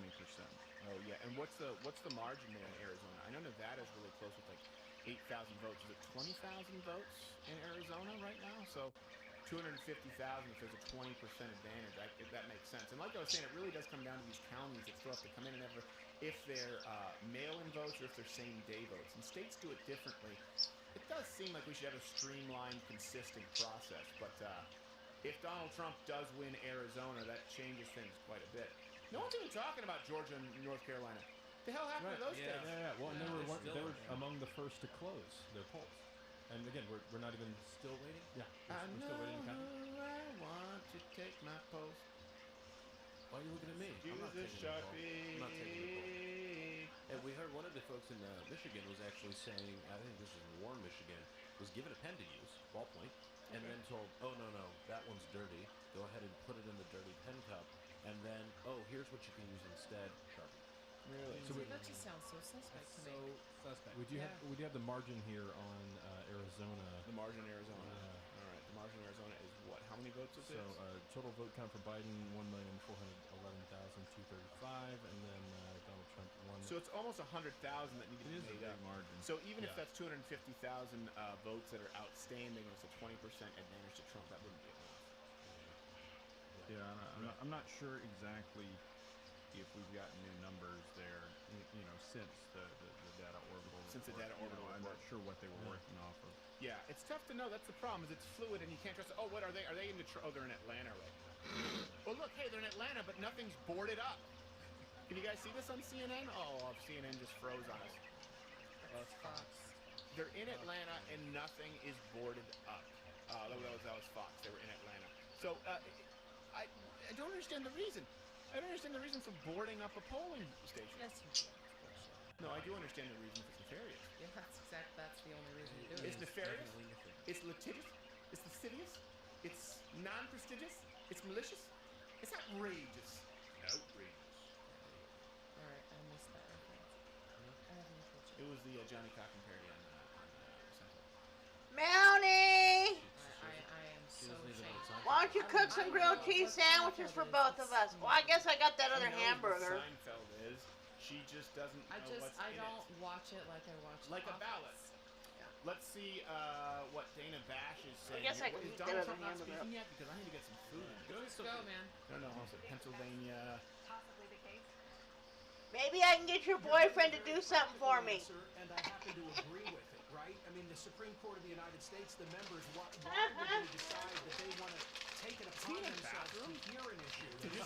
I can say, if I ask you have her do something for me, can you get her to do some mother do eyes? So, big picture, you kind of mentioned this. It's irrelevant if Trump wins. Do you feel Isn't it interesting? They said it's all going to come down to Pennsylvania, folks. Then they call Arizona really early, and now Michigan has. There's no mention of voter fraud or the idea. I almost there's want. something going on with I the votes almost in still Michigan. want grilled It's cheese interesting. over the It's really tense hamburger though. atmosphere. Why is it tense? Yeah, why What's is that? tense? Why Why do they not trust you Yeah. for some reason? It's like showing up at a biker bar and two gangs are fighting. Like, it's a little bit tense here. What's that going on behind you? Some tension. Nothing to see here, Why folks. is it tense? Is it Nothing to tense see. because people were carrying in burlap sacks filled with ballots that may or may not have been filled in with Sharpies, and we'll never know the answer. We'll never know what happened because they put up paper boards to keep you from seeing what was happening? Is that why there's tension? Why didn't someone just ask them? We talk about people like doing their job. Why doesn't someone just there in the control room at CNN go, "Hey, attention! Hey, well, what's with all the wallpaper on the windows there?" Oh, I don't know. You have a good point. Shouldn't you? I guess I could do reporting.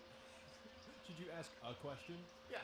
Should you ask any question? Rather than just looking around and going, looks like they're counting some ballots here. Let's hear what Jake Tapper's saying, because it's usually really smug and self-righteous for his. Delaware, the former Vice President Joe Biden is going to come out and speak soon. Let me bring in Jeff Zeleny, our reporter on the ground there. Jeff, what are we expecting Biden to say? You know, he cannot yet declare victory. Nobody has declared him the winner. There remain many outstanding states.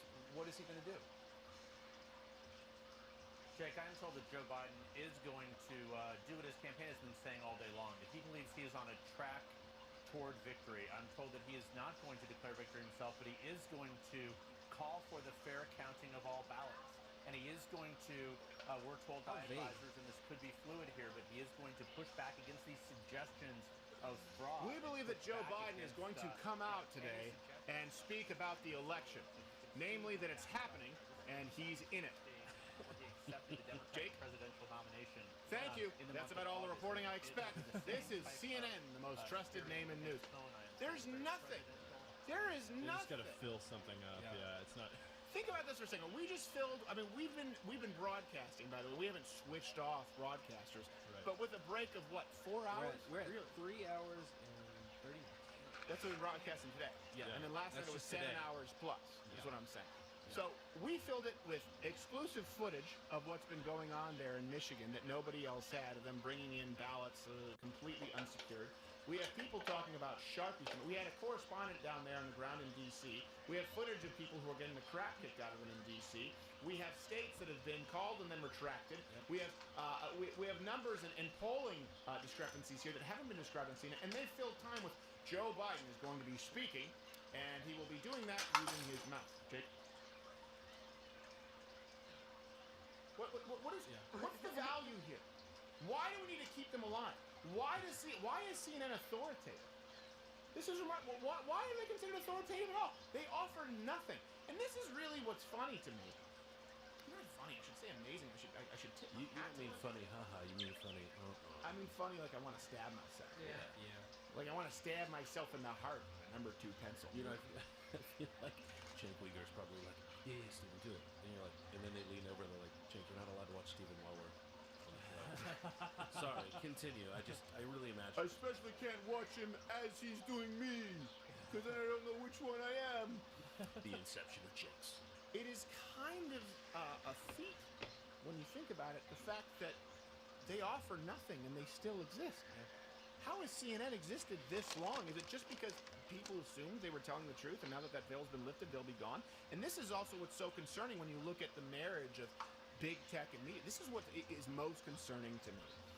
When it first started, I remember Joe Rogan actually, back when he was in his house, he was doing the webcam thing, the first movers' rights with podcasts. I remember him always talking about how this is the new frontier, man. It's just anyone can have a show. You don't need to get a deal on a television network. Why would you want to do that? You know, you can just do your own thing now, and you don't have as many people watching. That's what he says. But you have your own little slice of the pie. You have your own little plot of land. Great, that's what we thought, and it was going to change, right? What was going to change when we saw YouTube stars. Remember, it sort of started changing when there was a girl named Lisa Nova, who was really big on YouTube, and then she was brought onto Mad TV, and she was so bad she was ditched after a season.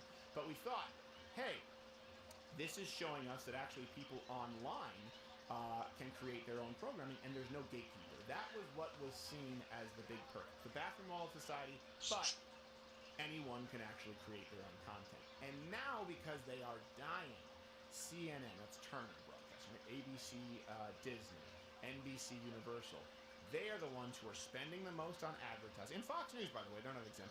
Spending the most on advertising in YouTube, trying to get smaller channels like our own removed, NBC, Vox, Universal, and then getting themselves to be declared authoritative so that our sources, channels like this that actually provide information and actually try to corroborate, actually try to find some verification as to the authenticity, and by the way, have also readily acknowledged mistakes or things that have been called too early on this program, the legacy media outlets, because they have nothing left, they want to squeeze all of the new media programs. That's what's so concerning. And if we don't have an administration who's going to stop it, again, they want to preserve the, basically, I guess, tripopoly, you would call it, on cable news, and they want that to effectively exist online. Fox News, CNN, NBC. ABC doesn't really have a full-service cable news, but it's CNN, NBC, it's MSNBC, and Fox News. They want that to continue online rather than this, and Tim Pool, and sure, the Young Turks, and channels like the Quartering, and sure, channels like giant dishonest bully pussies like Ethan Klein H3H3. Still, though, at least there's a market of ideas. They want to silence that out. When you think about how sinister it is, and they tried to paint this idea that it was me versus some gay Latino Latinx gentleman over there who happened to work at Vox, which totally discounts the fact that we criticize Vox many times and it didn't involve gay Latinx members. Think though about how a bully is someone who picks on somebody smaller than them.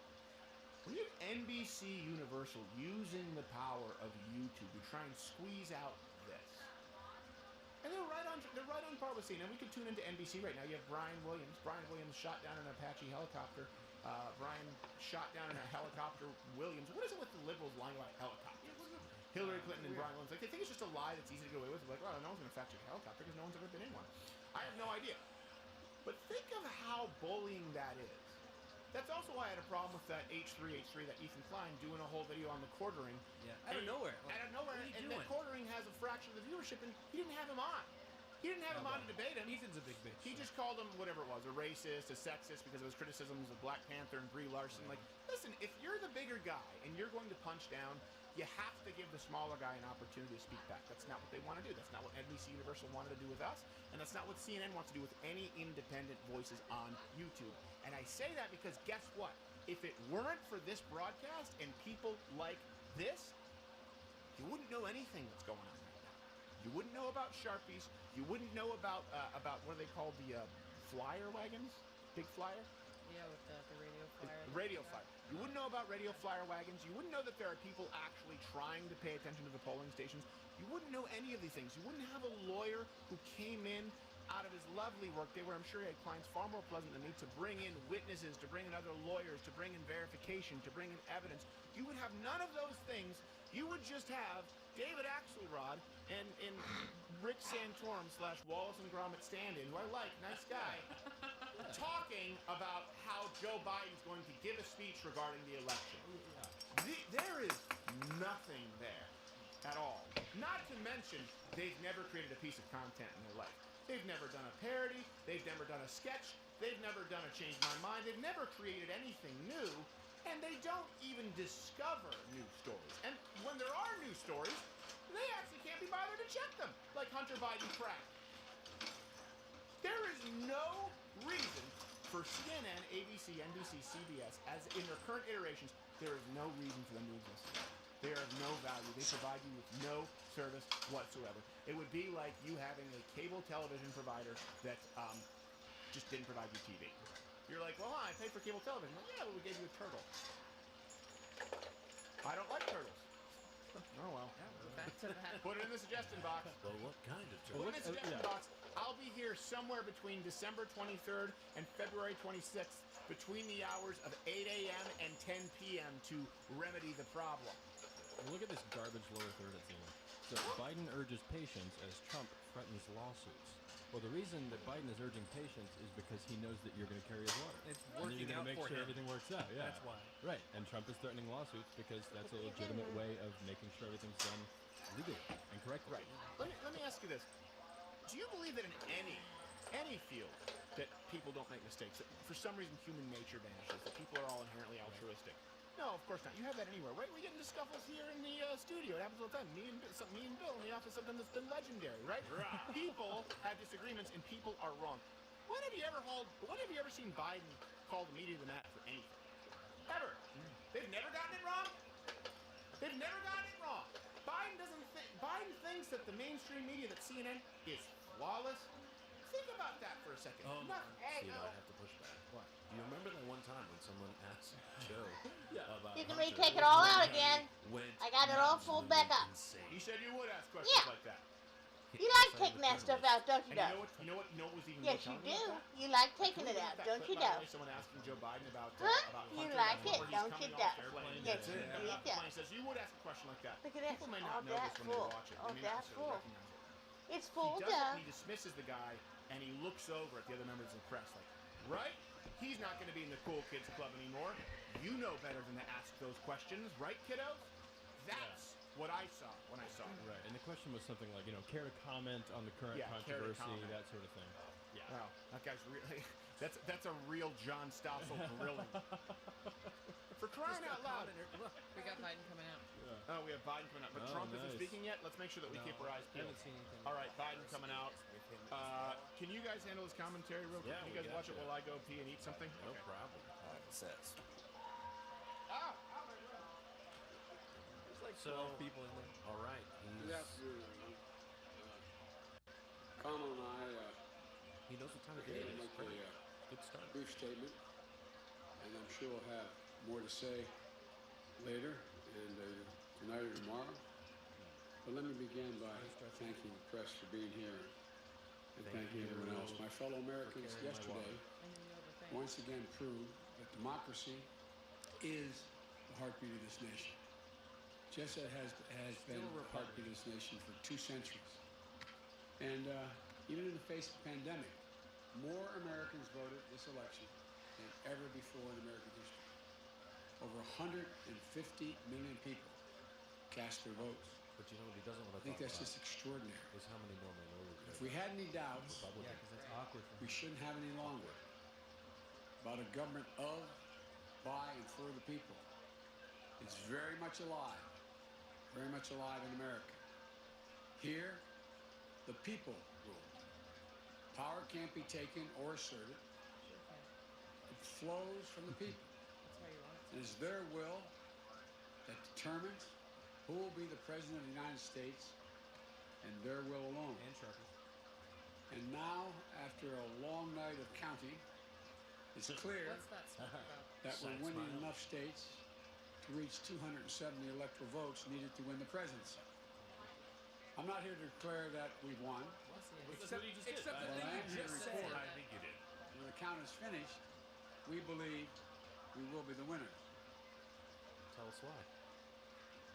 Oh, of course it freezes. Oh man, here We'll we click go. over. So let's while we're here, I just couldn't help but think that this was just reading a bunch of platitudes. I mean, Vague. someone needs We some, win. Can we run that speech at some point? A substantially For, bigger margin than President Trump plagiarism won machine. Michigan in 2016. Michigan will complete its vote soon, maybe as early as today. And I feel very good about Pennsylvania. Virtually all the remaining ballots to be counted were cast by mail. And we've been winning 78% of the votes by mail in Pennsylvania. That's why they wanted mail-in voting. We flipped Arizona and the 2nd District of Nebraska. I do like this Of phrase. special significance to Here, me the people rule. is that we won with the majority of the American people.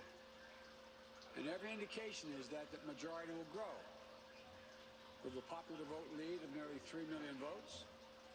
And every indication is that will grow as well. Indeed, Senator Harris and I are on track to win more votes than any ticket in the history of this country that ever won the presidency and vice presidency. Over 70 million votes. I'm very proud of our campaign. Only 3 presidential campaigns in the past have defeated an incumbent president. When it's finished, God willing, we'll be the 4th. This is a major achievement. This is a major achievement. So I'm curious. And it's been a long and difficult We're going to need to campaign. make sure, Reg, maybe take a look at But it's where been has the a stock more market difficult been today as time we've seen some for back our and country. forth. A hard time. It looks like it's up right We've now. had a And hard especially campaigns before. Last night, some We've movement in faced foreign hard times markets. before. So once this election is Pretty interesting finalized statement about and behind us, it'll be time for us to economy. do what we've always done as Americans. To put the harsh rhetoric I thought he was of the going to say campaign eat behind burgers. us. To lower the temperature. To see each other again. To listen to one another. To hear each other again. And respect and care for one another. Man, we do that already. To I'm not unite. hearing a lot of calls to To count heal. every vote. To come together as a nation. I know Just this that he won't be knows easy. they're going to go for him. I'm not naive. Neither of us are. I know how deep and hard the opposing views are in our country on so many things. But I also know this as well. That's what she said. To make progress, we have to stop treating our opponents as enemies. We are not I enemies. disagree with that. What brings us together We as are. Americans is so much stronger than anything that can tear us apart. So let me be clear. We are campaigning as a Democrat, Here we go. He's but I breaking will down. govern as an American president. But that's what you do. The presidency itself is not Correct. a partisan institution. So he said not It's as the a one Chinese office president, right? in this nation that represents everyone.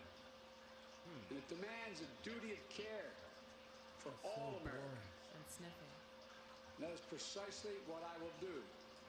Come on. I will work as hard for those who didn't vote for me as I will for those who did vote take for me. the guns away, raise taxes. Now, all that. Well, wait, every so vote must be counted. Yeah, by saying he's There's going to everybody. represent everyone, is he saying he's giving up every point in his entire, every plank in his platform? America's come too far. America's fought too many battles. You know, America's the endured interesting too thing is much. that he's, saying that, I'll be just president for everyone, whereas he was calling Trump voters those ugly guys just last week. I took that very personally. I got a new weight loss regimen, decided to work on my skincare routine. Yeah. Thanks, Joe. You do have a nice little glove. Thank you. Yeah. But this will not be my victory alone or our victory alone. It'll be a victory for the American people. No, because you got for our big tech on your democracy, for America. side. So yeah, it's also a victory There for will be Dorsey, no Zuckerberg, states and red No, states in media. when we win. and Just the United States of America. God bless you all, and may God protect our troops. where are our troops right now? You know, it is interesting when you hear at the very beginning he said, we've got 270 votes, but we're not, electoral votes, but we're not declaring victory. So then I would ask you this. You've got a very interesting dichotomy. Mainstream media is carrying the water for the Democrats, for Joe Biden. They are declaring victory in a number of states where there is still some large question and very tight margins, but their candidate is coming out and saying you can't make the call. Yeah. So, it's going to be very, very interesting. Some earlier today we were hearing from folks who were saying yes, there's going to be voting completed by end of the day today for Michigan, but I'm going to guess by where things are right now, we're going to go into the evening for that. And then Pennsylvania by the end of the week, though you have seen a lot of folks who are calling Wisconsin. They're saying that the vote count is pretty much done and all the way for Biden. Well, yeah, and CNN just projected that Biden would win Michigan. So That's have we- their where- current Haven't they? vote. But haven't they been predicting that for a while? I kind of Yeah. feel like with the estimated tally coming in, it's like the old downloading where it's like you've only got 96%, and it stays there for 7 hours So on dial-up. And when you look at the New York Times, I know we're switching between just to kind of cover the different coverage. Wisconsin being called by the New York Times, not surprised there, given where the data is currently and some of the other websites. But then Michigan, not yet called by the New York Times, though CNN has decided they have the answer there. And then still Nevada, Arizona, Alaska, kind of negligible in its decision. And then also Pennsylvania, still not ruled by the New York Times. Although interestingly, I'm not sure. Maybe we just missed it here. Did CNN already call North Carolina and Georgia? No, those states have No, been up. Still for- going. Okay. Yeah, So still like it feels like days. It's not. I am excited to hear Jake Tapper talk about how bad it is that Biden declared victory. I think that's. I'm looking forward to that I'm conversation. sorry, I am back. By the way, there's some Chick-fil-A out there for anyone if you guys want to switch Hey. off. I licked it all. Jesus chicken. So you missed your good friend Joe. He started by saying that he had 270 votes, but then he didn't really not yet, but he thinks that he will at some point, but he's not declaring victory. But platitude. Oh yeah, thank the trig. Oh, okay, very nice. Hold on, you guys keep care. I have to send a text really quickly. You guys continue. Big pet peeve with the Democrats and sometimes the Republicans. For the final time, America is a republic, not a democracy. So that we can't have our democracy taken away. That's technically true because we're never a democracy, and you can't take away something that you never had. Can I also let you guys know that when I came in earlier today, just as a quick point, someone asked me, because this is the protocol when I come in usually in the show, did I want to robe up? And I thought to myself, it's 3 in the afternoon. And then I realized We started early. Wait a minute. Yeah, we've been here a while. Then I realized how long you guys here. Hey, I gotta tell you, I've gotten some really awesome. And I didn't expect you to show up today, so I appreciate you being here. I realized no one reached out to Gerald, so we might see if he can. No, we did. So I decided just to come here on my own because we were doing a story about Detroit. I swung by Gerald, slashed his tires, and I think he's walking. So that's good. Yeah, I really like Courtney instead as my seatmate. So I mean, that's not really by a the hard California Democrat benchmark. mile. Yes, I don't know what that means. It means there's a lot of Democrats, and they win a lot. But you said mile singular, so I was just confused. I'm a little tired. I'm hoping now I've got some because we don't have any. We don't have. I'm only drinking this energy drink because we don't have any more Black Rifle coffee, and I refuse to drink. I refused it. The coffee that we have, I'm not giving my money to those Mexicans. You were Colombian. It's Rudamaga coffee. Why? Because they sell it at they sell it in like giant bags. Yeah. It's actually not bad, but it's not great. Like, oh, it's co-op. It's trade friendly. Yeah, but there's poop on it. You win some, you lose some. You gotta fix unique. So is there anything? What did I miss? Anything big happen while I was gone? Sorry, guys. I just had to go. Oh, just Biden. Did Donald Trump give a speech yet? No. No I new think states it called? may be his campaign manager who may be making a statement. It's not exactly clear. I do like that Steven thought that we had hid the Donald Trump speech while he was out eating. Yeah. I do appreciate that he thinks we would do that. We would never tell We you. would definitely do that. I do, and I appreciate everyone. This is like where when I get tired, that's where I get like lovey-dovey. I really just am so grateful that all you folks are here with us, and please, I mean, I know that so many of you have joined up at Mug Club, but if you haven't, the only way we're able to do this, like you just saw that what could be a big exclusive scoop from today, just a little bit earlier in Wayne County in Detroit.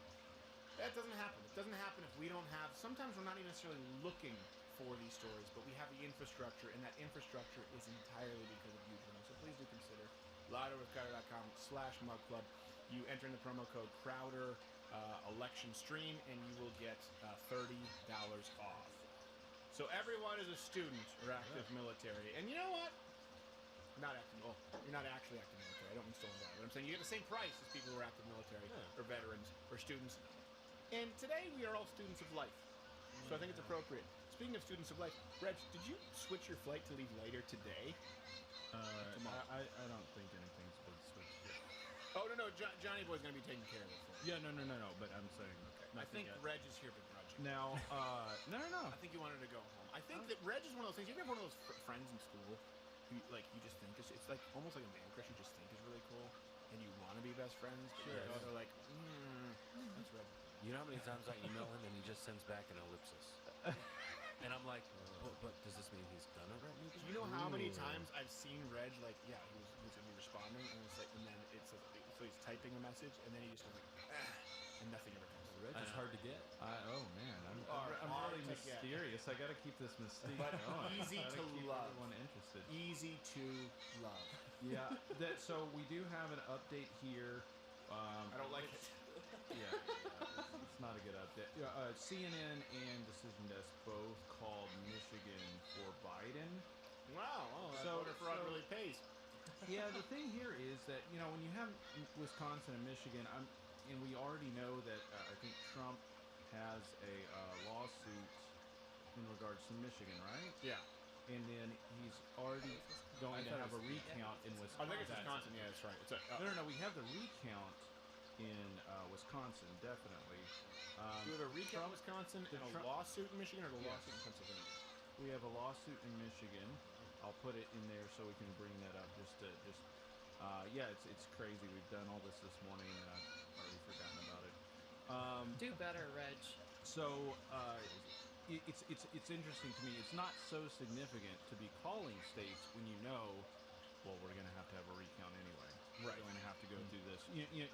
It's still maybe it's another piece of information, but it's not as important in my mind as when we're calling it on election night when you've got an overwhelming margin. Right. Well, let's if you put that up there for Biden, so if we put that up there on the map, Michigan for Biden, and what was the other one they called for Biden? Was that it? Yeah, that's it. I think that was just it. So, can I preview an issue that I think we're going to start seeing more of? I'm getting some messages. We get it. You don't have enough women because they're too many boys. That's not an unforeseen issue. It's been happening for a while. I was going to say the hormone that prevents my skin from looking yellow, but yeah, I just wanted to mix it up a little bit. Jaundice, I did have jaundice when I was born. Could you? So did I. I had jaundice. I had black hair and I had a football head. Yeah, I was an ugly baby. Did you say did have a football? No, I'm kidding. Okay, not a head that looks like an egg. I actually had it look like a football. Steven, tell me your opinion about ballot curing. Ballot curing, is that where they hang them in curing barns before they send them to fermentation? That is a terrible joke. No, it's called ballot remediation. Okay.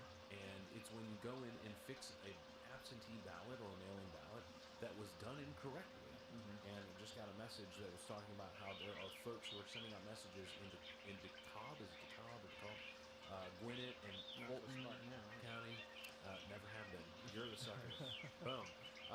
Is in Georgia who are making calls to have a bunch of different ballots cured from these absentee mail-in ballots that came into those four counties. Again, those four counties being the biggest ones, and that are still kind of that last few percentage left in Georgia with a very narrow margin between the two candidates right now. So there's still a lot more happening, and we're going to need to be keeping an eye on ballot curing or ballot remediation. Curious to see if anyone else is seeing messages going out in some of these battleground states or precincts about, hey, let's go in and fix the ballots that were done incorrectly before, and how that changes the numbers.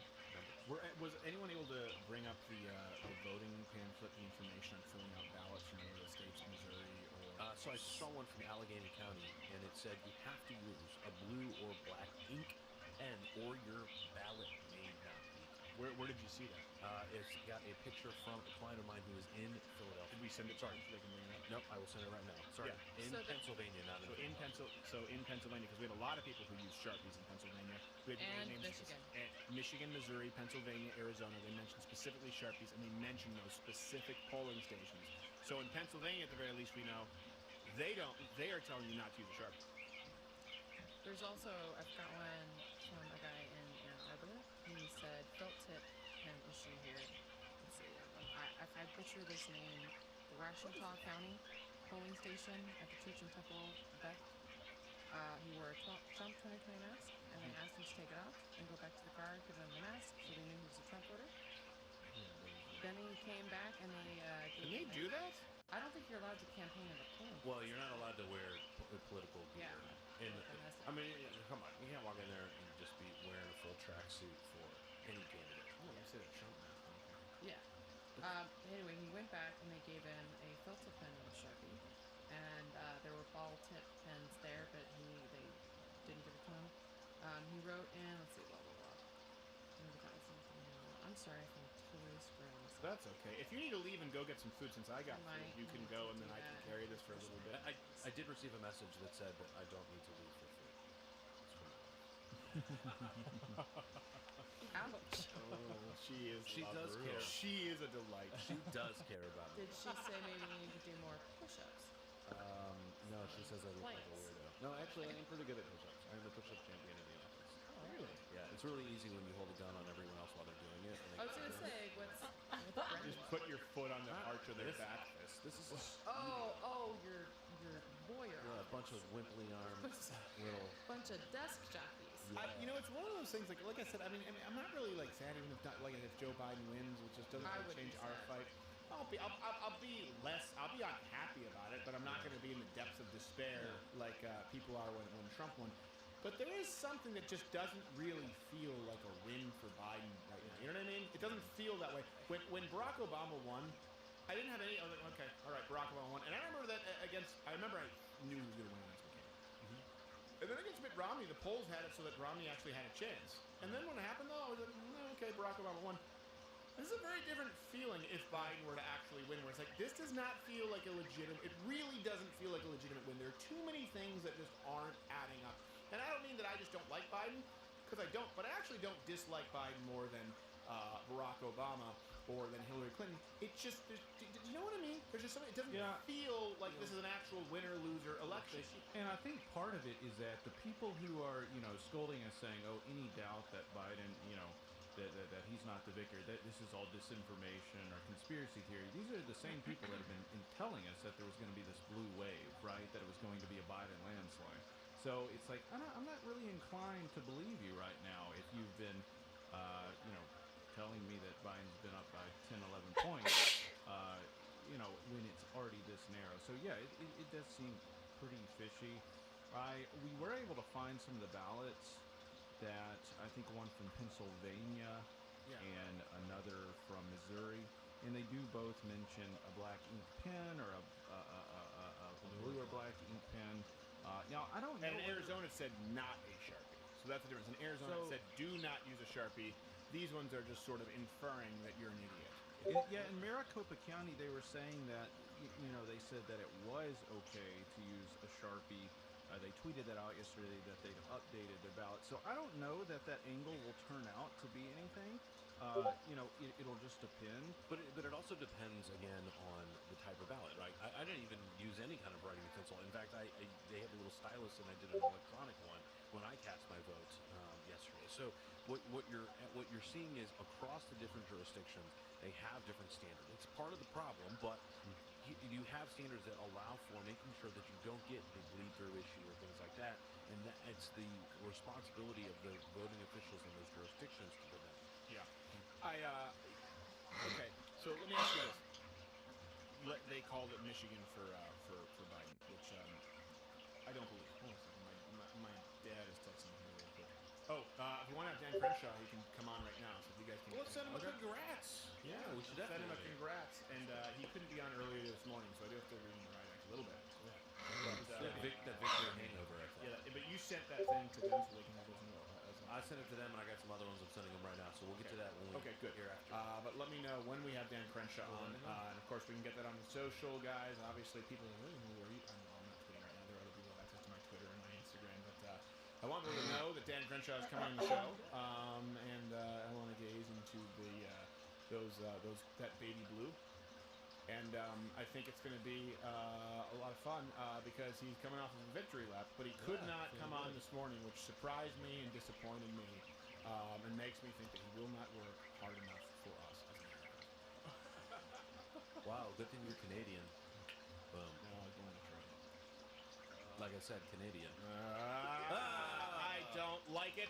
I don't like any of this. I don't know when we're going to have to just not broadcast anymore because we stopped, and then this morning we all just said, we're all just married to our phones right now. Let's just get on and talk about this. But now I also think that we're underestimating how tired. Yeah, you're always married to sleep. So the Trump the Trump campaign conference, they had to move the location. That's why they haven't given the conference yet, because there were angry protesters there, and the Secret Service said it was too dangerous. So they Really? moved the location. Whereas Biden just showed up at an old drive-in movie theater, right? And no one even so much just showed up with a pellet gun. So right now there are 5 states uncalled. Is that correct? So Pennsylvania, North Carolina, Georgia, Arizona, and Nevada. Well, it depends who you ask. It's not every. I guess on our board. They still don't have Alaska. Yeah, they don't have Alaska. Yeah, we have. Yeah. That's probably pretty I think that's just an oversight. We have Representative Crenshaw. All right, make sure that I can see him there. Quarter Black Garrett. Senor Crenshaw, are you there? Can you see and hear me, sir? I can see and hear you. Can you see and hear me? I cannot see you, but I can hear you. So first off, congratulations on your win. Thank you. I appreciate it. Yeah, were Feels good. you out celebrating a whole bunch? Because I know you couldn't be with us this morning, or did you have like were you puffy? Is that why you couldn't make it? No, I was just writing. I was doing some writing and some light reading this morning. Good for you. Some of us can't write. So let me ask this as it goes. By the way, are you? I'm trying to. I can never know if you hazel, brown, blue. What color? Yeah. Oh, is my eye? Yeah. Well, see, you said singular, but yes. It's brown. It's a hazel. Hazel, like a okay. greenish. So it changes depending. Like mine can sometimes be brown, or it can be a little more green. Yeah, I was just wondering. For some reason, I thought that you had blue eyes. That's because of the red beard. So I assumed you were kind of more of a ginger. You've been following this. No, I only see you look kind of ginger right now. Do I? Yeah. Yeah, you look like you could. If you put on a funny metal hat, you could be Cortez. You're like the first person to ever say that. I have like no red at all. Maybe it's the lighting. I don't know. Maybe it's the lighting. I have no idea. But we've wasted time here. Mr. Crenshaw, you've been following this, and I don't know if you saw. We had this kind of exclusive here of what was going on in Wayne County. We had some of these videos of people just bringing in coolers and red wagons of votes, completely unsecured, with no security checkpoints behind the glass polling station, which they then covered with Bristol boards. They just called the state of Michigan for Biden, at least on CNN. What's your actual read on what's going on right now? And do you think that it's a good thing that there will be some lawsuits? Or obviously, it seems like some of these things are going to go to the courts. It does seem as though there are a lot of discrepancies with the voting right now, and there's some things that just don't seem to be added. Right, and these things have to be investigated. I think the unfortunate part is that we sort of expected this. Right. And I say it's unfortunate. I've been very outspoken against these sort of frivolous changes in rules and laws and deadlines and the way we do mail-in ballots and the way Democrats want to do ballot harvesting. This loosening of the rules has always been playing with fire. You have to trust the rules of the game. When something is contentious as an election or where the transfer of power is at stake, you have to trust that the other side won fair and square. You might be really mad about it, but you have to trust it. And I think the Democrats have done such a horrible, evil disservice to this country by constantly messing with it. This isn't the first time, right? COVID just gave them the excuse. They already had the playbook. They've always wanted to do this stuff. I don't know why. I mean, I honestly, it is the worst thing you can do to a country that's already divided and at each other's throats. This is why I would get so heated if I was asked about the mail-in ballot versus the absentee ballot and that whole debate, for the last few months, because you're changing the rules of the game. Right. In the end, voting is a competition. It has to have structure around it, just like any game that you play, right? In the Super Bowl, you don't say, well, why don't we just see how well the teams do if we let them play another 5 minutes? Right. And let's just see. Well, you know what? There's actually, that did happen. A friend of mine, so actually where my dad used to train, I don't know if you follow MMA, a guy named Guy Mezger. He was an early UFC champion. And he was called as a last-minute replacement. To use your analogy, this actually happened in Pride fights. And I don't know if you know Pride fights in Japan. They were huge. 65 million people would watch Pride fights in Japan. There was a guy named Kazushi Sakuraba who was absolutely like a national idol in Japan, a pro wrestler, and he was also a fighter. This guy, Guy Mezger, was called in to fight Kazushi Sakuraba as a last-minute replacement, like on 2 days' notice. In Pride, they had one 10-minute round, and then they had a 5-minute round. So, since he was a 2-day last-minute replacement, they said, sure, we'll take the fight, but we only do the one 10-minute round, okay? The commission, which wasn't very official in Japan, it was run by the Yakuza, they said, okay, absolutely. You coming in, we're just doing it at a catch weight, we'll just do one round. Guy Mezger beat Kazushi Sakuraba from pillar to post for 10 minutes, and then the referee came out and said, okay, 2 more rounds. And there was a brawl in the ring where his coach came and said, no, you can't change that rule because this guy fought everything he had for 10 minutes because he wasn't prepared. So he gave everything he had, he didn't have anything left for another 5 minutes, and they marked it down as a loss, and it was seen as one of the worst stains in the history of the sport, and also a lot of Japanese fans and Americans lost trust in that sporting organization. So I think that's actually a great example because it actually happened, and I remember experiencing it. It paused the whole event. And you're seen as a very reasonable kind of Republican, conservative, one who obviously favors logic and reason over just hyperbole and rhetoric. But it sounds to me like you're saying the concerns, the fears are not ill-founded for conservatives in this country right now that this election may not have been totally uneven. Yeah, I mean, we just have to know, right? I mean, we see these anecdotes of potentially, wrongful behavior. We just have to know. Let's not run around like with our hair on fire. We always do this as a movement. And the left does it even worse. I mean, let's call it Americans. As Americans, we do this, right? We see something and we make sure that we have the most emotional reaction possible, and it makes it very easy for the other side to say, "Look at these crazy kooks. Look at these conspiracy theories." Right. So let's just be deliberate. Let's be careful about it. Let's ask for those recounts. Use the courts to make your case. Just like use the systems in place as we have a right to do. Yeah, and this is something. So we were broadcasting for 7 hours last night, or 7.5 hours. 8 million people tuned in. It's great. People were, and we were like, well, I guess we're just gonna have to go to bed because CNN and ABC, I think they all said, well, they're no longer going to be counting. We'll reconvene at 9 or 10 a.m. And we were all, I remember this clear as day. People can go watch that stream. 8 million people saw us saying, well, I guess they can't have people working shifts, right? We were just sort of mocking it because, like, why don't they just have people work a night shift? Took an hour nap on a hammock. I woke up and it had flipped in Wisconsin and Michigan. I mean, why? Why is that? How does that? This is a question I wonder. Since obviously you work in government, we were told they weren't going to be counting. Why were they going to stop counting? And why did they just restart at 5:30 in the morning? Yeah, and how did it go that drastic? I mean, there might be an explanation, but we don't just have need to one. know. We just need to know. We do not have one. Which is again why the Trump campaign has every right to ask for that recount and an audit and to use the courts accordingly. But that's their reality. I mean, they do this to themselves, right? These Democrat-run institutions and states, they do this to themselves, and we can guess at their motivations all day long. It's horrible. It really is. You should just have simple rules that we can all trust, so that we don't have conversations. We shouldn't have to have these conversations. Well, because they were saying, it's very common for election results not to be determined on the day, and that's true to a certain extent because some ballots, maybe are counted a little bit later. But they were saying this is normal. This is normal. There's nothing unprecedented. Can you think of any time? And this is me, being a simpleton actually asking because I can't. Can you think of a time in history, something that would have set a precedent that says, all right, when election night happens, we only count votes until 4 in the morning. We stop, and then we start up again at 4:45. Right. And it just seems suspicious. Yes. It just seems suspicious, and it just goes back to this. You've got to protect the institution. You got to protect the institution, and these people running this stuff, and they just happen to always be Democrats. They just happen to always be Democrats. Right. Have no respect for the sanctity of rules and institutions. And what that does for the public trust, what that does for our democracy. I just find it laughable that they're always talking about Trump attacking our democracy.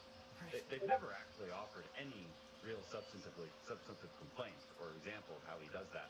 I can offer many of how they do it. This is one. Are you directly undermining the rules? Maybe they want to pack the Supreme Court. That directly undermines our democracy. Pack the Senate with more senators from D.C. Abolish the Electoral College. I can actually point to instances where they directly attack the democracy. Right. So these arguments fall. It's attacking the institutions versus attacking the accuracy of the process. Donald Trump has attacked. Hey, hold on one second. Quarter black guy, can you mute your microphone? He's eating Chick-fil-A. I can hear the arterial sclerosis for crying out loud. Chicken. So listen. He's eating chicken. We've been broadcasting since yesterday, 8 o'clock Eastern, nonstop. So I apologize, Mr. Crenshaw. You deserve better, but this is what you get. It is remarkable. We talked about this. Donald Trump attacks the process. He's going, hold on a second. You have people who've now been given Sharpies to fill out these ballots where people are not supposed to have Sharpies. I don't know if he necessarily brought up that. Says, hold on a second. Now you're all of a sudden allowing these ballots to be counted, even if they're postmarked past election. No, hold on a second. He's not saying, hey, we shouldn't have the Electoral College. I don't trust the American electoral system. He's saying the way you guys are doing it uniquely this go-around is a problem. Democrats want to do away with the Electoral College. The left, they're the ones who actually want to do away with the process and how we vote before, voting in person with exceptions for mail-in voting. And same thing, you know what, Mr. Crenshaw, I think you're this way too, but I think something people miss about President Trump is I noticed he's never attacked Biden voters. He's attacked Biden, he's attacked the media, and people hate him for it. But even his comment where he said, not neo-Nazis and white supremacists who should be condemned totally, he said you had people who wanted to tear those statues down, and you had people who wanted to keep them up, and there were fine people on both sides. He does believe that there are people who vote against him who are decent, who have good intentions, whereas Joe Biden calls Trump voters ugly. We have deplorables. That's something that I think is missed. There doesn't seem to be this disdain for the Biden voter. He does seem to have a genuine disdain for the elites in power, and I think that's a big difference between the current Democrats and even the most sort of Trumpian Republicans. Yeah, well, there's this sense of contempt. We always say this, like Democrats, or Republicans think Democrats are wrong, but Democrats think Republicans are evil. Right. And I think the deeper underlying reason is if you oversimplify to the maximum extent what it means for Republicans to be in control and Democrats to be in control, you could argue that it means this. Republicans are in control. Our basic message is everybody leave each other the hell alone. Right. Okay? Democrats have a very fundamentally different message. Right?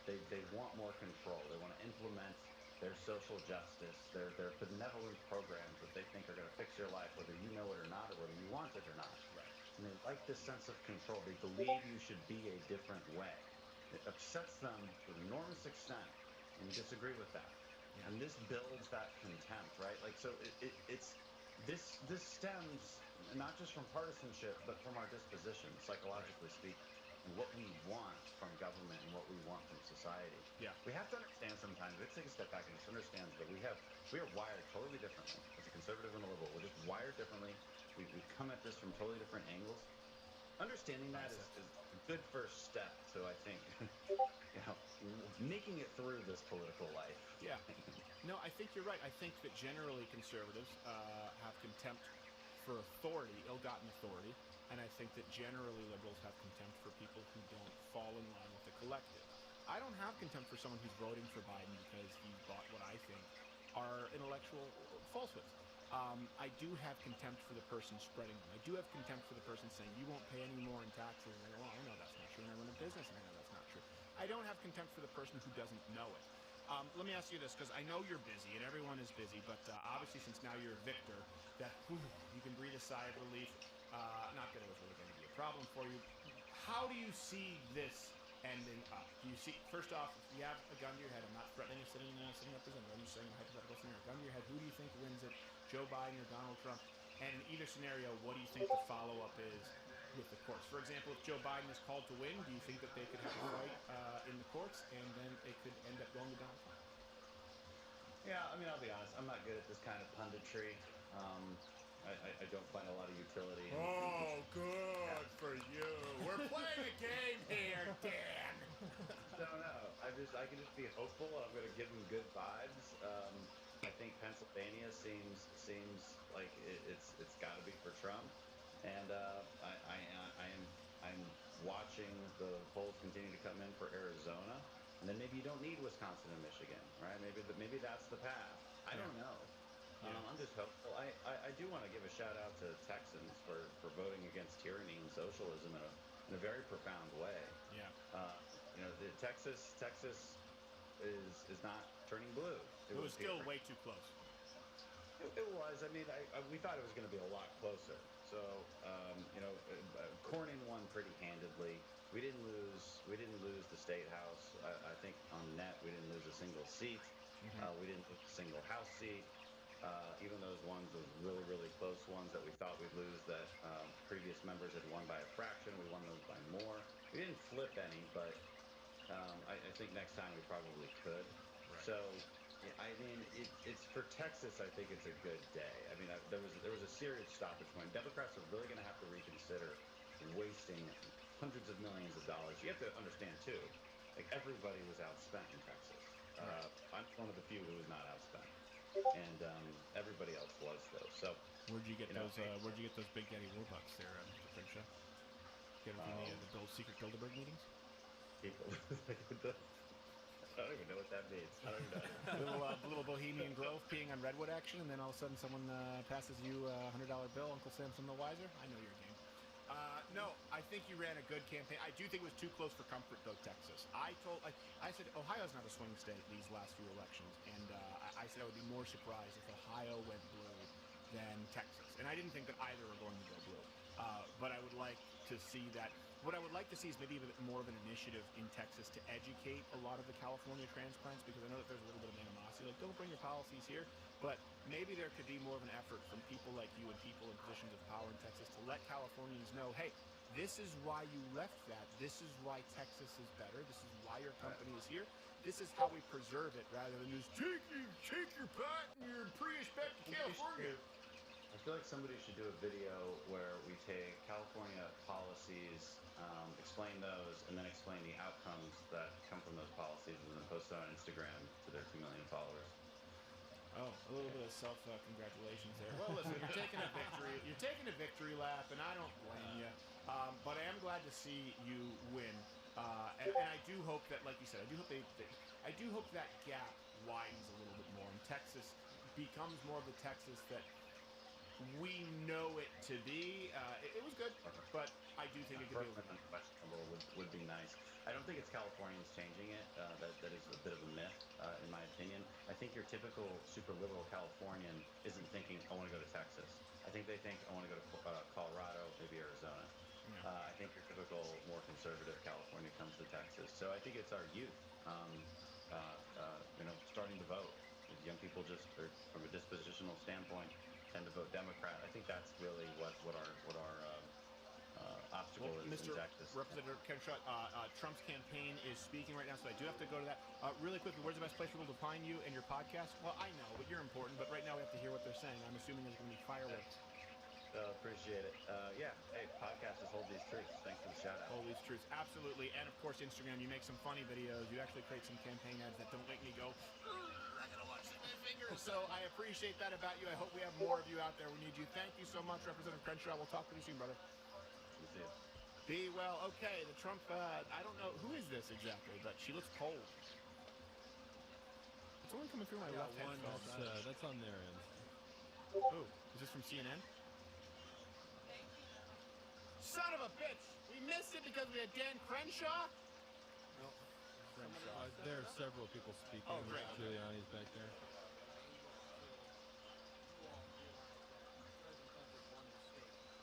Pennsylvania?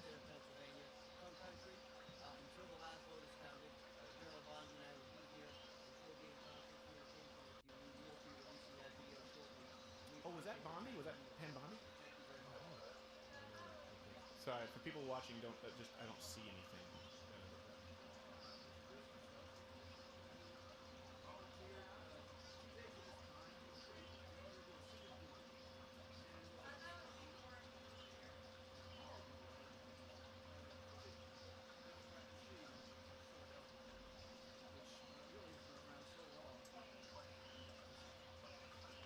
It was a weird intro. Yeah.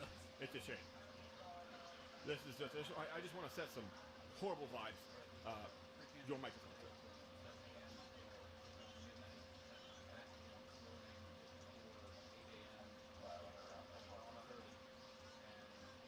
Has been described very well. We're there, supposedly observing. Hi, Blue. Further away than I am from you. Hi, Blue. Hi, Blue. Hundreds, at least 100 feet away from voting ballots or that on our site. You can see them. We don't know what kind of people them. It's just, there's no way for us to meaningfully observe. Yeah, and this is magic too, by the way, from 538. 2 more batches of Pennsylvania votes. 23,000 votes in Philadelphia, all for Biden. 5,300 votes in Luzerne County. 4,000 of them for Biden. Those are ballots that are in violation of the law without an observation. I think this is a novel procedure, this mail-in thing. Observation is particularly important to satisfy the possibility that you can defraud. This isn't as if you come in and show an identification.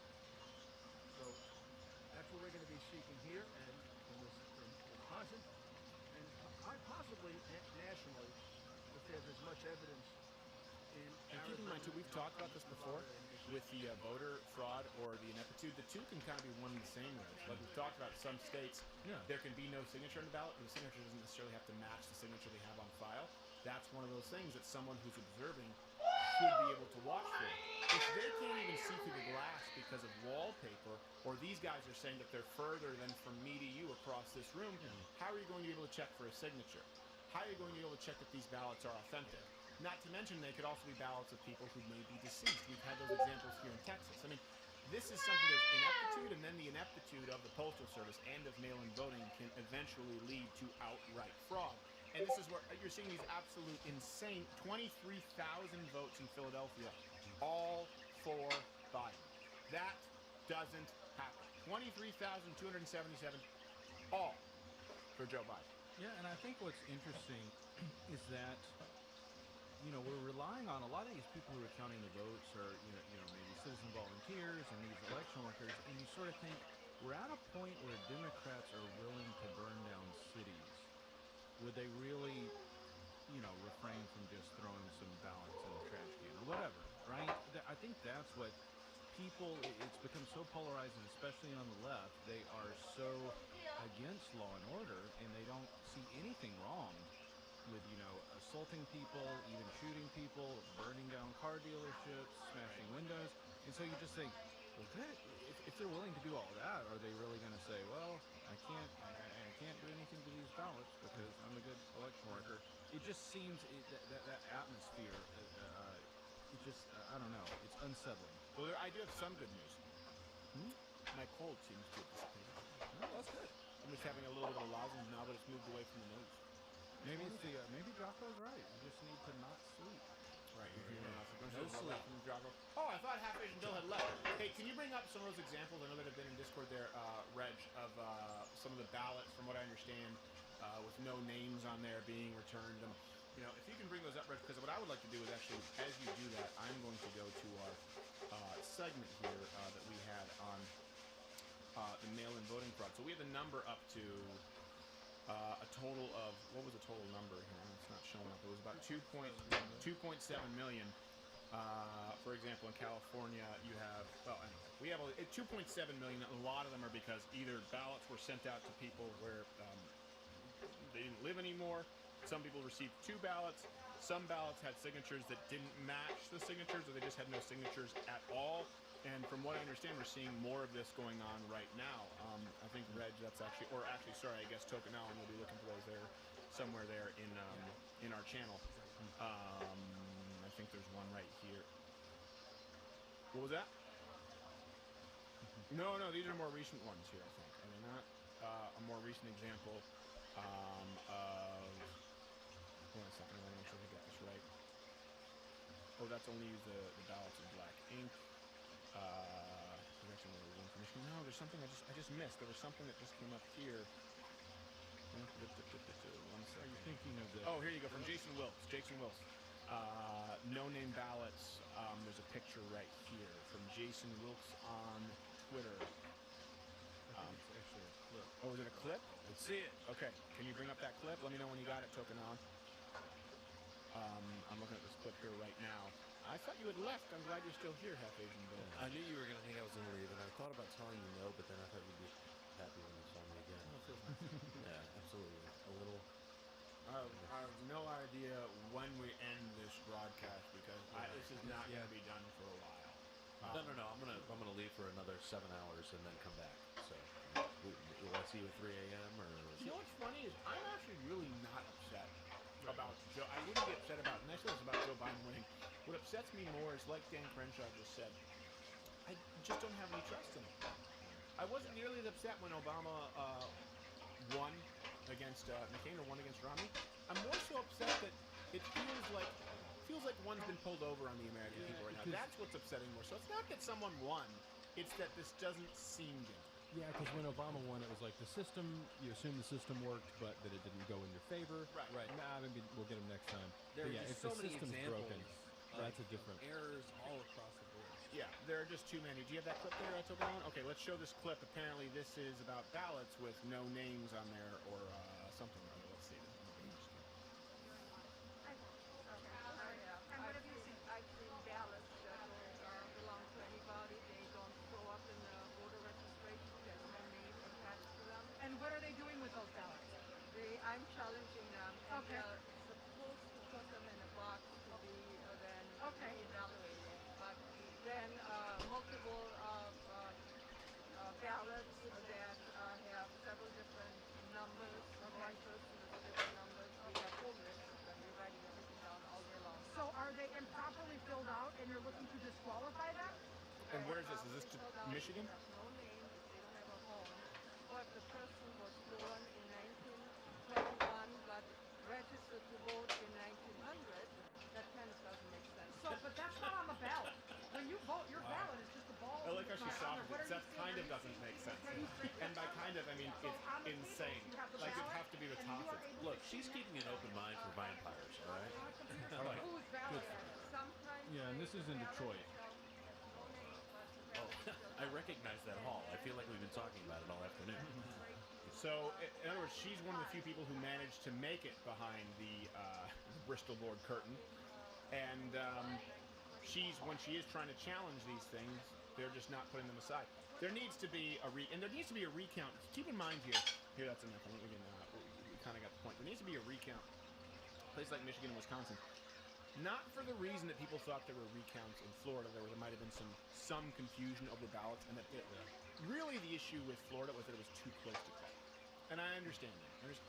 The issue here is we need a full recount of every single ballot so that someone can look, and it needs to be a recount by hand, so people can look to these and go, oh, this is their own signature.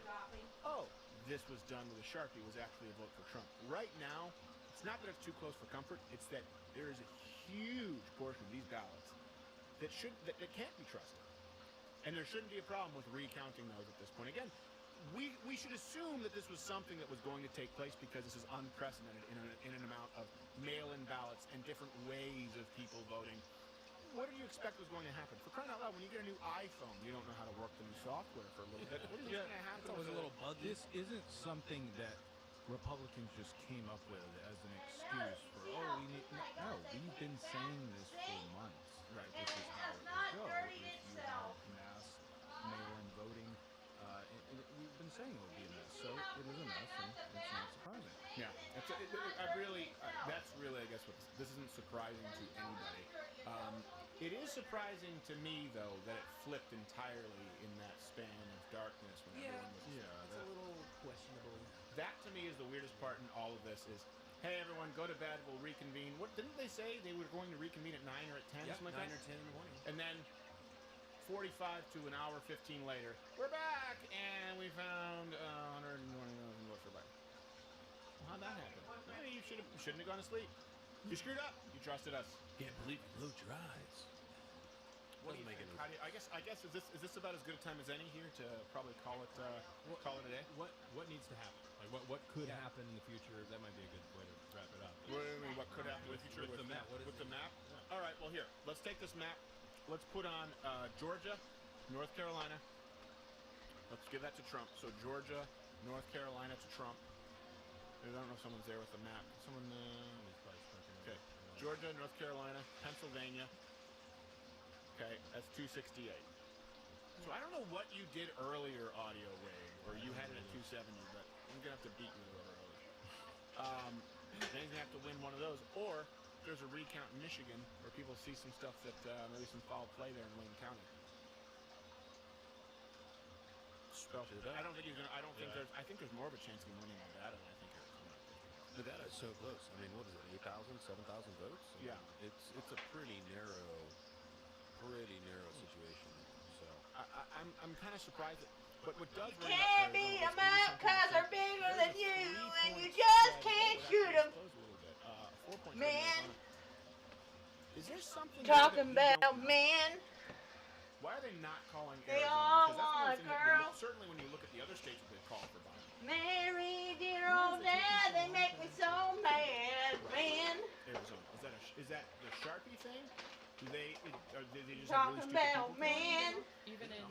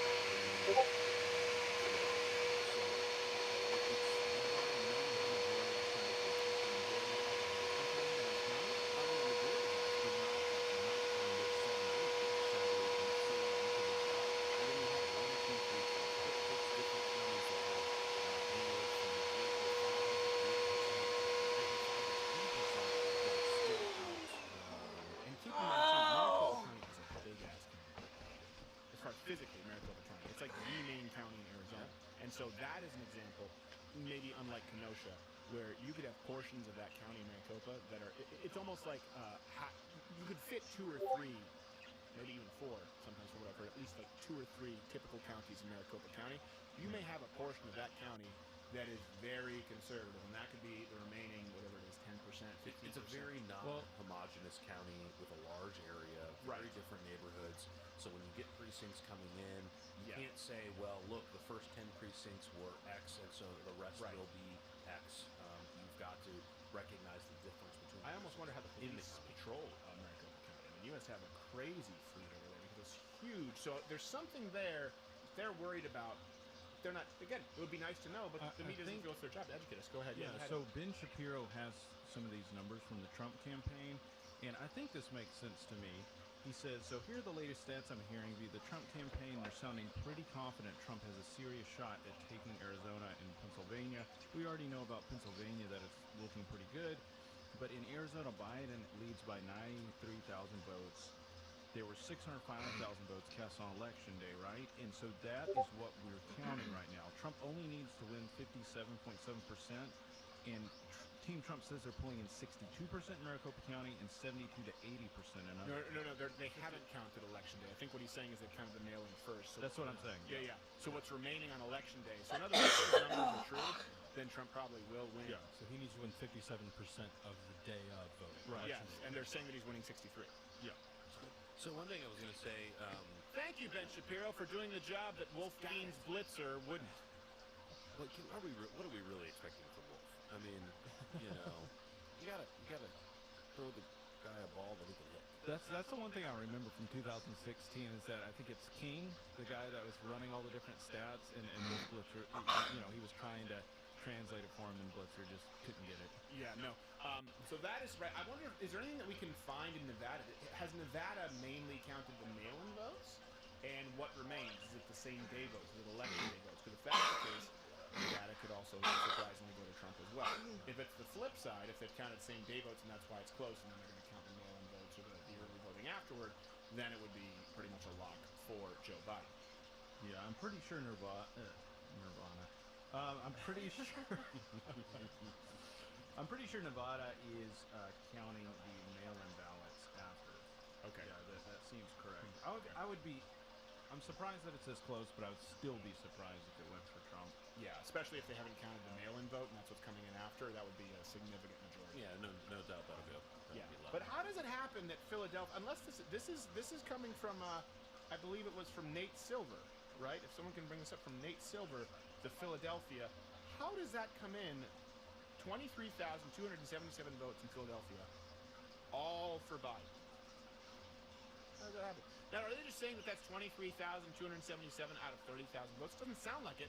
Sounds to me like they're saying 2 more batches of Pennsylvania votes were reported, and it's just entirely for Biden. Yeah, unless there's some strange way that they're just reporting for one candidate at a time, that doesn't make any sense. Yeah, that doesn't make a whole lot of sense for me. And they're saying with 83% of the expected vote in Trump's lead in Pennsylvania is now just below 6 points. So I don't know. I really don't know. But again, the problem, and this is also a reason that they want you to live in big cities, because they want you on public transportation. They want you to be dependent on the government. They want you to have to use subway cars. They don't want you to have your own cars. And it's a lot easier for them to control. This is the issue with a huge centralized federal government. A mistake is catastrophic. Right? Let's just say we didn't have states. Let's use that as an example, okay? Let's say we didn't have 50 states. Let's say we only had one government, the federal government, for this whole land mass. And something went wrong with voting. That's a catastrophe. And there's less accountability. Right? That's what people, it's the same thing if people just say, oh, you should just go by the popular vote. That really can be a disaster. That's why we have a constitution. That's why we have states' rights. That's where we get into the difference between federalism or statism, or as that change my mind student there at TCU tried to act like they're the same thing. It's like saying, I like cold food, but I prefer hot. Well, hold on a second. That's not the same. I'm a federalist and I'm a statist. What are you saying? What are you saying? You're a federalist statist? You don't know what those terms mean. You're not a Republican Democrat. You're just an idiot. So the point that I'm making here is there's a reason that we have a fractured government. That's a good thing. It's a good thing that we actually have a fractured governing body, meaning where different states can decide what's right for them. And that's why I also don't think it's a bad thing for there to be political division in the country. Now, I don't want to have civil wars, of course. I don't want there to be violence in the streets, of course. But, too late. Not coming from the right, but it's coming from the left. However, I don't think there's anything wrong with people like, oh, we're too divided in this country. There's more that unites us than divides us. Not anymore. Not anymore in this country. Sorry, I don't agree with you. You believe in abortion up until and after birth? You believe in 62% income tax? You believe in open borders and free health care, taxpayers funded for illegal immigrants? No, I'm sorry. We don't. You believe that we should just have anyone who can toss a ballot in a box and they can be postmarked 5 days? No. Listen, I'm sorry. What do we have in common with? What do I have in common with Joe Biden's Democrats, with Kamala Harris? I have more. People want to tell me that I have more in common with Kamala Harris than I have differences because we live under the United States of America, which Kamala Harris fundamentally dislikes? No, and I don't think that's a bad thing. I think that's a healthy thing to say, hey, we have these disagreements. I think at one point in time we were all Americans and we all wanted to improve this country, but now we have a portion of this country who want to fundamentally transform the United States of America into something else. And you hear that rhetoric. If you went back to JFK, even if you go back to FDR, you look at people, you look at Bill Clinton, they weren't saying, we should be like Sweden. They weren't saying, we should do a mandatory gun buyback like Australia. They were saying, hey, you know what, we have these constitutional parameters, but maybe these are ways that we can work within them so that we can improve the lives on a day-to-day basis of Americans. Right now, the rhetoric is, hey, we're behind in everything. The United States should be like all of Europe as it relates to COVID. The United States should be like Europe. They should be like the Scandinavian countries as it relates to socialized healthcare, to safety nets, to how we curb drug innovation, to energy. This is not something that used to happen in this country. It was about improvements to the United States of America. Now you have one party that doesn't want the United States of America to be the country that it is, and they're willing to do that by any means necessary. And I would wager, I don't know, seems like voter fraud. Now here's one silver lining that I do hope here in all of this. Like you said, Republicans have been talking about this for a long time. And we didn't go all in on the voter fraud thing. I said, listen, more of it is just because the post office is inefficient. It'd be like having the DMV running your election. So, doesn't mean that there's always voter fraud. You'll find some stories of maybe a few hundred here, a couple thousand there. Sure, it does happen. However, there is definitely just a complete and total inability, just a basic lack of competence in the mail-in voting system because, again, it's a giant government bureaucracy, the United States Postal Service. They've lost money. They've been in the red for 13 years. The only people less successful with the business model are the pollsters. So what I am hoping is at the end of this, when you get Facebook, big tech, it may make it easier to go after Facebook and big tech and YouTube and Twitter. You know why? Because they were saying there's no evidence of voter fraud, and we're going to make sure that nobody claims victory on election night. That's not going to happen. There's no voter fraud. That's a conspiracy theory. But guess what? If these things are challenged in the courts and what we're seeing transpire right now actually turns out to be true, we can say, remember how you fact-checked everyone for saying that there was a chance, a possibility of exactly what happened? How's that 230 protection working out for you? Do you look like you have something to say there, Half Asian Bill, or we're going to close this out? Look, when we are going to ask a question over the next days or hours, and I know that we'll be back at some point either in the middle of the night or in the morning or tomorrow afternoon to talk about it, and it's keeping eyes open about what's happening on the ground. We've seen a huge outpouring of people who are commenting about the questions, about being given Sharpies, the challengers that are not being able to see what's going on, just looking at some of the normal ways that people make sure that an election gets done correctly. And I think Crenshaw said it well. He's saying that these, the comments about the security and the question, the sloppiness that's going on here is something that undermines the credibility of our system. And you're seeing that predominantly in these Democratic-led and organized cities. And no matter what happens, we know that the conservatives out there, those who are looking towards Trump and are supporting conservatives across the nation, are going to stand up and go, hey, let's look to the next one. And that's what's going to happen. And I think you're right that there is a number of people that we simply can't agree with at some point. I do not think that's the majority of Americans. I think that a lot of folks are going to see something over the next 2 years if they voted for Biden and Kamala that they didn't want to see. They were hoping for something better out of Biden, and he didn't deliver, and it may hopefully swing us at some point, and we're going to all have to be there to welcome them with open Yeah, I'm not going to be welcoming no open arms as far as Biden and Harris. I'm No, definitely no, want no, this to go not all- Biden and Harris. Oh, the next guy. I mean, the voters who didn't realize that Right. their vote went on the wrong side. Yeah, I think that's also a good point. I don't think that necessarily the voters don't want the United States of America anymore. And I think Kamala Harris does. I think the Democratic Party does. And I think Joe Biden doesn't even know where he is half of the time. But I absolutely think that at this point it needs to go to the courts. I think we need to find out. We need to know. And you can't listen. This is what happens again. They try to kill the messenger, whether it was Giuliani. With, oh, he must be crazy, so therefore don't trust the Hunter Biden scandal. Look, he fixed his mic pack in a Borat film. They try to do it with us. They try to do it with Mark Levin. Right? Oh, they're not, they should be discredited because it's misinformation. That's what they were saying. Well, okay. You can't do that at the end of the day when you set up a polling station in Detroit, okay? And then you bring bags and coolers and wagons in the dead of night with no security, and then you board up the polling station and don't let people monitor the ballots, and then point the finger at people saying, we think we might need to double check the integrity of the ballots. What are you, a conspiracy theorist? You know what? If you want to go with that, sure. Get your calculator ready because we're coming for you. And I don't know how this ends up. I still do think that Donald Trump is probably going to win. I do. I think he wins right even with a dishonest game. And I think that with an honest game, he probably wins by a significantly larger margin. And just imagine what this would look like if we didn't have Twitter, Facebook, YouTube. This is what's so remarkable to me. And I know we've had a couple of commercials to close this out, but let me finally tell you, please, LottoCrowder.com/mugclub. It's $30 off if you enter in the promo code Crowder Election Stream. Think about this for a second. People could be bringing these videos of suspected, not voter fraud, but irregularities to anyone. They're not bringing it to Fox News. They're not bringing it to CNN. They're bringing it to us. When we have people like Senator Ted Cruz or Donald Trump Jr. calling in on myself and your show, they could be calling in anywhere. They're calling into this show. And that's because I think for Fusions, obviously it's a big platform that we're grateful for, and you are the ones who make it a big platform. But I think also they understand that this is a place where we're honest with our viewers, where we try to make sure that we inform you and we serve you and first and foremost entertain you. They could have taken it anywhere, and they've decided to take this information here. That's some trust, and you know what? That's trust that has been created, this infrastructure, entirely through you. Because you know what? We're not beholden to every single sponsor. We're not beholden to every single speech rule guideline on YouTube and Twitter and Facebook, because at the end of the day, we can take our ball and go home. And so that puts us in a position. Your subscription, your joining up at Muggle, we get this wonderful handout Scurfy mug, but also the daily content. But it's also what creates a platform where we are not beholden to anyone outside of you. And you know what? There's no one, Bible talks about being unequally yoked. There's no one I'd rather be yoked to than you. Not bed sheets or a little vibrating toothbrush. My point is I'm glad.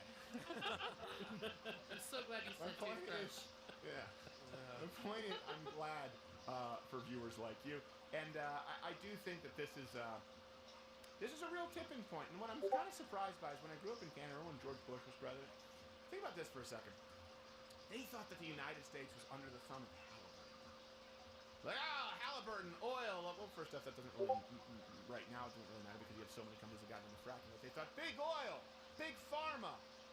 Although now big pharma isn't really an issue because they want to go to big pharma because they need some help with the COVID, and you should leave the science, not science, but the science.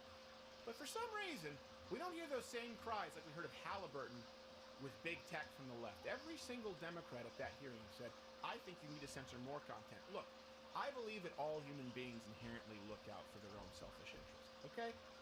Myself included and yourself included, and what works is we get to do a show, and you looking out for your own self-interest have determined that this is the show you want to be able to watch, and so you join up and you support the show. People look out for their own self-interest.